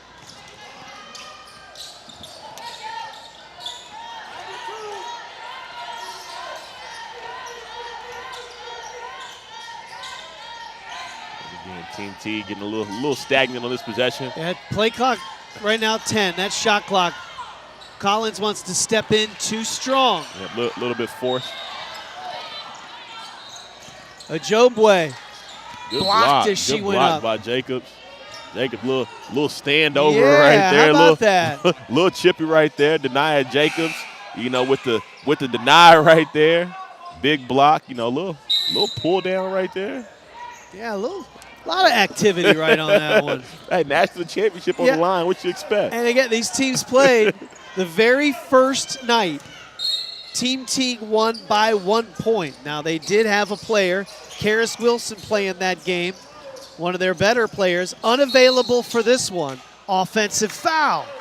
Moving screen right there by Drisha Moore, and that's a tough break right there, but as a ball handler, you got to allow your screener to get in position so they don't pick up a cheap foul when they make contact as they're moving. So got to be patient in those ball screen situations.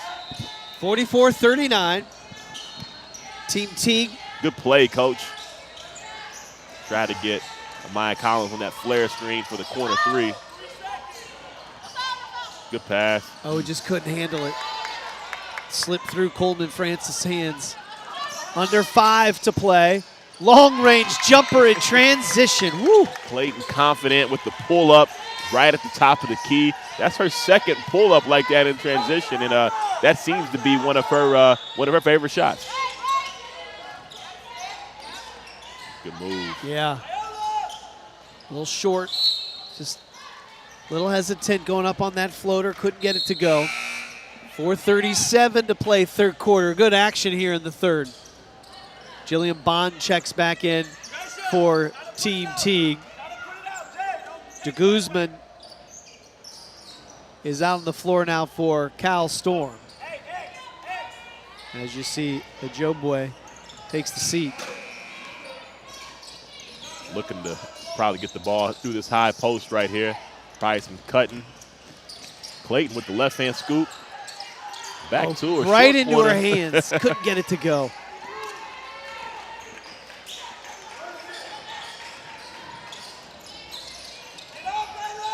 Collins, a little bit of room to shoot that. Oh yeah, she's always got her eyes on the rim, and she can let it go. Good move. Oh yeah. Little step back on the baseline. Good little move with that offhand. Can't get it to go. little Michael Jordan-esque Reggie Miller push right there. There's a high arcing three, not there, but on the spot to make the catch and put it up and in is Moore. Gracia Moore with media timeout. Rebound and put back +1. She will shoot one after this break.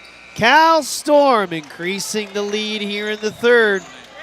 They're leading 48-39. Boy, the defense and the playmaking, a high level here in this championship game on USAB.com. Oh, yeah! And the block.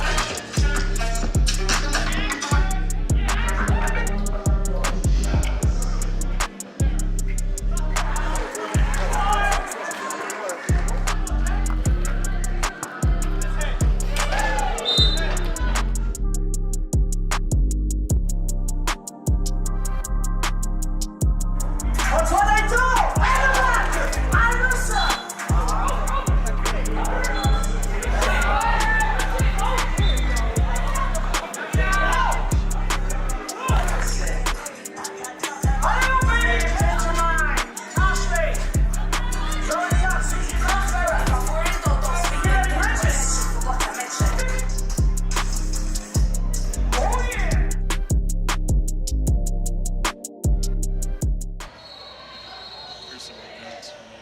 Here we are at the U.S. Open Championships. You can see that first championships were in 2018.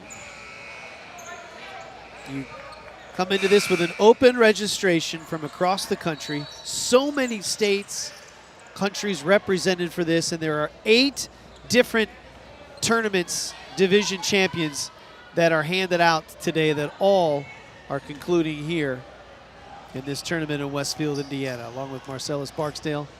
I'm Scott McCauley here at Grand Park in Westfield. Coming out of that timeout, the free throw is good by Moore. And now you've got this 49-39 lead and pressure by Cal Storm. And it's going to be a travel trying to step through the double team was Danelle Jacobs. Yep. And Cal Storm, they really like to pressure on dead ball situations. So after timeouts, after made free throws, excellent job to switch things up and to keep the aggressiveness on the defensive end, and it's leading to turnovers. You mentioned coming out of the halftime, Marcellus, about turnovers being the key for Team Teague. They have had some big-time turnovers already here in this third quarter. Cal Storm, they're just losing possession on missed shots. They're not giving it away on their own. Oh, yeah, that's why they've been able to kind of add to this lead a little bit. So Team Teague got to get something good. 3 minutes left. You want to try to get this lead strikeable, as we see right there going into the fourth quarter.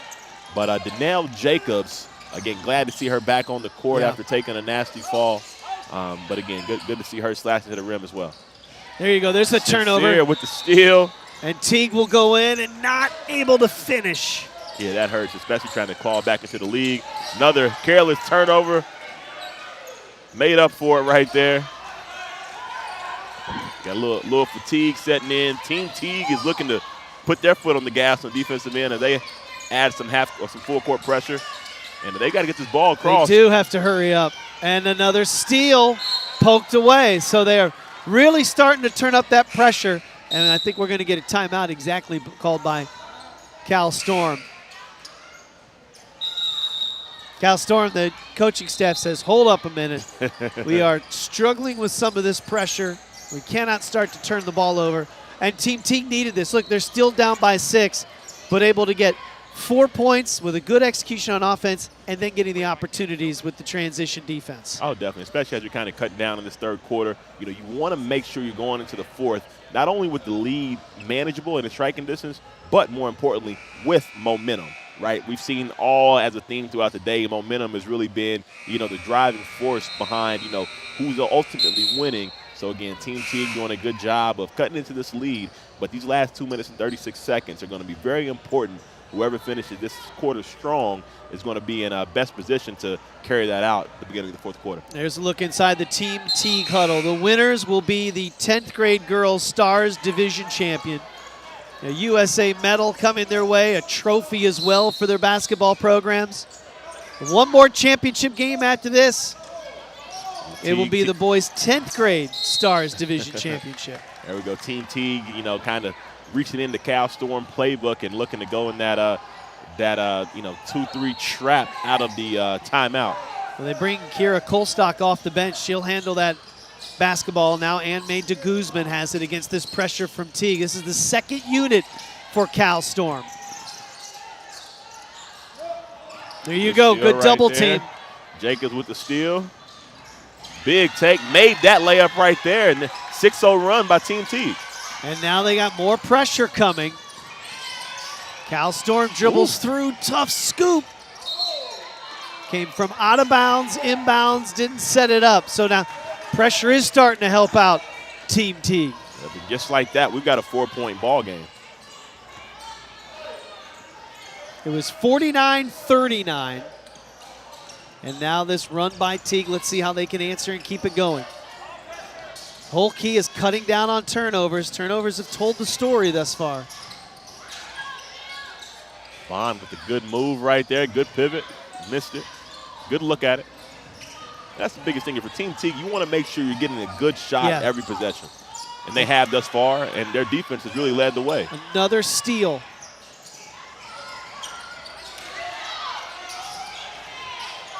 Team telling Bond to shoot it, but good take right there. 8-0 run just like that. Kamara Mills down the lane for a layup.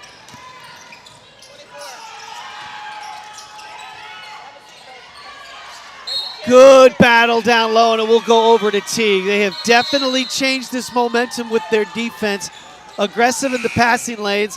What's helping a lot, Marcellus, is they're making buckets, so then they're able to set up that trap. It's really been a problem with this full court pressure. Oh, yeah, that's how you do it. One possession at a time. Starts from the defensive end. They're on an 8-0 run, but all 8 of their buckets have been created on the defensive end through turnovers, through deflections, and they've got a chance to ultimately take the lead right here. And we got Collins with the ball. She's a three-point specialist, and we see them trying to get it, and not the shot you want, but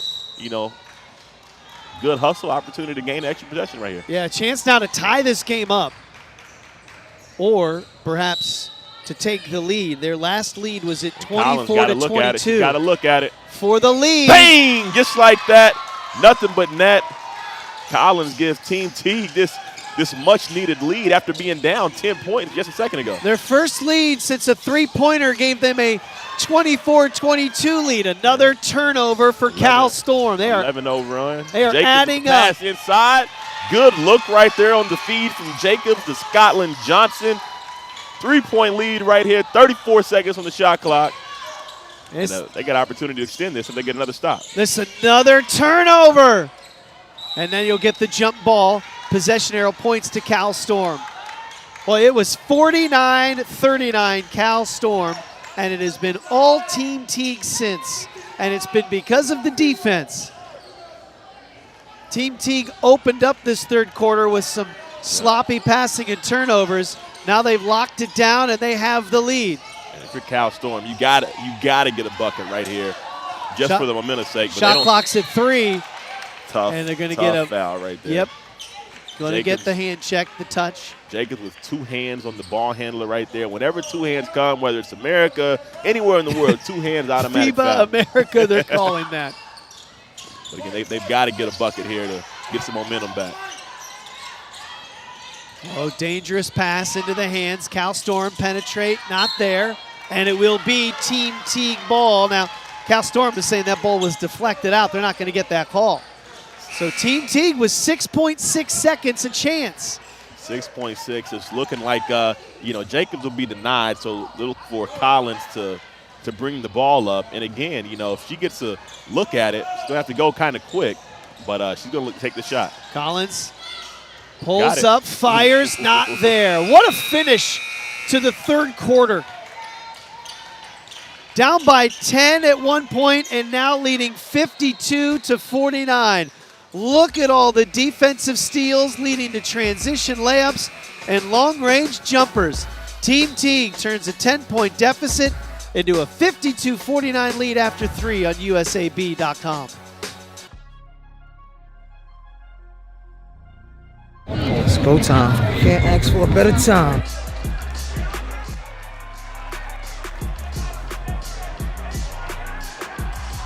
Donnie. Nice shot. Thank you. Hey, you knew it. Yeah, I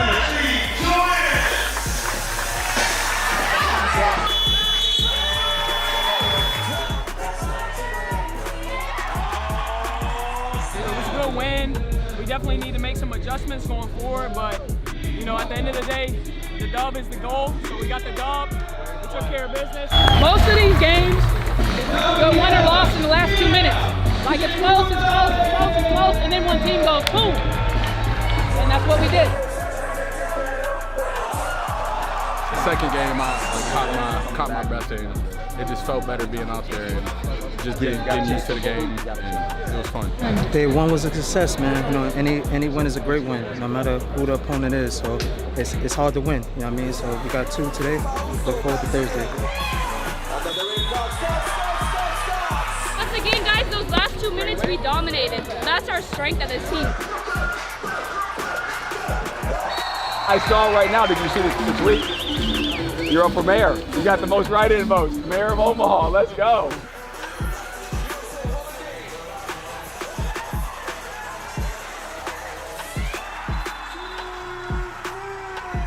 Got to be really, really sharp. Really sharp moving forward. But I told you before, a world-class opponent, they're really good. They're really good. They're good enough to win the whole thing. But you passed the test. It's awesome. Great job.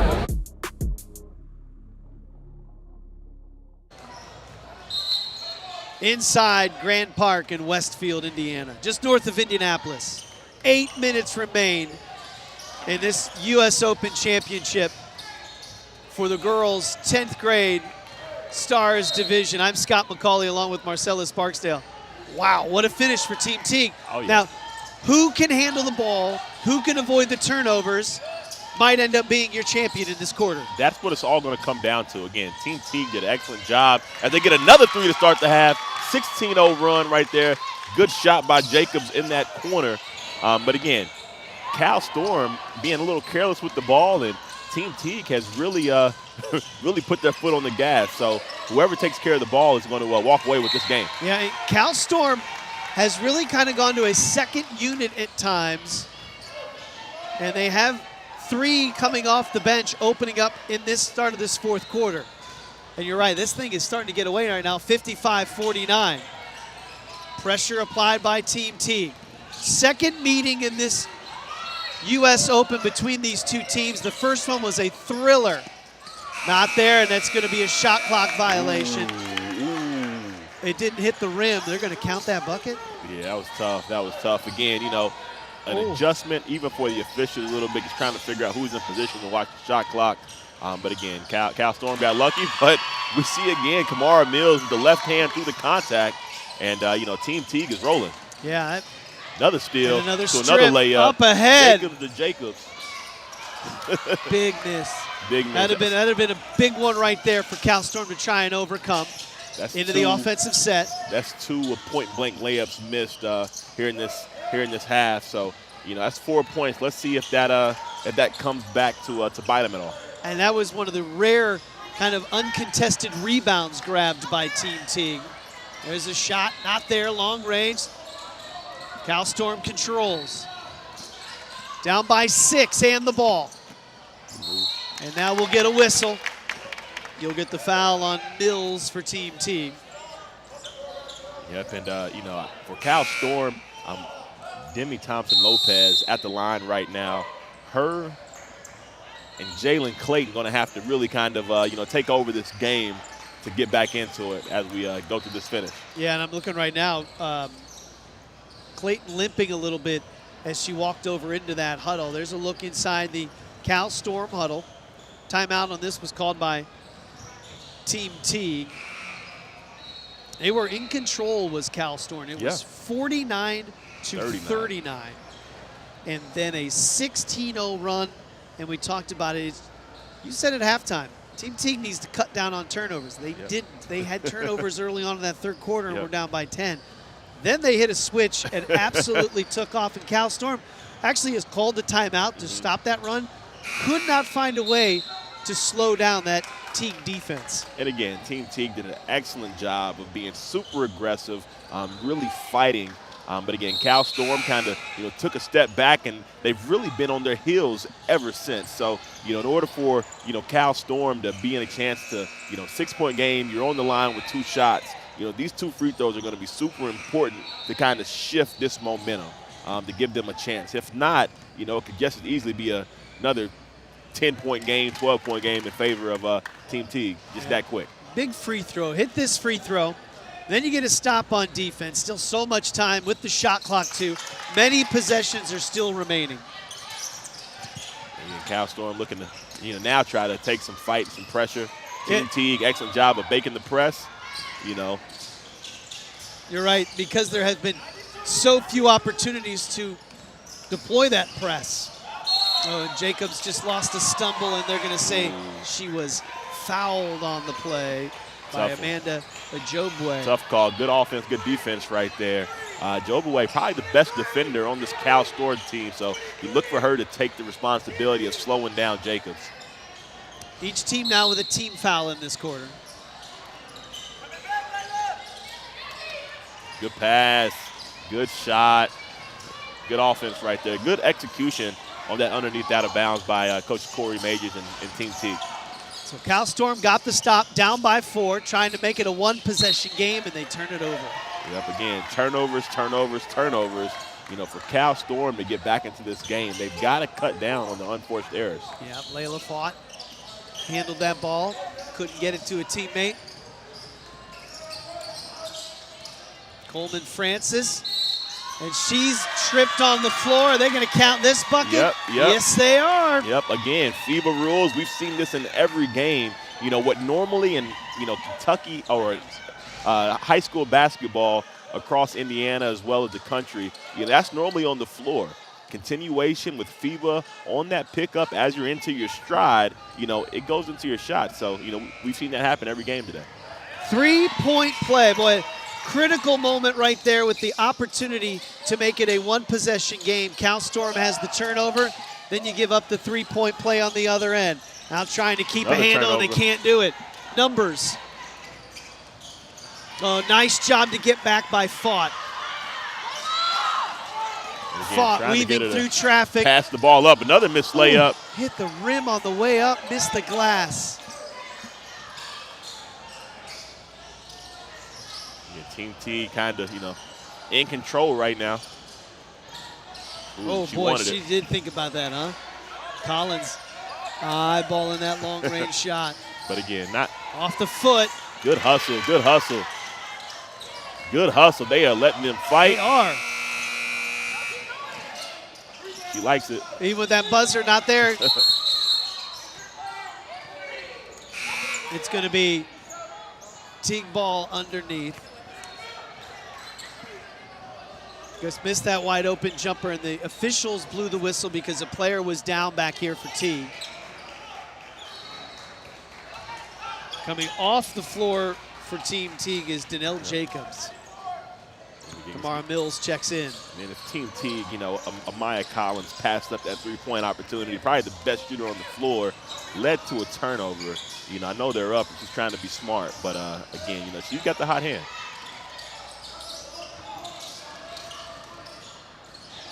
Baseline. Barking out the instructions. You can hear Corey Majors over there on the bench. Whenever she gets it, whenever it's in the hands of Coleman Francis, he wants her to be assertive and take that ball to the hoop. Again, she's got some good things going for her when she is aggressive. So again, Coach Majors wanting to exploit that every single time. 4:35 remaining in the fourth. 7-point lead at the line for Team Teague.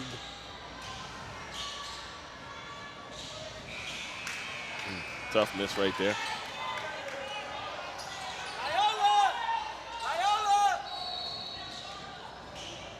One more remaining for Sincere Coleman Francis. Good rebound. And she gets the rebound, and then Collins took her eye off of it. Tough possession right there. And, being all the honest, 2 missed free throws and, get the offensive rebound. In a lot of scenarios, that's actually good effort. But you got to play smart. So, coming up empty-handed in possessions, especially down the stretch, you got to make the most of absolutely everything to walk out of here with a title. Yeah, Collins may have been in a rush to catch that ball and shoot it. Yeah, unable to handle it. Another Butterfingers moment. Jacobs with the scoop, missed it. Rebound cleared out by Witt. Good job of transition defense, and they threw it away to Cal Storm. Yeah, got some sloppy play on both sides right here. Some missed layups, some fumbled passes. Jacobs gets it to her teammate. Not there. Good rebound by Cal Storm. They need a bucket. Forcing it up down the court. Good hands.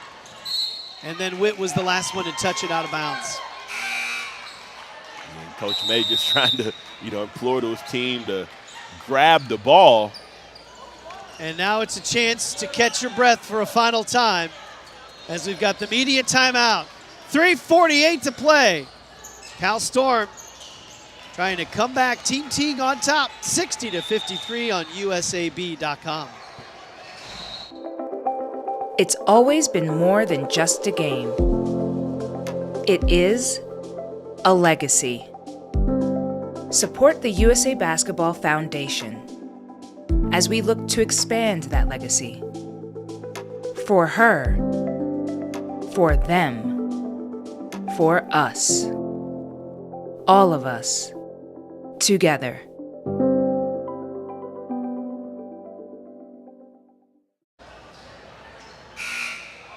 Team Teague is enjoying a 21-4 run in this 10th grade girls Stars Championship. And with that big run, it hasn't all been perfect either. We've got about 3 missed layups, some unforced errors and things. But, again, Cal Storm, if they've got to get back into this game, it's going to start, number one, with taking care of the ball. And Marcellus, they were up 49-39 was Cal Storm. They have 1 field goal since then, and their other buckets were 2 free throws. Again. Just unable to get, really, there's been few chances where we have seen them run a true offensive set because of this full court pressure. Again, that pressure has really been stifling. There'll be a foul and now a chance to go to the line for 2 for Donnell Jacobs. And again, not bad defense right there by Cal Storm. And the only thing is you just got to be solid. So swiping across there, got a technical foul right here.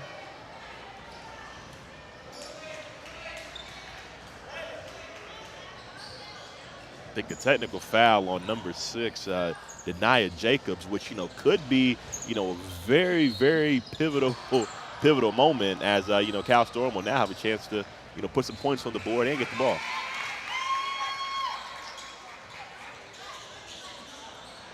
So one more on the foul shots for Denia Jacobs. 1 of 2 there. And now the officials will come together on who the technical. Will automatically assume that the technical was on Black because the foul was correct. Called on him. The tech was actually on White, so Black should now get a free throw, and they'll resume the ball underneath on the other side. Yes, should be. So the officials are going to come together. Yeah, you saw the technical on Denia Jacobs. She's even talking with her coach. And so now the officials are going to figure this one out. Yeah, and again, it was an interesting call. Jacobs was up towards towards half court. I know she was unhappy with something. But the official underneath, heard her say something or whatever it was. And she watched her.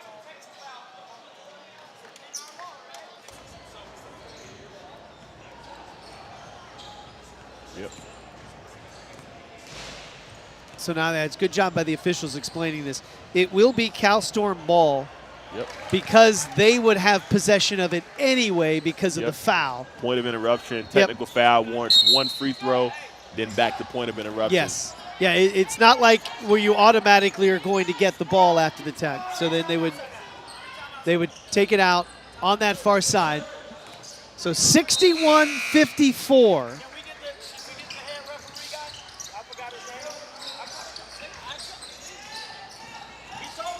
Three and a half to play. Oh, nice job. Jacobs reaches and knocks that ball over.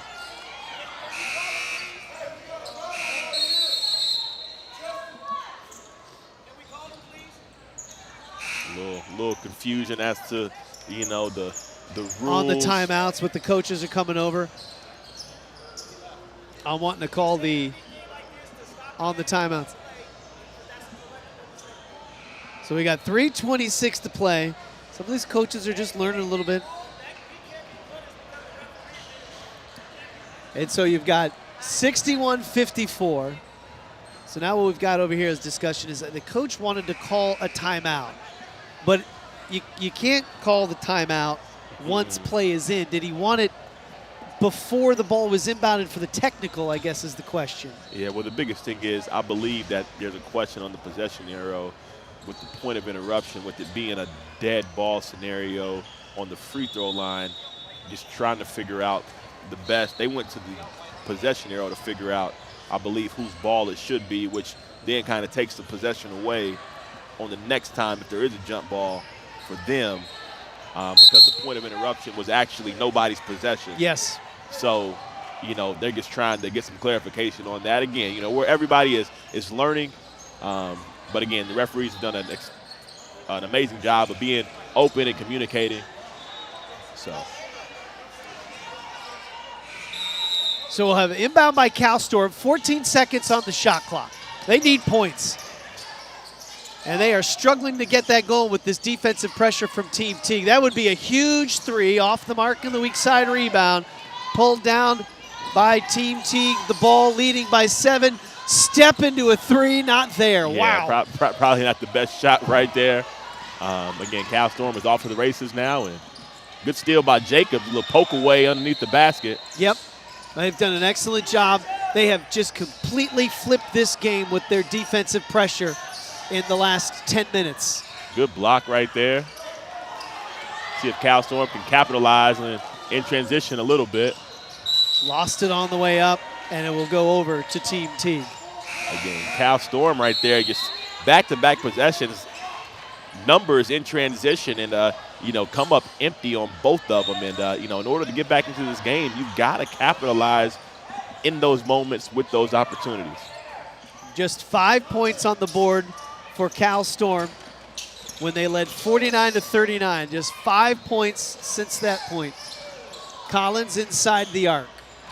Again, Collins, the sharpshooter, getting that to go again. Not the best shot, but when you make it, it's always a good shot. Well, tough to retreat against this defense with 8 seconds. And there's a layup and a chance for Kira Colstock. Again, Colstock right there with the finish through contact. For this Cal Storm team, they've had a lid on the basket as we see Colstock get that to the nice scoop, one-handed off the glass. Just the second field goal that they've been able to have since they had their 10-point lead. 0 for 3 at the line for Colstock. Rebound loose. All right, now here comes a big opportunity. 3, not there. Not bad. Nope, not bad. It was a good rebound. look. It's what your team wants. That one won't go either. A little bit of a lid on that goal. Ball tap, Colstock lost it trying to feed it inside to her teammate. Again, they've had opportunities, just got to find a way to capitalize as we approach this 2-minute mark. Jacobs, scoop, and the English off the glass. Nice Euro step through traffic. Wide angle finish on that glass with the English on the basketball. And now we'll get the knockdown and the foul on Amaya Collins. Minute 50, under 2 to play in this championship game. One more championship game to be decided. The 10th grade boys Stars division. Another scoop right there. Kira Colstock, 2 quick buckets to give a much-needed spark. Yeah, tried to set up that to this Cal full-court Storm press. offense. Teague did a great job of breaking it. 65-58. Inside, not there. Colstock. Colstock coming alive right here. She's in transition. Good left hand right there. Missed it. Putback is good, all right. Drisha Moore, we've got a 5-point game. Plenty of time left. More pressure. It looks like Cal Storm is finally getting over that hump. Next foul will have the other team shooting 2. Lane opens up. Kick out. Huge shot. Not there. Rebound. Cal Storm. Going fast right now. Spins. Lost it. Colstock. Huge 3. Got it. There we go. We got a ball game right at the minute mark. A 2-point game. Layla Fought, first bucket of the day, and it is a timely 3. Kiara Colstock has come in, hit 2 scoop layups, and now finds a teammate open for a 3 from straight on. At one point, down by 9, now down by 2. Unbelievable. It looks got 3s right there, 3s all day. Team T got hot in that third, but Cal Storm is on the get back as we see Fought with the 3 right there. Inbound Teague, and now we'll have a whistle. Shooting 2 will be Danelle Jacobs. Again, we've got, of course, George Quintero subbing some offense and defense, trying to, lengthen this game as much as possible.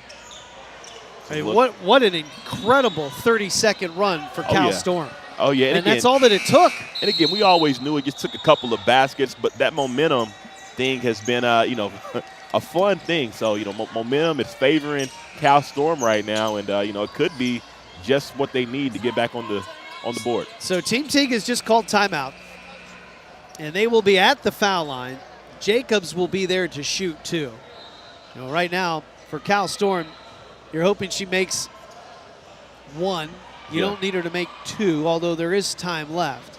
And for Team T, you hit both. A little bit of breathing room, knowing you're up by at least 2 possessions.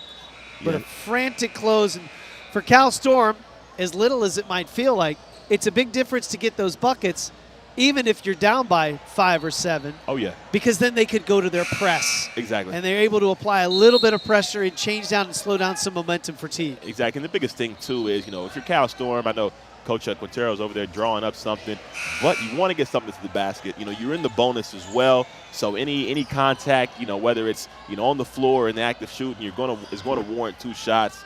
So again, Team Teague, they've got to do a good job of playing solid defense, but the last thing you want to do is to foul out on the floor and give up two free throws. So and how hard is it out there as a competitor on the floor, knowing there's 52.7 seconds left, but you actually have to be patient at times. That you don't want to get too much of a hurry if you get that opportunity. Got to be patient. And again, Team Teague has been super aggressive on defense, and you still want to maintain that same aggressiveness.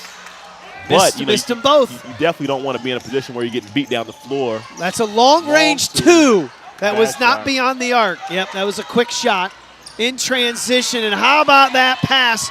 Jacobs to Coleman Francis, 4-point game. Again, 4-point game, not bad. See, now, don't want to do that. You're right. Don't want to do that. And that's the only thing. You still want to be aggressive, as Team Teague's pressure has been the difference. But at the same time, as we see this layup right there by Coleman Francis, you don't want to give up anything easy. So now we're shooting 2 for Cal Storm. Yep. So Clayton at the line. She's been a little quiet here, but again, an excellent player. And if she sees one go through, she could give her a little more confidence in these last couple possessions, which for Cal Storm, they're going to need. Too strong on the first. No need to hang your head. Just get one more. 35.7. Cal Storm probably go to this 1-2-1-1 right here. Still don't necessarily have to foul if you get one to go. Battle for the rebound underneath, and it will be Cal Storm ball. They catch a break. Miss those free throws, and now you still got an opportunity. On a big break. Now, the only thing is you'd like to at least get one of those free throws to drop that first one, because you got opportunity to potentially tie it with the 3, but still down 4 there. There's plenty of time left. Cole Stock will trigger it in. 4-point game. Down 4 the ball. Long 3. Short out of the hand. Fight for the rebound. Last touch this time. And again, it stays with Cal Storm. Yeah, it'll be interesting to see what Cal Storm runs right here. Again, it's looking like the same play. A little up screens to both corners. Well, what a frantic finish to this game. Let's see if Team Teague tries to jump it like they did in the first half. Yep, and a foul right there, unforced.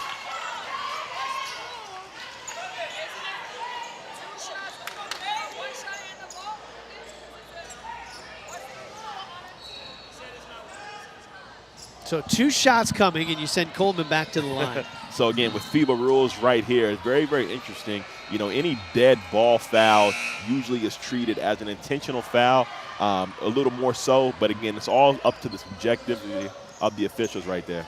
So officials are also saying I think they're saying they have 29.5 on the clock. Are they going to keep it at 29.2? Just came on over. Every tick counts. Let's see if Clayton can get there you go. Get 2 to go after coming up empty on the last trip to the line. She was long on both.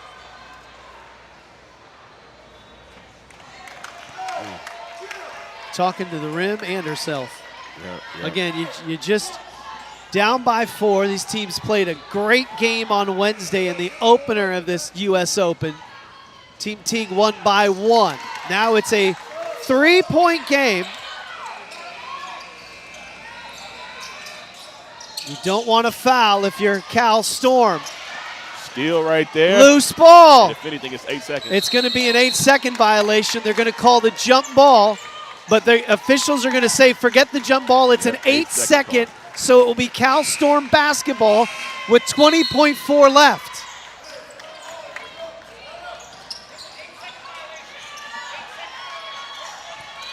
Yep. Again, that 8 seconds versus 10 seconds that's the right call. Is a real big difference, especially in these situations now, right here. And you do not need a 3, but if you get an open look at one,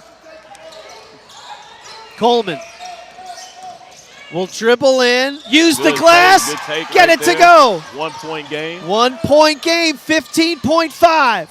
Teague. Teague got to take care of the ball. And now here you go, the foul by Coleman. Boy, the bench wanted an and one on that layup. And again, great to see Jalen Clayton redeeming herself after coming up, with 3 missed free throws, not hanging her head, doing a good job getting to her spot inside through contact. And again, 12.9 left. We've got a lot that could happen as we come to the wire in this game. That was a good move by Clayton going down the line. So now you've got the opportunity. At worst, it could be a 2-point game. You have to do the subs. Yep. So here we go. Here we go. Big one. All right, 2-point game. And right before the inbound, timeout was called. But it was the sub. Is coach going to take the timeout? And he is. Yeah, but remember, this ball should advance as well. So they played on Wednesday, and it was a 1-point Team Teague win. Now, with 12.9, you're right, Marcellus, they get to move the ball up to half court. Love that rule for FIBA, so now you've got the opportunity. 12.9. What kind of set do you run for? And Clayton was sharp on that layup that just finished. Well, the good thing is you're down 2, so you've got options, right? What you want to do since you are down, you still want to go quick. That way, if you do miss, you've got an opportunity to foul and still in the game. But again, Clayton got the hot hand right now. I definitely would like to see, probably Clayton out with the ball and into a ball screen action with Draysha Moore.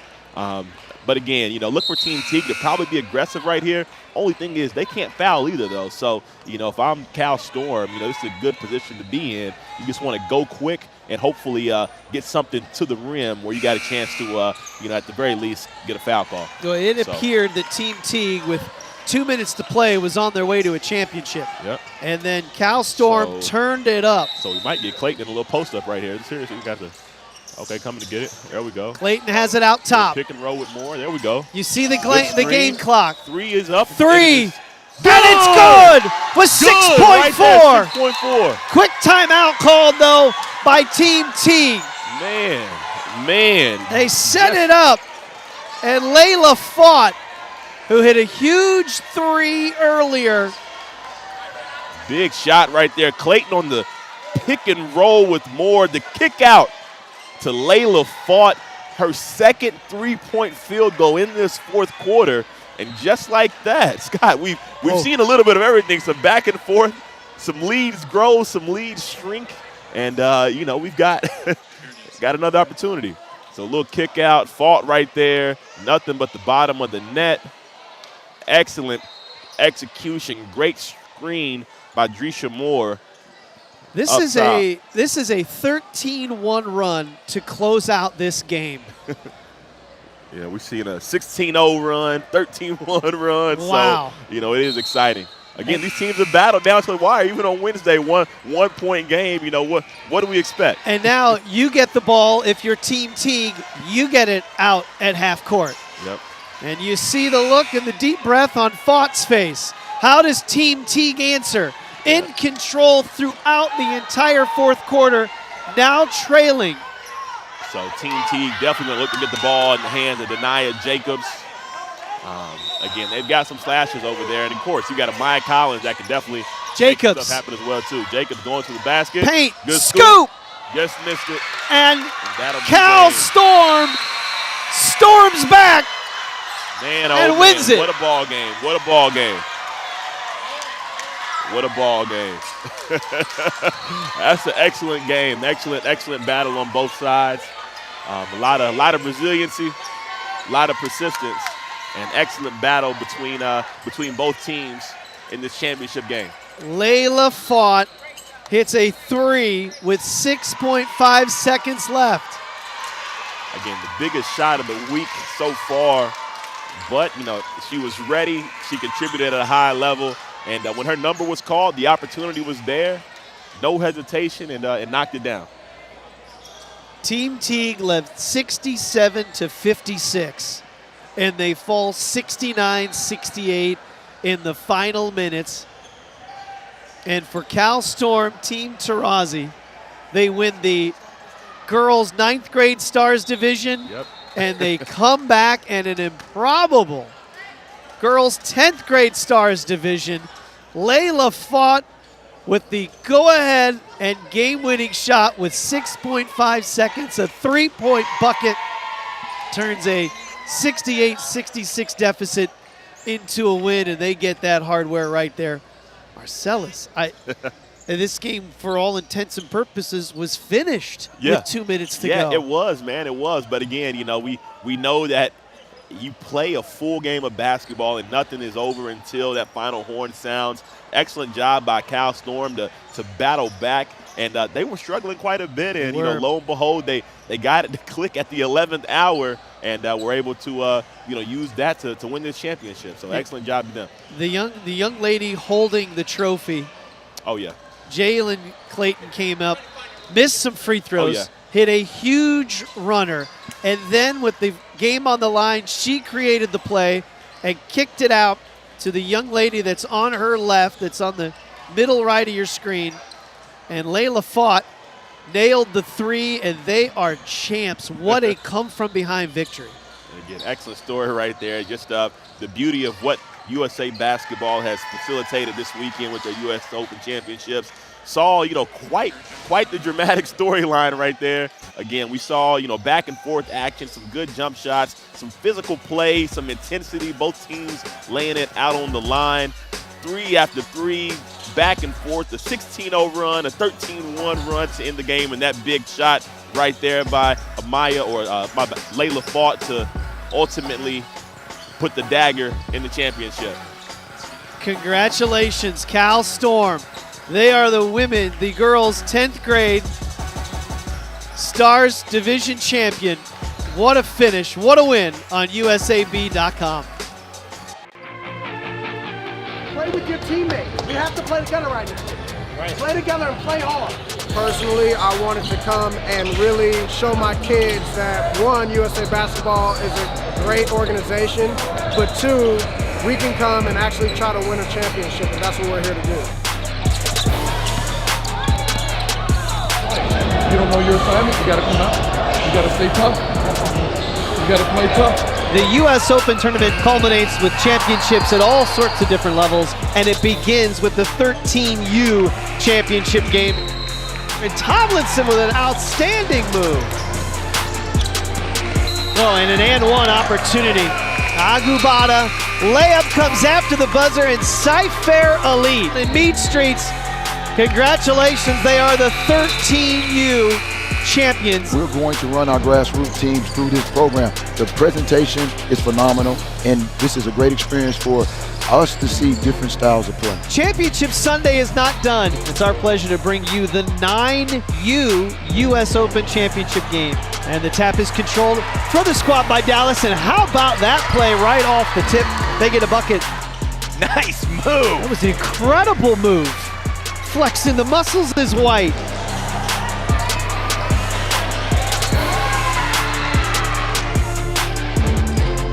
And a good clears the board, gives it a look.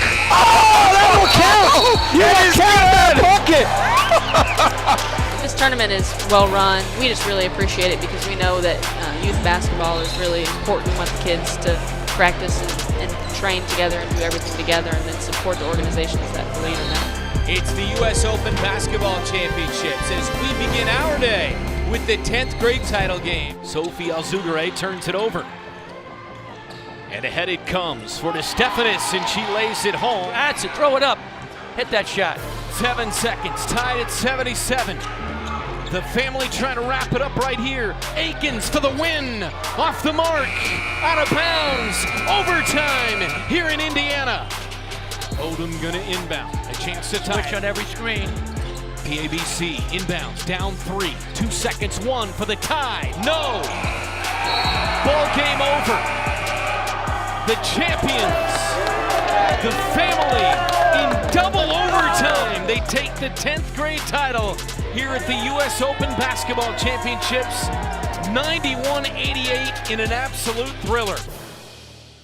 Over the course of 2021, we competed in 10 significant highest level international competitions and won gold in all 10. And in 7 out of the 10, one of our American players was named as the most valuable player. As we head into the new quad, heading towards Paris 2024, we're excited about continuing our sustained competitive excellence, ideally shooting for 4 Olympic gold medals in 2024 with the addition of having the men's 3x3 team there. We immediately have to now begin preparing for the upcoming qualifiers. We have to qualify to get into the World Cup. We have junior national team competitions. We've got a World Cup for the women in 2022, for the men in 2023, and then the Olympic Games in Paris in 2024. And so there's no resting on any laurels in USA basketball. We're very excited about that opportunity. We're also excited that we've added a foundation to expand the reach of USA basketball, to amplify our women's program, to amplify youth and sport development, and also be mindful of social responsibility. We're confident we've got the pieces in place to make the next 3 years just as successful as the last year has been.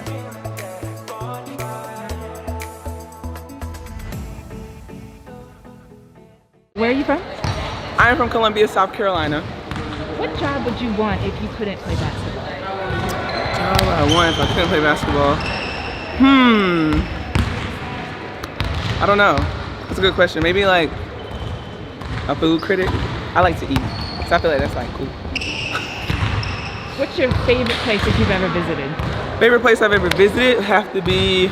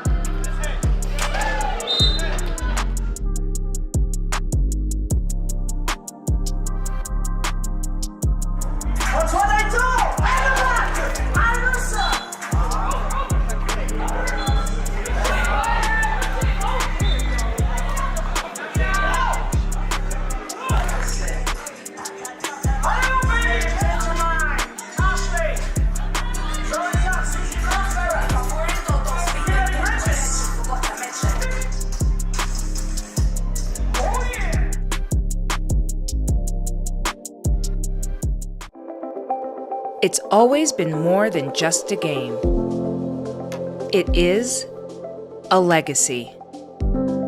Support the USA Basketball Foundation as we look to expand that legacy. For her, for them, for us. All of us, together.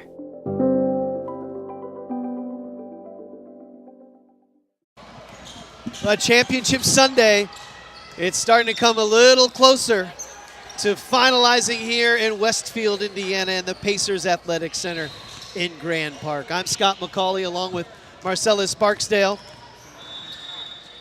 and we are getting ready for the 10th grade Boys Stars Division Championship game. This should be a great one, folks. We have BABC.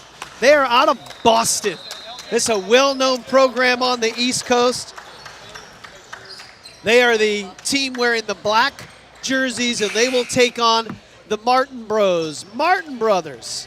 They are based out of Iowa. They have already taken home a championship here on the 9th grade side. Now they're trying to see if they can grab home one on the 10th grade side. And Marcellus, we saw what the 9th grade Martin Brothers team could do. They were long, athletic, really disrupted the passing lane, and can shoot. This team looks like it's built a little differently than that 9th grade team. Yeah. And you look at BABC out of Boston, they look like they might have a little bit of that height and length. Oh yeah, definitely. Definitely got some size out here on this court today. Saw some athleticism in warm-ups. A couple guys can, bring these rims down. But again, should be an absolute wonderful matchup. We'll see if Martin Brothers can complete the sweep in both divisions, as we saw Cal Storm Team Tarasi do on the girls' side. So, we should be in for quite the show. Martin Brothers in those highlighter uniforms. BABC out of Boston is in the black uniforms. Thanks for joining us for this boys 10th grade Stars Division Championship on USAB.com. BABC with the basketball on that far wing, putting it on the floor. Amir Lindsay dribbles in, kicks it out, back into the hands of Lindsay. Shot clock at 10. Will step through and able to get it over the front of the rim. That was Dahi Quinn. Excellent step through by Dahi Quinn right there. You know, BABC showing their patience, using all the shot clock as Martin Brothers gets it out quick. But an excellent move on that last drive by Dahi Quinn. 2-zip early going for BABC. Quinn again aggressively goes in, and he'll draw the contact. First team foul now on the Martin Bros. And Quinn slashing in there. Excellent speed going downhill. So, you know, he's looking to be aggressive in these first two possessions. Out there right now on the floor for BABC, you have Lindsay, you have Quinn. Number 15 is Dylan Villette. Number 44, Caleb Middleton with that basketball. Now holding it right now, number 13, Josan Sandin. Quinn. Well, that's kind of his move, huh? Quinn is getting downhill, finishing through the contact. First 4 points for the ball game for Dahi Quinn. Owen Larson, Reddick Bourne are out there on the floor right now for the Martin brothers. Also out there, number 10, Cade Corbett. He can't handle that interior pass. Here comes BABC. Amir Lindsay, scrappy inside, smallest player out there, but active hands for that steal. Middleton. Another opportunity. And BABC, patience really showing their dominating presence on the inside as we saw Caleb Middleton get fouled going across the lane. Lindsay has it. Shot clock at 8. Yep, 8 seconds, little two-man game between Lindsay and Middleton right here. Well, a good strong rebound, climbing that ladder with the good block out was Cade Corbett. Here comes the pressure by BABC, even after a miss. There we go. Well, he attacked and was able to finish his Corbett. Hey, I knew he was coming down the lane hard. I did not expect him to try to go up and throw the hammer down. But again, you know, we love to see it. If you're going to go in, you can't go scared. So excellent take down the lane, almost a poster. And then he's able to get that ball to roll in, and the lefty hits the free throw. Exactly. Again, FIBA rules, you know, that rim is playable when the ball is on there. So, you know, no goaltending. Lindsay outside of the arc. BABC looking to play this 4-out, 1-in set. You got Dylan Villette down low and Middleton as well. Your clock right now is at 4 for Lindsay. Has to do a runner. Top of the backboard. Martin Brothers now the push. Down by 1. Good move. Spin, hang. Unable to finish it. Nice move and take by Reddick Bourne. Again, a lot of size out here. Reddick Bourne on the good take. A little small to be going in there amongst the trees for, you know, makes for a tough finish. But good move nonetheless. Lindsay trying to get in Villette. Can't do it. High-low. There's Villette right there out top. Drug the foot. But again, BABC looking to exploit their size mismatch on the inside and, you know, really looking to attack the inside of this Martin Brothers defense from the high post area. Both of these teams played semifinal games earlier today. At 11:40 is when those semis tipped off. They both win and advance to this 10th grade championship game. A little two-man game right there, Lindsay and this time Middleton. Lindsay dribbles in, kicks it big out. Big shot. Boy, nice job by Sanon to stretch it, able to get that ball to go down. Now a little pressure after the make. Josan Sandin right there. Big three-pointer. Three's up. Oh, Follette couldn't handle it, and it was last touched by BABC. Excellent hustle right there by Corbett down there, getting that extra possession. Against little things, grabbing extra possession off of a miss for your team, you know, is huge. Good closeout by Lindsay to not allow the opportunity to be shot by Larson. Again, BABC playing a little zone right here. Looks like a little 1-through-1. It's a good strong move. Corbett with all 5 points. Been aggressive. He's got a large body to clear some space down low. Lindsay, the 3. Second look that he's had there, off the mark. And Lindsay can definitely knock that shot down. If Martin Brothers is going to go under that screen, he's going to look to shoot that shot every single time. No, he's 0 for 2 right now, but you know, he can heat things up. There's a quick pass into the corner. That's off the mark. Rebound by BABC. Out of Boston. Long time program.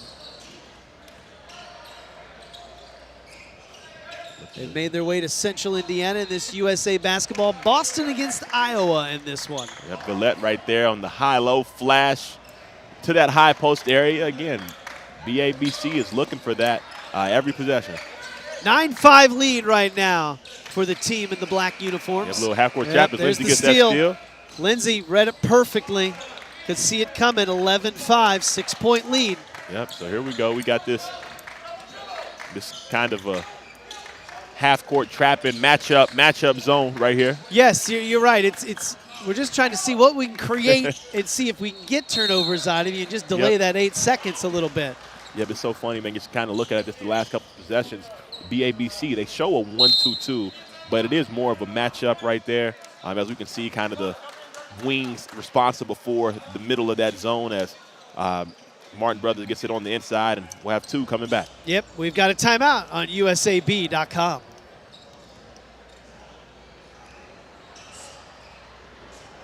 Where are you from? I'm from Columbia, South Carolina. What job would you want if you couldn't play basketball? Job I want if I couldn't play basketball? I don't know. That's a good question. Maybe like a food critic. I like to eat, so I feel like that's like cool. What's your favorite place that you've ever visited? Favorite place I've ever visited would have to be... It's always been more than just a game. It is a legacy. Support the USA Basketball Foundation as we look to expand that legacy. For her, for them, for us. All of us, together.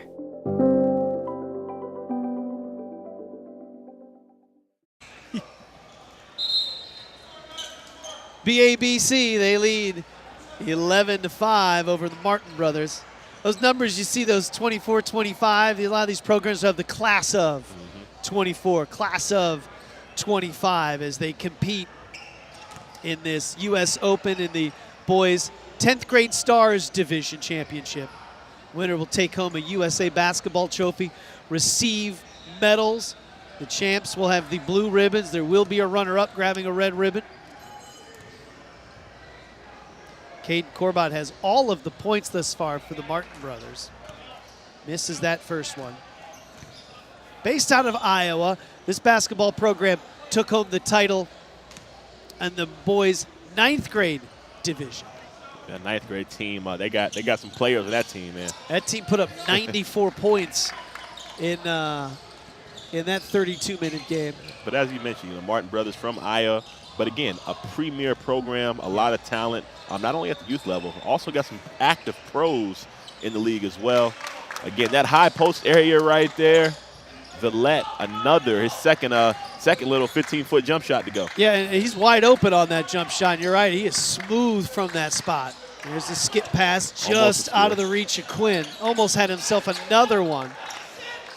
Just coming off the bench and getting his first look at hitting the bucket is Micah Schlake, pardon me. And Schlake with the high post on that side. Little contact on that other end. No call by the officials. They've been letting them play all day. Into the corner, also now into the game for the first time. Jackson Kutcher missed that shot. Kutcher quickly has to get on that defensive end to guard Quinn. Lindsay with the ball out top. Martin Bros going to a little zone as well, too. Villette, again, on the inside, he has got their last 6. I mean, big-time size for that player.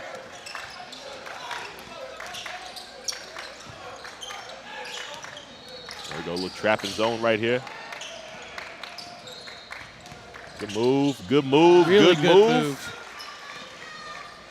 Micah Schlake back-to-back buckets. He and Villette trading buckets these last 4 possessions.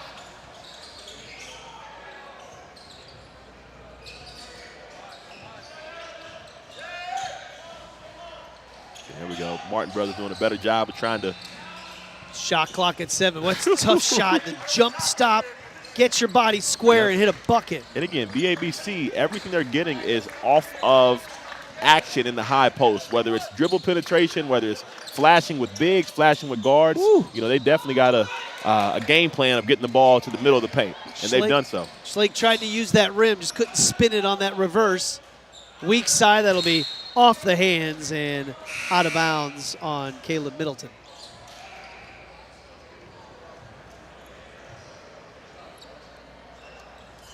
And I will say this game is a little more, probably the first more half-court style of game we've seen all day. Little slower in pace. Again, still intense, still a lot of aggressiveness. Deep three off the front of the rim. Good look by Gavin Thomas.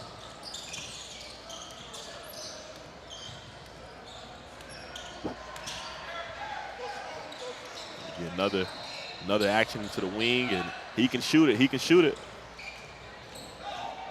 Rebound tracked down by Reddick Bourne. He'll walk it up, kind of back up, avoid that trap. Good cut. And BABC getting off to the races. Quinn getting downhill like he's done all game. Right. Another basket for him. Good soft touch. 6 points in this first quarter for Quinn. And knock it loose, leading 19-9, 10-point lead, final seconds of the first quarter. Good closeout, but Lindsay, 3 seconds. Middleton has 2. Lindsay has to put it up at the horn. They're going to wave it off. He didn't get it in time. But what a start for BABC. 19 first quarter points, and they lead Martin Brothers by 10. Second quarter coming your way next on the U.S. Open Championships here on USAB.com.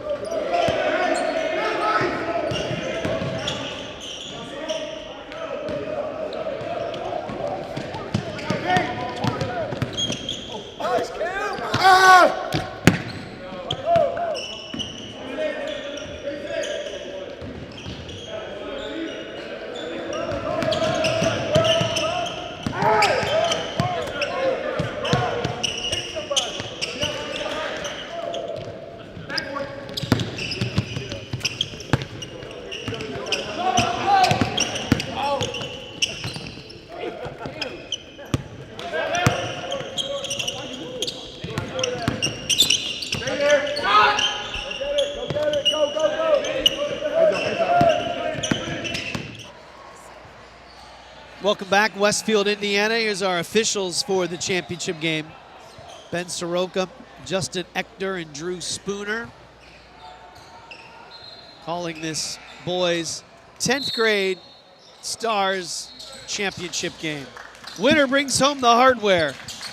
Tournament started on a Wednesday here in Westfield, Indiana, northern suburb of Indianapolis. Second time USA Basketball's come to this Grand Park venue. Boy, great defense. Kind of just pushed him out of the way. Now we'll step outside, and the 3 down, but won't go. And then on the putback, Derek Weiskopf was fouled. Yeah, Weiskopf working on the inside, getting those rebounds with a chance for 2. And again, BABC, they play this unique, matchup zone. They're super aggressive, using their length. They're trying to trap in the corners. And let's see if Martin Brothers can be a little bit more aggressive on the offensive side in attacking this zone, which is, for summer travel basketball, a zone that most teams wouldn't play. So, huge kudos to the coaches at BABC, Leo Papel, for, implementing that defense right there. Because, again, that takes some time and high-level coaching to be able to execute as they've done in this first quarter. Yeah, Papel's been a legend in the Boston area. 40 years as a coach or executive in his basketball career. When no one's there, a little strong on the shot. 19-10. Martin Brothers down by 9. Boy, that's dangerous pass. Yeah, dangerous pass, Skip. It was such a bad pass, it actually made it through. Good job then to go get that ball by Owen Larson. Here's a little elbow jumper just off the mark. And Martin Brothers looking to, use the corners to really draw out a lot of that zone to open up that middle. So both teams really emphasizing, kind of playing through the high post area. Now they move Sanon inside. Gets his miss, and then he's fouled. He'll shoot two. So we've seen him shoot a couple from the outside. Now they post him up on this offensive set. Yep. And again, Sanon, he's long, athletic, and his jump, it's not so much his first jump. His second jump is so quick. He's covering a lot of space. We've seen some blocked shots. I'm seeing him getting active on the offensive glass right there. So, he's quite the athlete, and he's got the mold and frame to be quite the athlete and quite the basketball player over the next few years. So a good stroke on that freebie. Absolutely. You mix up, athleticism with the ability to, shoot the ball. You're a high level prospect. Yeah, at that you point. are. You are a problem for other coaches. Yep. 11-point lead. This is the largest lead of the game for BABC. A good quick hands, ball poked away, knocking that away. Quentin Duncan for BABC.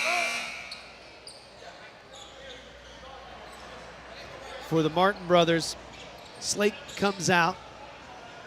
Corbat back in.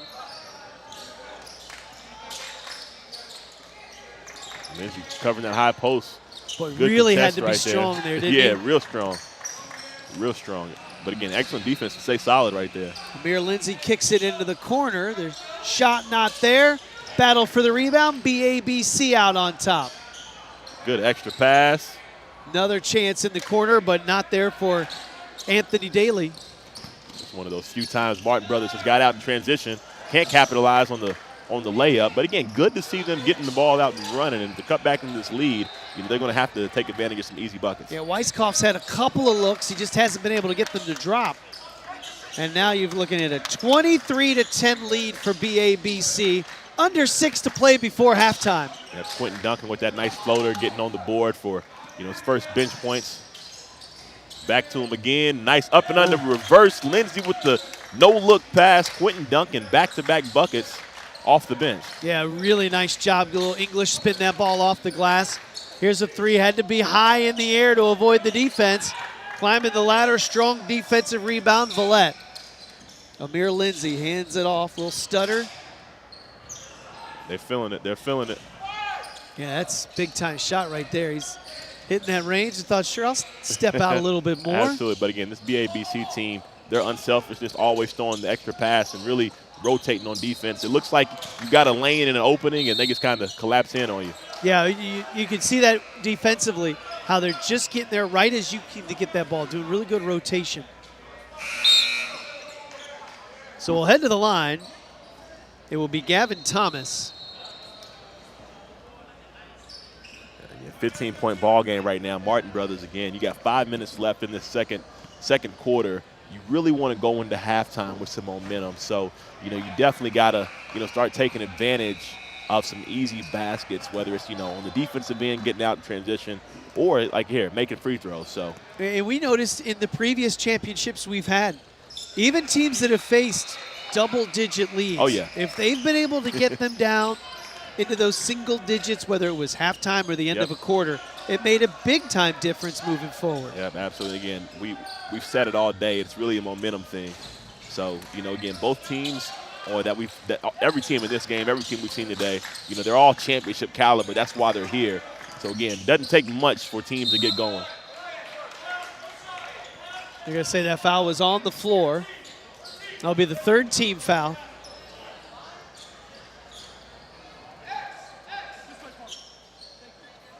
Aaron Thomas. Look for BABC to trap in this corner. Bam, there they go. That's a good look, great look. Just off the mark. But again, for Martin Brothers, a great look. Not going to get it all back in one possession, but you're going to want to compound those good shots. Limit turnovers and get a shot every possession, and that's a surefire way to get back into the game.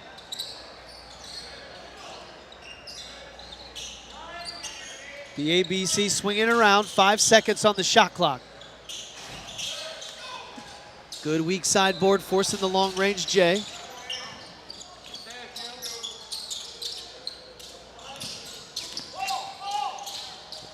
almost lost it.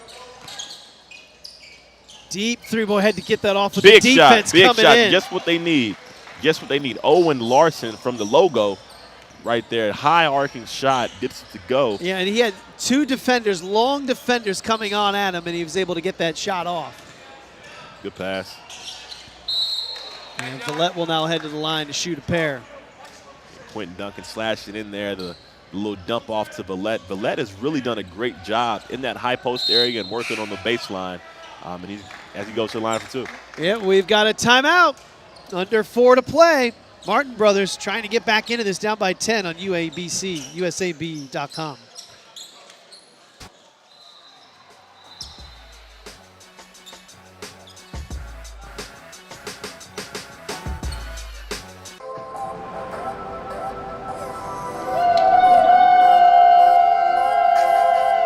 Guys, you stayed up for us. That's so sweet.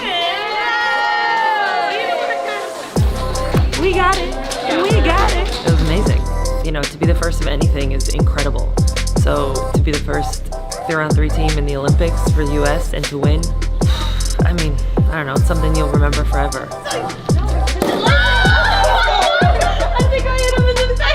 It's hard to explain, especially playing in a game like that and being so intense. And then all of a sudden you kind of look at the clock and you start to process, wait a second, the game's over. That means we won the whole thing. All those thoughts came into my head. There we go, Jack. I've watched it for years, and to actually be the one on the podium is just an amazing feeling. Just something I've dreamed of since I was a little girl. I mean, you can't get no medal better than this. So, I mean, it felt great to be on top of the world and just know that we'll forever be the first team to win a 3x3 Olympic gold medal.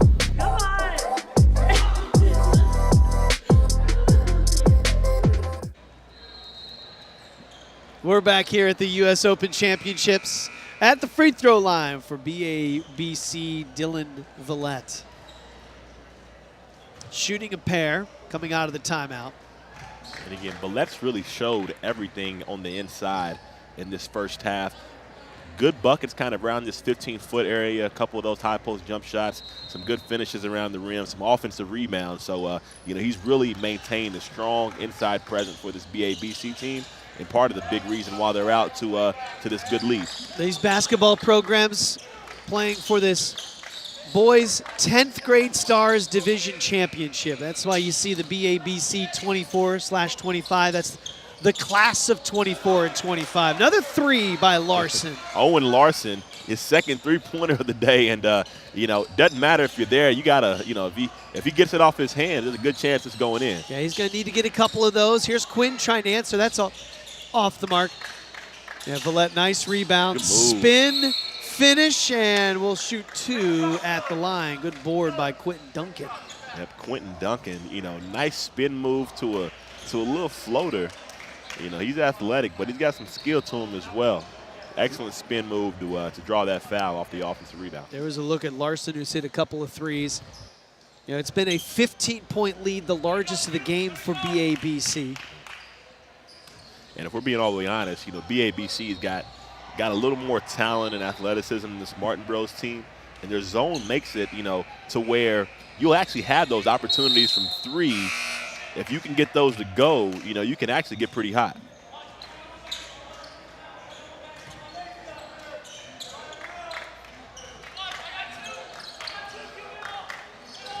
There we go. They extend this zone all the way up the court. With good hands on there defensively, and it will remain with the Martin brothers. But the shot clock right now is at a dozen. Under 3 to play before halftime. Look for him to trap in this corner. And swing it over. Martin brothers with it out top. Shot clock is at 8. Inside, now they'll try and look for the three. Really good setup right there. Coach Thomas, you might have heard him yell opposite right there. Excellent play. And again, this zone is really, really good. But those three-pointers, you'll have an opportunity to knock some of them down, as we're seeing Martin Brothers do with 3 threes to get in the second quarter. Yeah, and really good patience on the inbound to find that corner and then just continue to pass the ball around. But Penetration into the middle. Good cut in the floater by Duncan. Up again, Duncan with 7 points in this first half off the bench. Oh, they're going to say that ball was tipped by the Martin brothers, but I think the officials are going to come together. No tip, and it comes, yep. And they got 4 seconds to get this ball across. That's right. Again, you start that 8. Doesn't reset. You hear coaches keep yelling opposite, trying to look for those opportunities. There we go. There we go. If Martin brothers can get this three-point line going as Derek Weiskopf knocks down a 3, their 4th 3 of the quarter. Yeah, that's 3 straight as well that they've hit. Can't give that up, though. Big answer. There you go. He is hot. Quentin Duncan showing it all. Inside, free throws, steps out to the 3 as well. And, he's been quite the performer these last few possessions. Yeah, he keeps pushing it back up to a double-digit lead. Good defense. Good defense, allowing him to go straight up. And then it's going to be out of bounds and head over to BABC. Villette, not doing a whole lot right there. But, again, the ability to jump vertically with contact, no foul on the defender. As he gets that block and another turnover. Inbound that ball in front of Kara Lawson, Damian Lillard.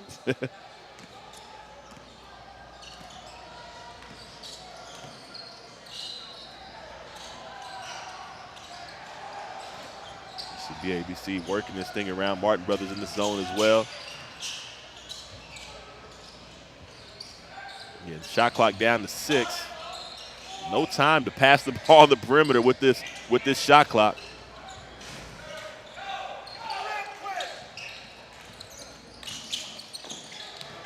Good steal by Lindsay on the trip. And he was tripped up. Yep, he was tripped up. Yep.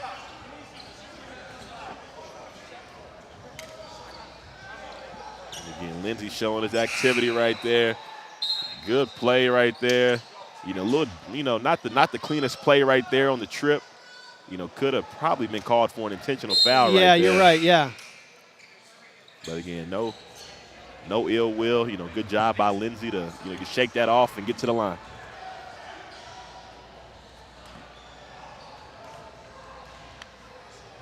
$10-point lead, looking to push it back up.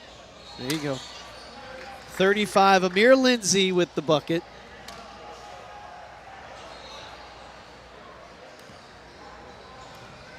Again, Lindsay, the life and soul of this BABC team at that point guard position.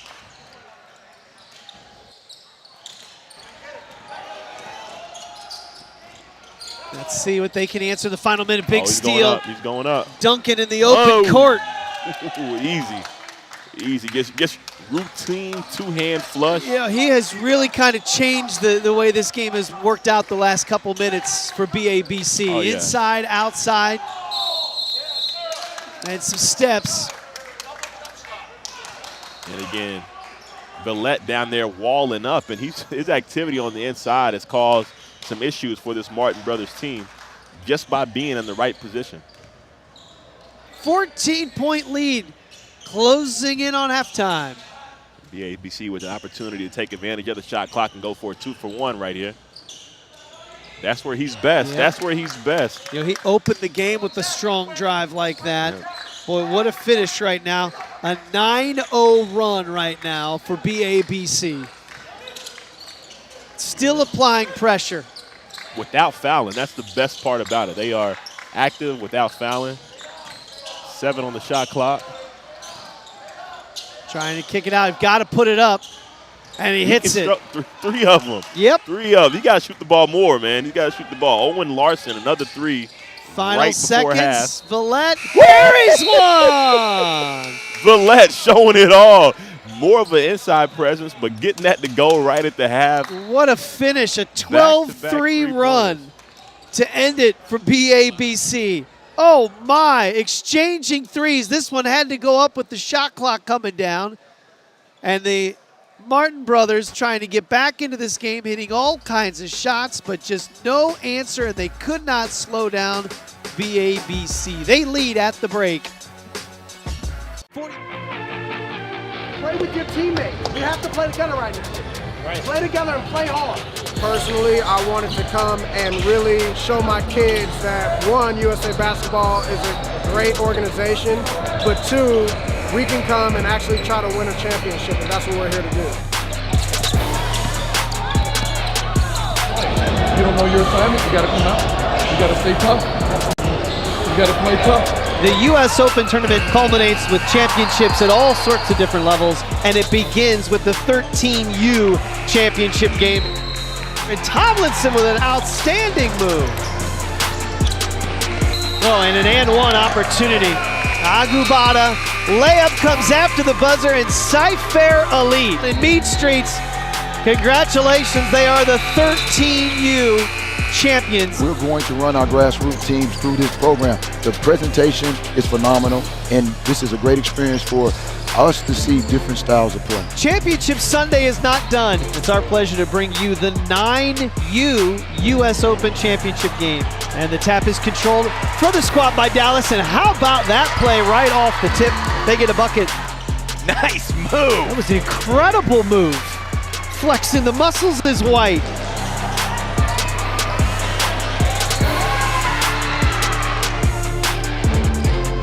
And a good clears the board, gives it a look.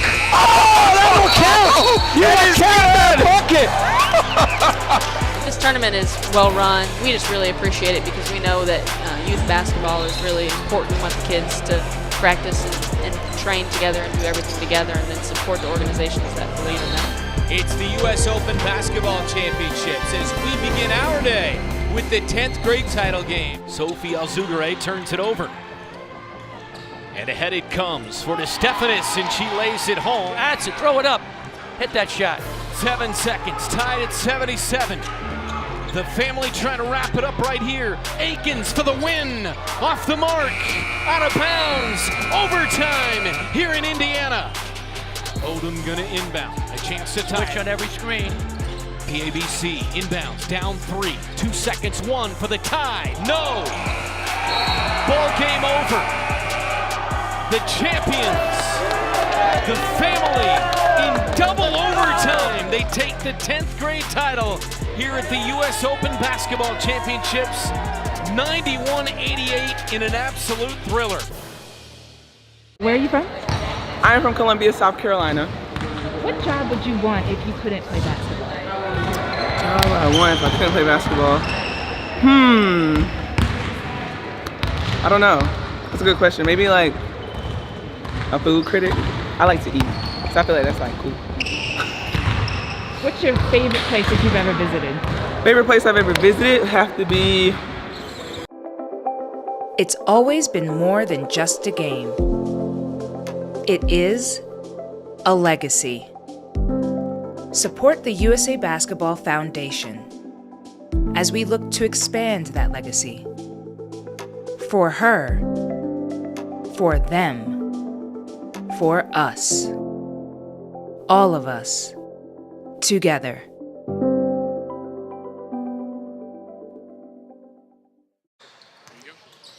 Tenth grade division U.S. Open Basketball Championships. BABC ahead 43-27 over Martin Brothers. We've seen a little bit of everything, a lot of action, good three-point basketball, a couple of dunks, some good steals, some transition buckets, and it's been quite the ride. So BABC doing a good job of being aggressive on defense. Martin Brothers trying to do their best to come away with a little bit, but again, it should be off to quite the interesting second half.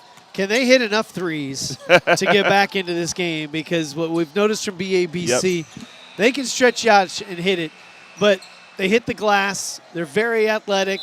They can hit floaters like that inside the paint. They can do it from all kinds of different angles on the court, and really the Martin brothers have not been able to consistently come up with multiple stops to get really back into this game. Yep, and BABC really kind of led in that half by Quentin Duncan and Dylan Villette. Duncan actually off the bench really provided a spark in that second half. On the flip side, Owen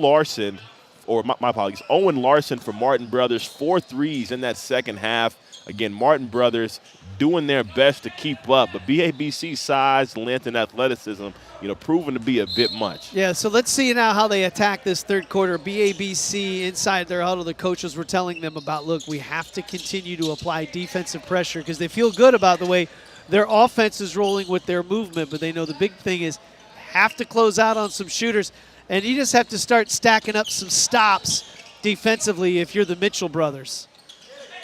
That's tough right there, and then that, and you get the foul. Offensive rebound and the quick look at where your teammate is. And Quentin Duncan again off the missed three.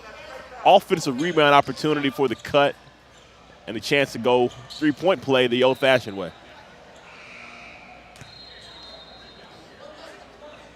And he's got a chance. And you're right, Quentin Duncan came in and just really changed things about the midway point of the second quarter. Yeah. Hit a three, had that breakaway dunk.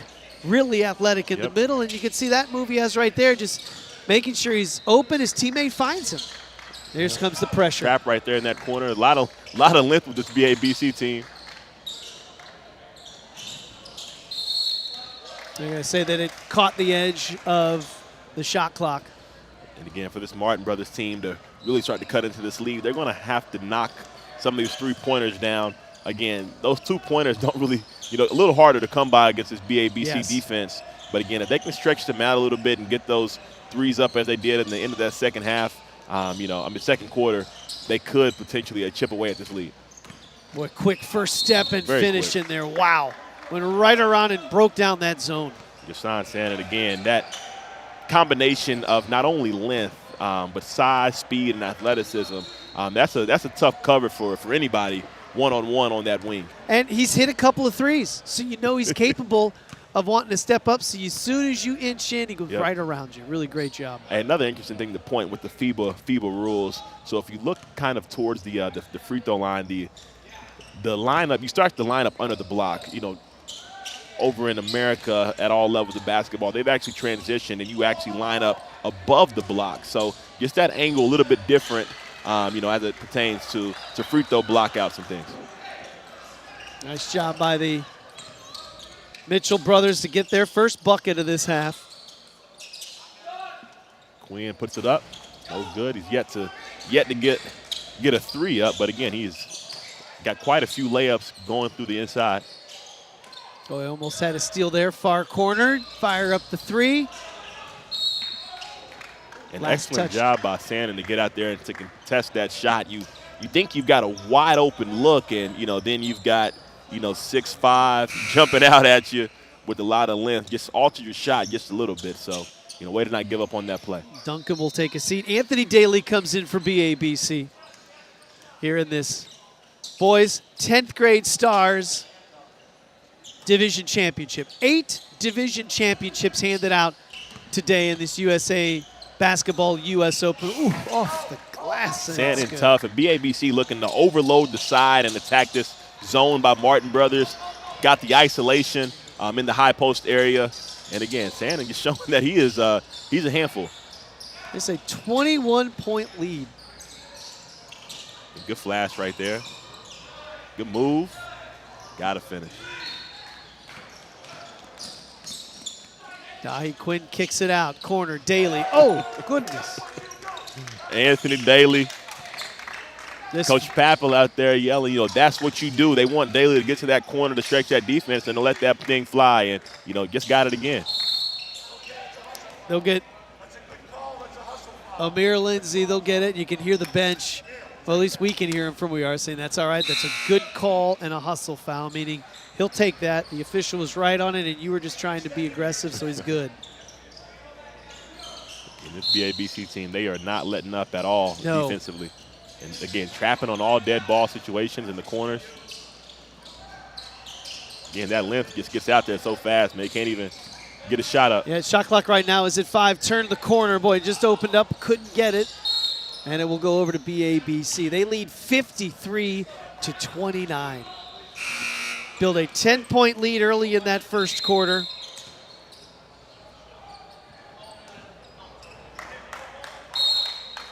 They wanted to call the timeout.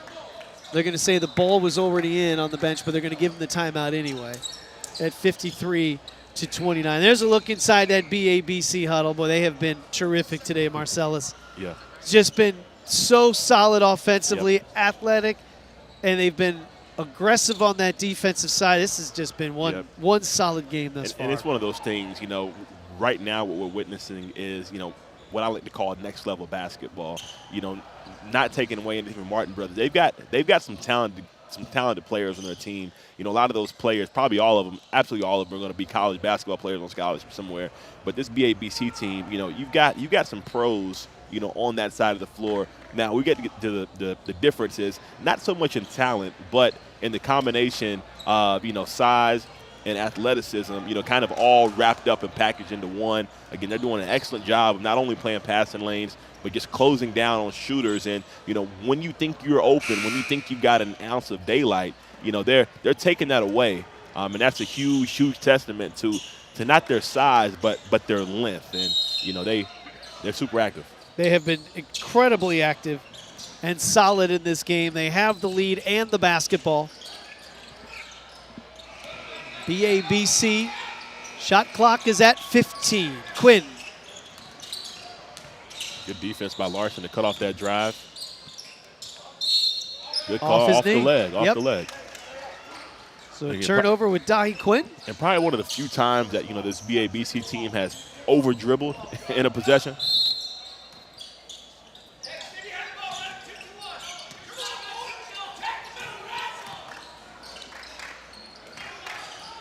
Martin Brothers doing a good job of just beating that soft pressure. Just rush that shot a little bit. It's going to stay here with the Mitchell brothers.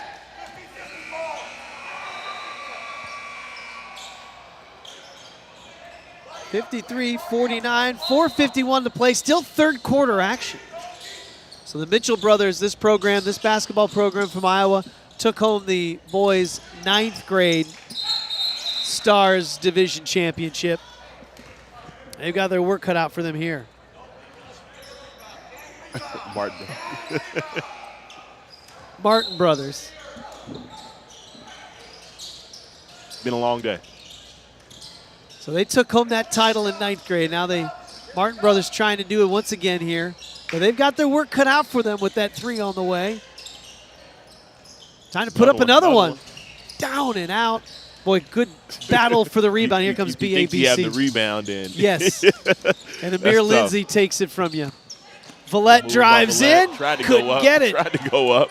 I ain't mad at you, but, still a missed layup. But they get it back, and now watch him get up. Woo! Yep. You knew that was coming. nice and easy. Sanding with the routine, two-step into a two-handed flush. 55-29. Martin brothers can't get the floater to go. Again, Lindsay with the change of speed, getting to that baseline. Couldn't get the layup to go. Dribbles down the baseline, spins back towards Reddick Bourne, finds it off to Corbat. Corbat been a little quiet, had a huge start to the first quarter, tried to take off down the lane a little earlier. And again, for this Martin Brothers team to cut into this lead, he's going to have to get a little more active. You're right, he did. He had a really good start to the game and has been quiet since, and it's been all BABC. They lead 55-29. Timeout midway through the third quarter, and it's been a show put on by BABC here in this championship game on USAB.com. It's always been more than just a game. It is a legacy. Support the USA Basketball Foundation as we look to expand that legacy. For her, for them, for us. All of us, together.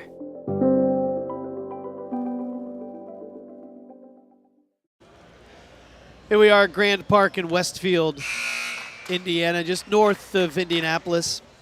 BABC leading the Martin brothers 55-29 in the third quarter. I'm Scott McCauley along with Marcellus Barksdale. The U.S. Open Basketball Championships. 10th grade Stars Division Championship game on the line. This program, Martin Brothers, already a title. in one of their divisions. At the line to shoot a pair, Cade Corbat. And the officials just making note to BABC and Coach Papel that, once it's a 25-point game, you can't press. So, that's not a FIBA rule. But, just in the sake of sportsmanship, just making sure that, everybody is, super respectful. Right now, 55-30. We're at that mark. Make sure your mic stays to your mouth. One more to come.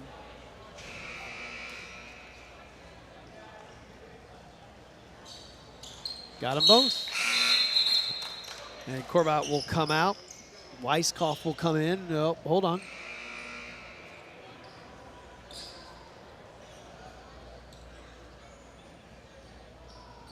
Now they're coming over to talk to the official scorer to see if they can make the move or not.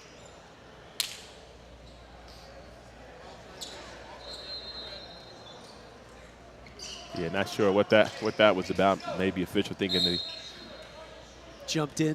Yeah, jumped in as the ball was kind of, already through or not being there before. Lindsay swings it over to Daly.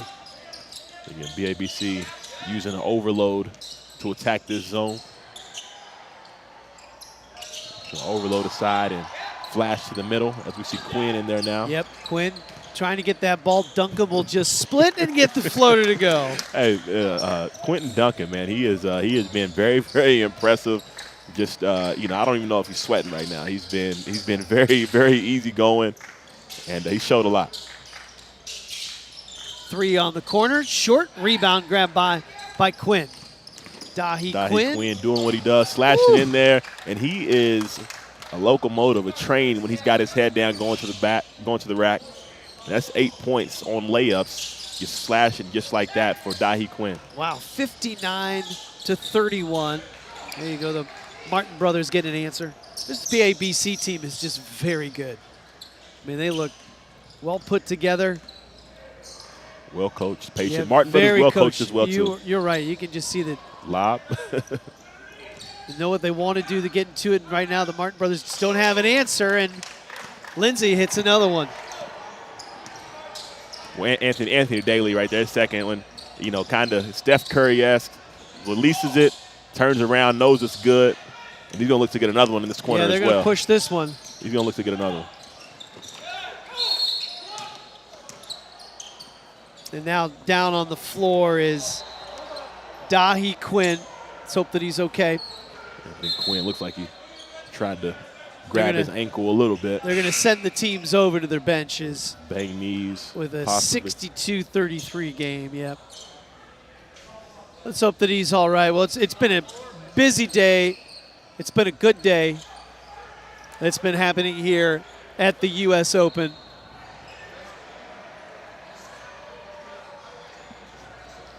We've had champions crowned all around. It's been on the girls' side, on the boys' side, as Dahi will have some assistance coming off of the court. Dahi Quinn getting downhill, maybe a bang knee. Oh, kind of hyperextended that knee a little bit. Looked like it, kind of got caught behind him. Let's hope that he is okay. Yeah, let's hope that he's all right. They'll take a look at him over there on the bench. And just want to give a shout out to USA Basketball for facilitating this U.S. Open and, high quality athletic training staff. I've seen taped ankles, ice being distributed, whether it's blood and everything, and they have been absolutely on it in a facility of this size. So, huge shout out to USA Basketball for facilitating a fun, but most importantly, a safe event for all these young student athletes. Yeah, and a tremendous experience to play in these games Wednesday through Sunday with FIBA experience, playing in a facility like this around teams that have come from all over the place. You're going to run into teams that you've played before maybe once or many times, but you get a little different experience the way that the FIBA rules have rolled out today. And Amir Lindsay, smallest one out there, slashing in there, almost got the and one to go. Be at the line for 2, and he has done a good job of really commanding this BABC club. Handles the ball. I don't think he comes out of the basketball game at all. But again, he's fierce and he's their leader. You're right. Handles that ball. Got an offense started early. Chance for a second one. 63-33 BABC.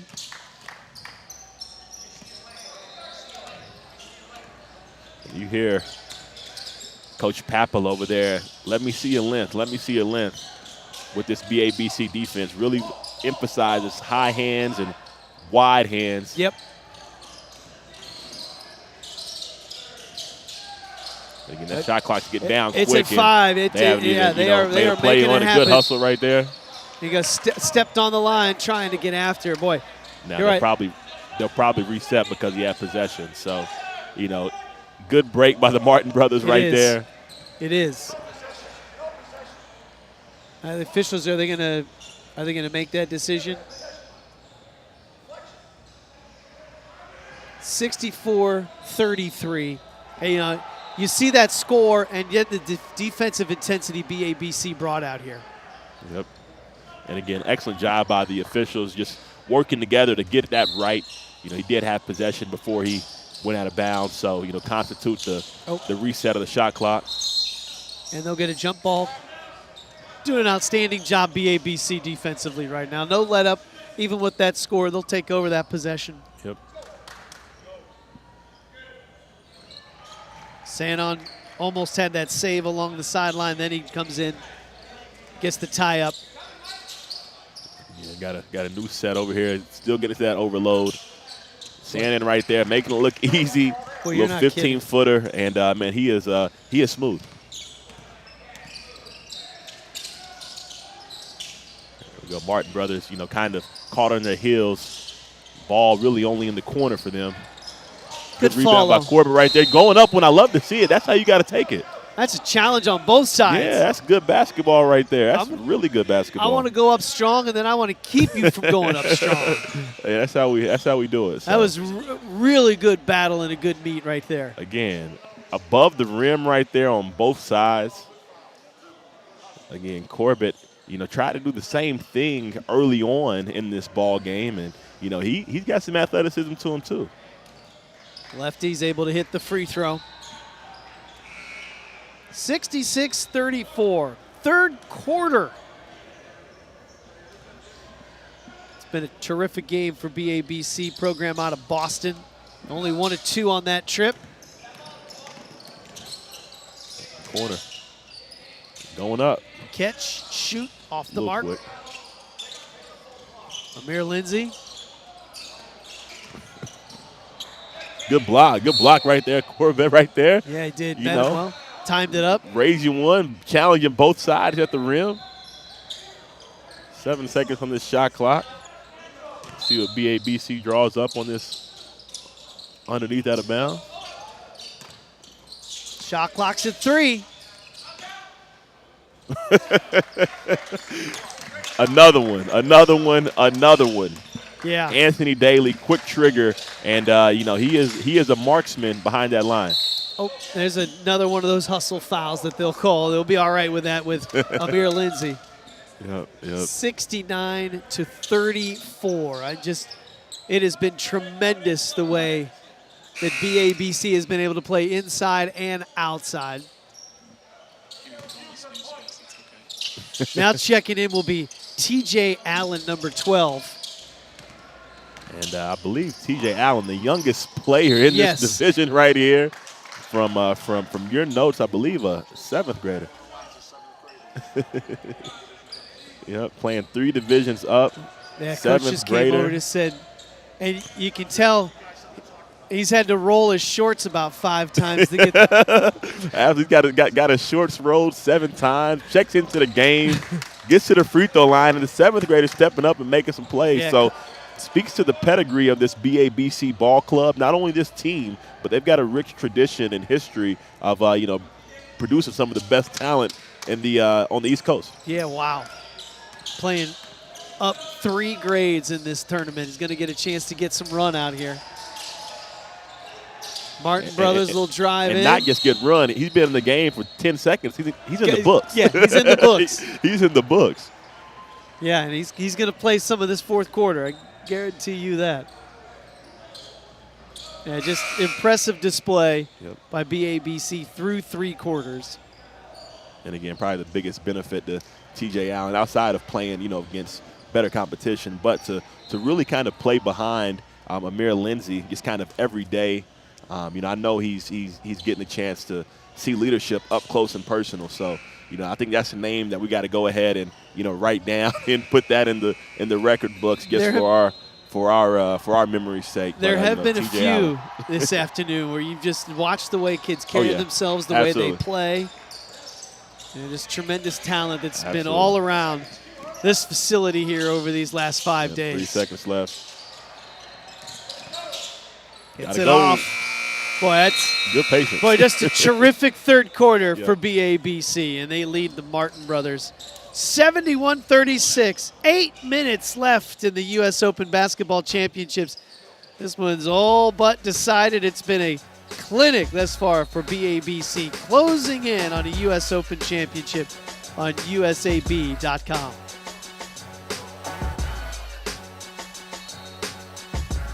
Over the course of 2021, we competed in 10 significant highest level international competitions and won gold in all 10. And in 7 out of the 10, one of our American players was named as the most valuable player. As we head into the new quad, heading towards Paris 2024, we're excited about continuing our sustained competitive excellence, ideally shooting for 4 Olympic gold medals in 2024 with the addition of having the men's 3x3 team there. We immediately have to now begin preparing for the upcoming qualifiers. We have to qualify to get into the World Cup. We have junior national team competitions. We've got a World Cup for the women in 2022, for the men in 2023, and then the Olympic Games in Paris in 2024. And so there's no resting on any laurels in USA basketball. We're very excited about that opportunity. We're also excited that we've added a foundation to expand the reach of USA basketball, to amplify our women's program, to amplify youth and sport development, and also be mindful of social responsibility. We're confident we've got the pieces in place to make the next 3 years just as successful as the last year has been.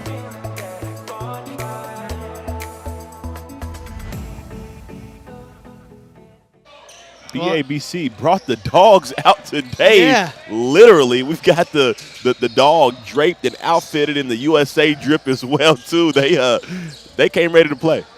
Not a walk in the park, but they're going to cruise throughout this I see quarter. what you did there, Scott. I see what you did there. Oh my! Another 3 is able to go up and down by Anthony Daly. Anthony Daly, his 5th 3 on the day. It has been something else, hasn't it, Marcellus?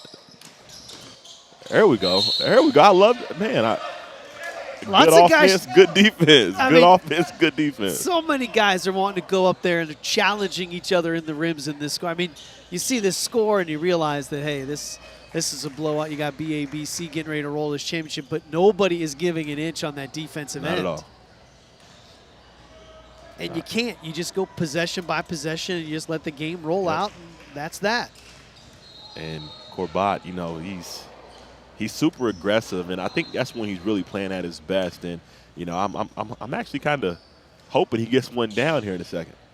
He's 0 for not. I wouldn't even say he's 0 for 3. He's been fouled. He's been fouled on 3 attempts. And, yes, and he's converted all of them. On the defensive end, he was able to erase an aggressive attempt as well. He's going to battle down low with Middleton for BABC. Got the count going. Could get a 5 count right here. Oh. Move.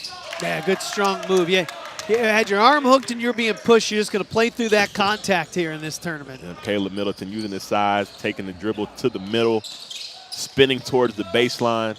That's a tough cover right there. A deep shot by Larson. Owen Larson for the Martin brothers has hit a couple of those.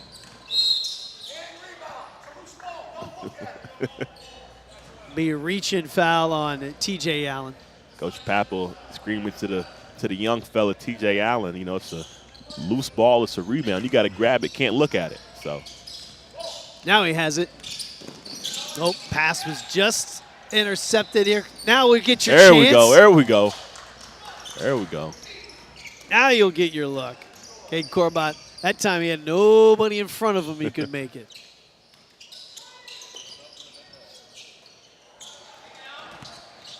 Tough cover. Good block. Good block. Good call. Yep. Those substitutions now coming in for the Martin brothers. And again, Corbat, you know, still going despite the one-sidedness of this game. So good to see him competing. Yes. And he hasn't backed down all day.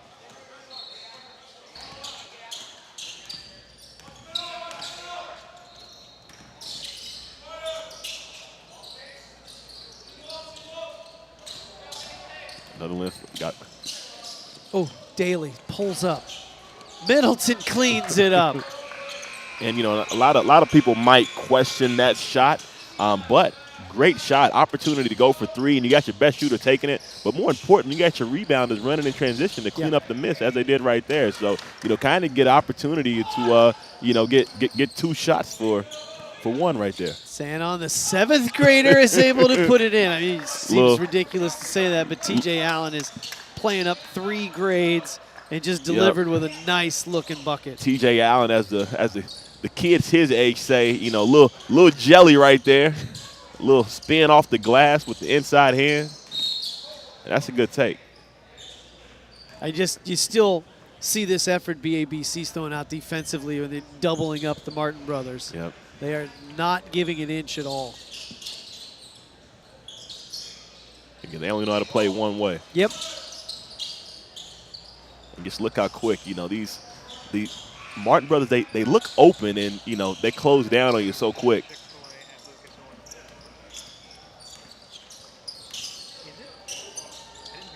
Caleb Middleton puts it on the floor. Spun into and then was fouled by Derek Weiskopf. So that's the 5th foul on number 24. He grabs a seat. Reddick Bourne checks back in.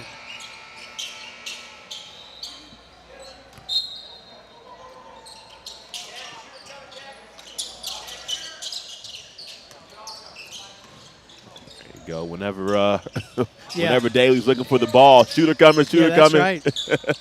Allen a little strong with his jump shot. Middleton the rebound. Good defense underneath. Way to stick with it, though, by Sanon to get that up. Sanon, you know, first time denied, stayed with it and was able to explode and get that easy bucket off the offensive rebound. Corbat still going, still barreling his way in there. And still playing through that contact, even though the initial still trying to get it up off the glass and to knock it in. 4:38 to play. Substitutions now for the first time in for BABC will be Jacob Cofield. And Jacob Cofield logging his first minutes of the day. Again, long. Yeah. just keeps it coming with the length off the bench.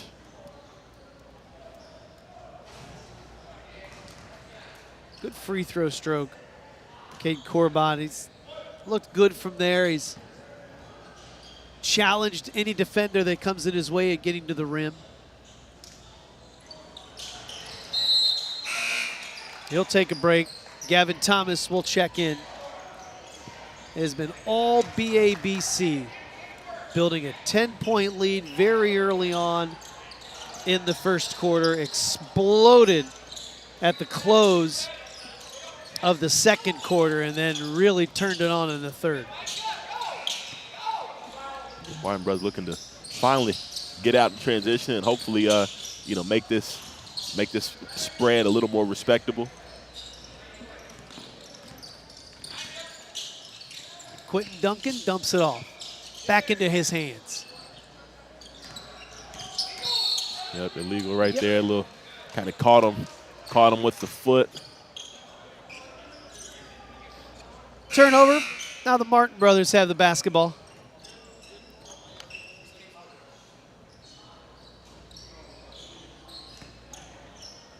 Next dead ball will bring the media and our final timeout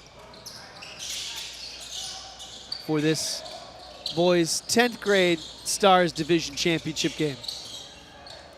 Turnaround jumper, a little too strong. A little much, but again, good shot nonetheless. Yes, very good. Last 2 times down, they've had some good looks, just haven't fallen. He is getting shots. And he is getting them to fall, and that one didn't because he was fouled, and he will shoot 3 free throws. Well, Anthony Daly, after we come out of this timeout. The U.S. Open dominated in this boys 10th grade championship game by BABC, program out of Boston, getting ready to cruise to a championship here on USAB.com. Oh yeah! And the block.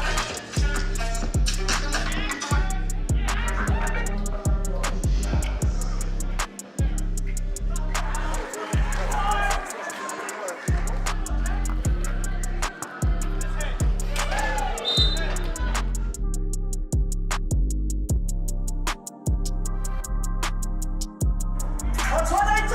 And the block. I listen.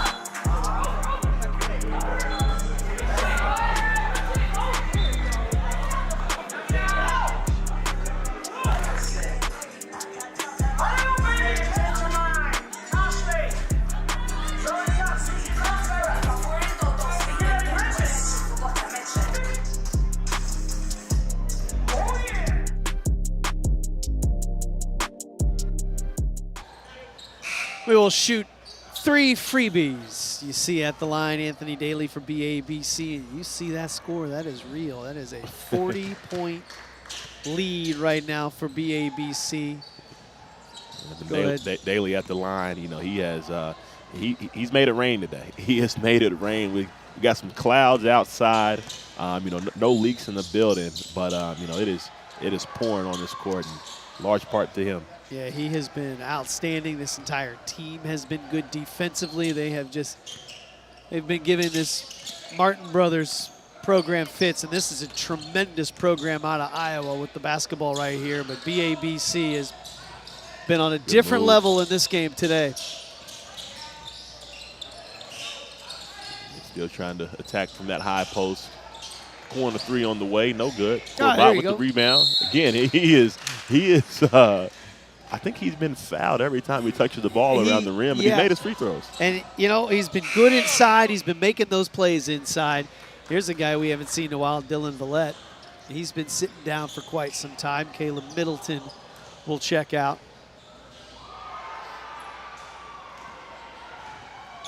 As the Martin Brothers coaching staff, Aaron Thomas again, a terrific program out of Iowa, but this program out of Boston, you know, they fought their way here. You win in the semis earlier today. You know you're going up against a program you're familiar with, and they were relentless with BABC. Right off the tip, building that double-digit first quarter lead. Villette with the rebound. Corbett finally missing one of those free throws. He's been perfect all day up to that point. TJ Allen with the handles.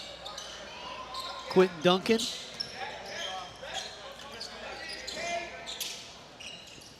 Shot clock down to 5. Let's see what they get something. Oh, Allen grabs that. Ooh.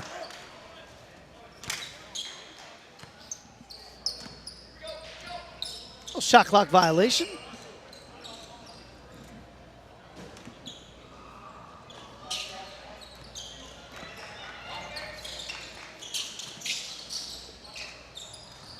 Martin Brothers swinging it around. and BABC still defending, man. Still defending. They're forcing you to still kind of run your offensive set and try and get some shots in the corners because they don't know another way. They are coming at you. They just don't make things easy.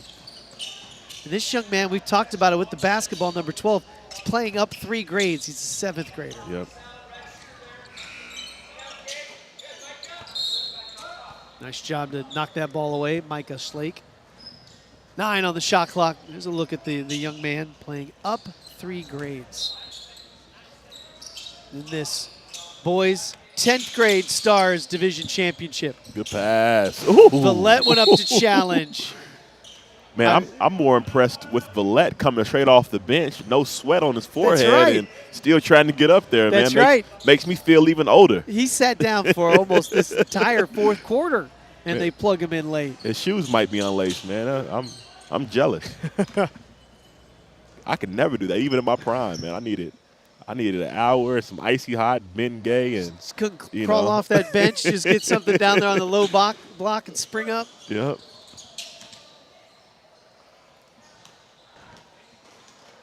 It's got to be something in the water in Boston, man. Yeah, they've enjoyed their trip here to the suburbs of Indianapolis, that's for sure. Approaching 2 minutes to play. A little short on this jumper. Good look, just could not go.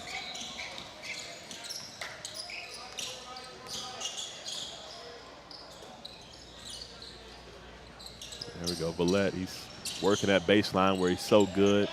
Cofield in that middle. Let's see if he can get on the board. Yeah, that's what I was just thinking. Cofield needs to see if he can get on the board. And boy, Quentin Duncan just easily, the flick of the wrist, has himself a long-range shot. I mean, Quentin Duncan making those threes look like layups.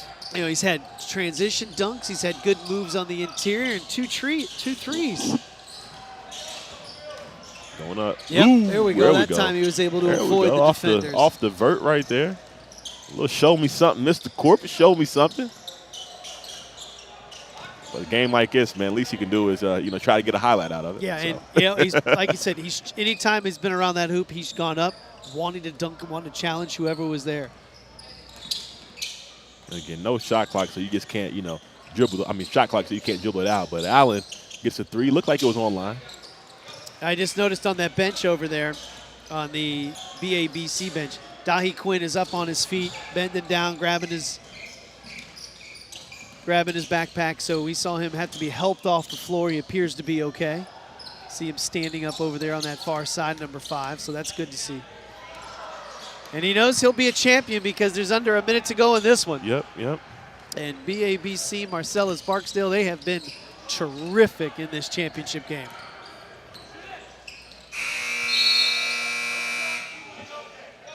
Yep, that's exactly the coaching staff said. That's okay, that's all right. Here's a look at Dahi Quinn, who had to be helped off. Still moving around a little gingerly, but to see him get up and down, pet the dog, that'll make you feel better. There we go. Does the dog get a medal? Yeah, that's what I was going to say. That was my first question. Does that come around? Nice move. We'll head back to the line. Will be Cade Corbin. Official mascot of the U.S. Open. Gotta figure out that dog's name. Came in with the USA drip around him as a dog. Sees BABC roll in this championship game. Just impressive. Corbin, though, he's been battling his way for the Martin brothers, that's for sure. Oh yeah. He hasn't quit. He has not quit. And again, man, he's another phenomenal player with a lot of talent as well. Just some terrific basketball starting on Wednesday here at Grand Park. Just a slight difference between the shot clock and the game clock. Less than a second. TJ Allen has that basketball. And again, FIBA rules with the shot clock, no 5 seconds. So, yep. BABC will win this one. Yep, coach just says run it down. So the shot clock violation, 1/10 of a second remains. We're going to inbound this ball. Shake some hands, and then hand out some trophies. Boy, terrific game today by BABC. They are your 10th grade boys stars champions. 87-46 is the final score. Really impressive all the way around on that stuff. Just from offense, on defense, well coached, really executed, and they took this game right from the start. From the start, man, this BABC club did everything right, not only offensively with their firepower, both inside and outside, but the real story of this team was their defensive effort and rotations and really using their size and length to be disruptive. So, BABC, they got out early and they didn't look back. And look at that, wag the tail. You're feeling good now. You're the champs. There we go, champs. There's your winners, and now they'll get this hardware.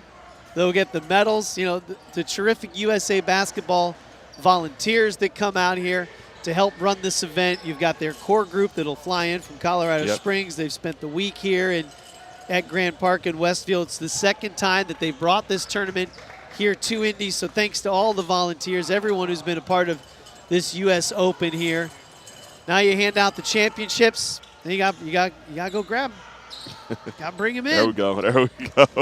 Get that terrific trophy. You put on the medals, and you're the champs of that 10th grade Boys Stars Championship. Marcellus.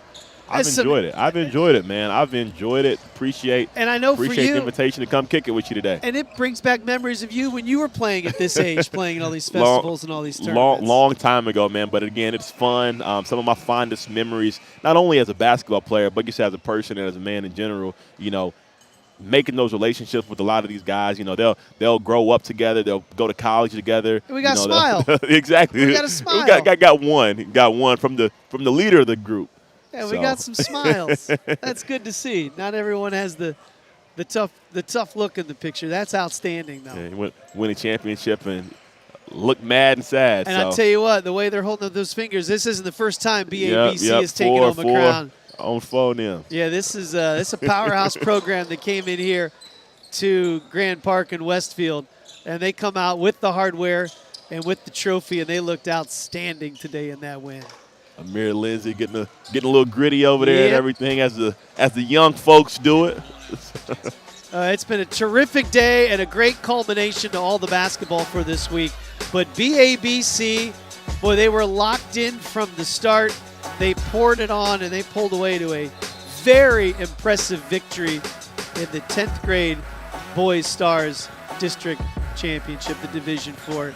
Thanks to everyone for being a part of today's telecast. For Marcellus Barksdale, I'm Scott McCauley. Thank you so much for spending your Sunday with us and watching the U.S. Open Basketball Championships on USAB.com.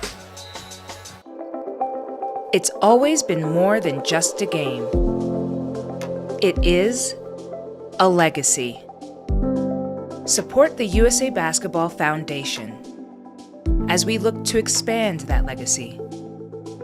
For her, for them, for us, all of us, together.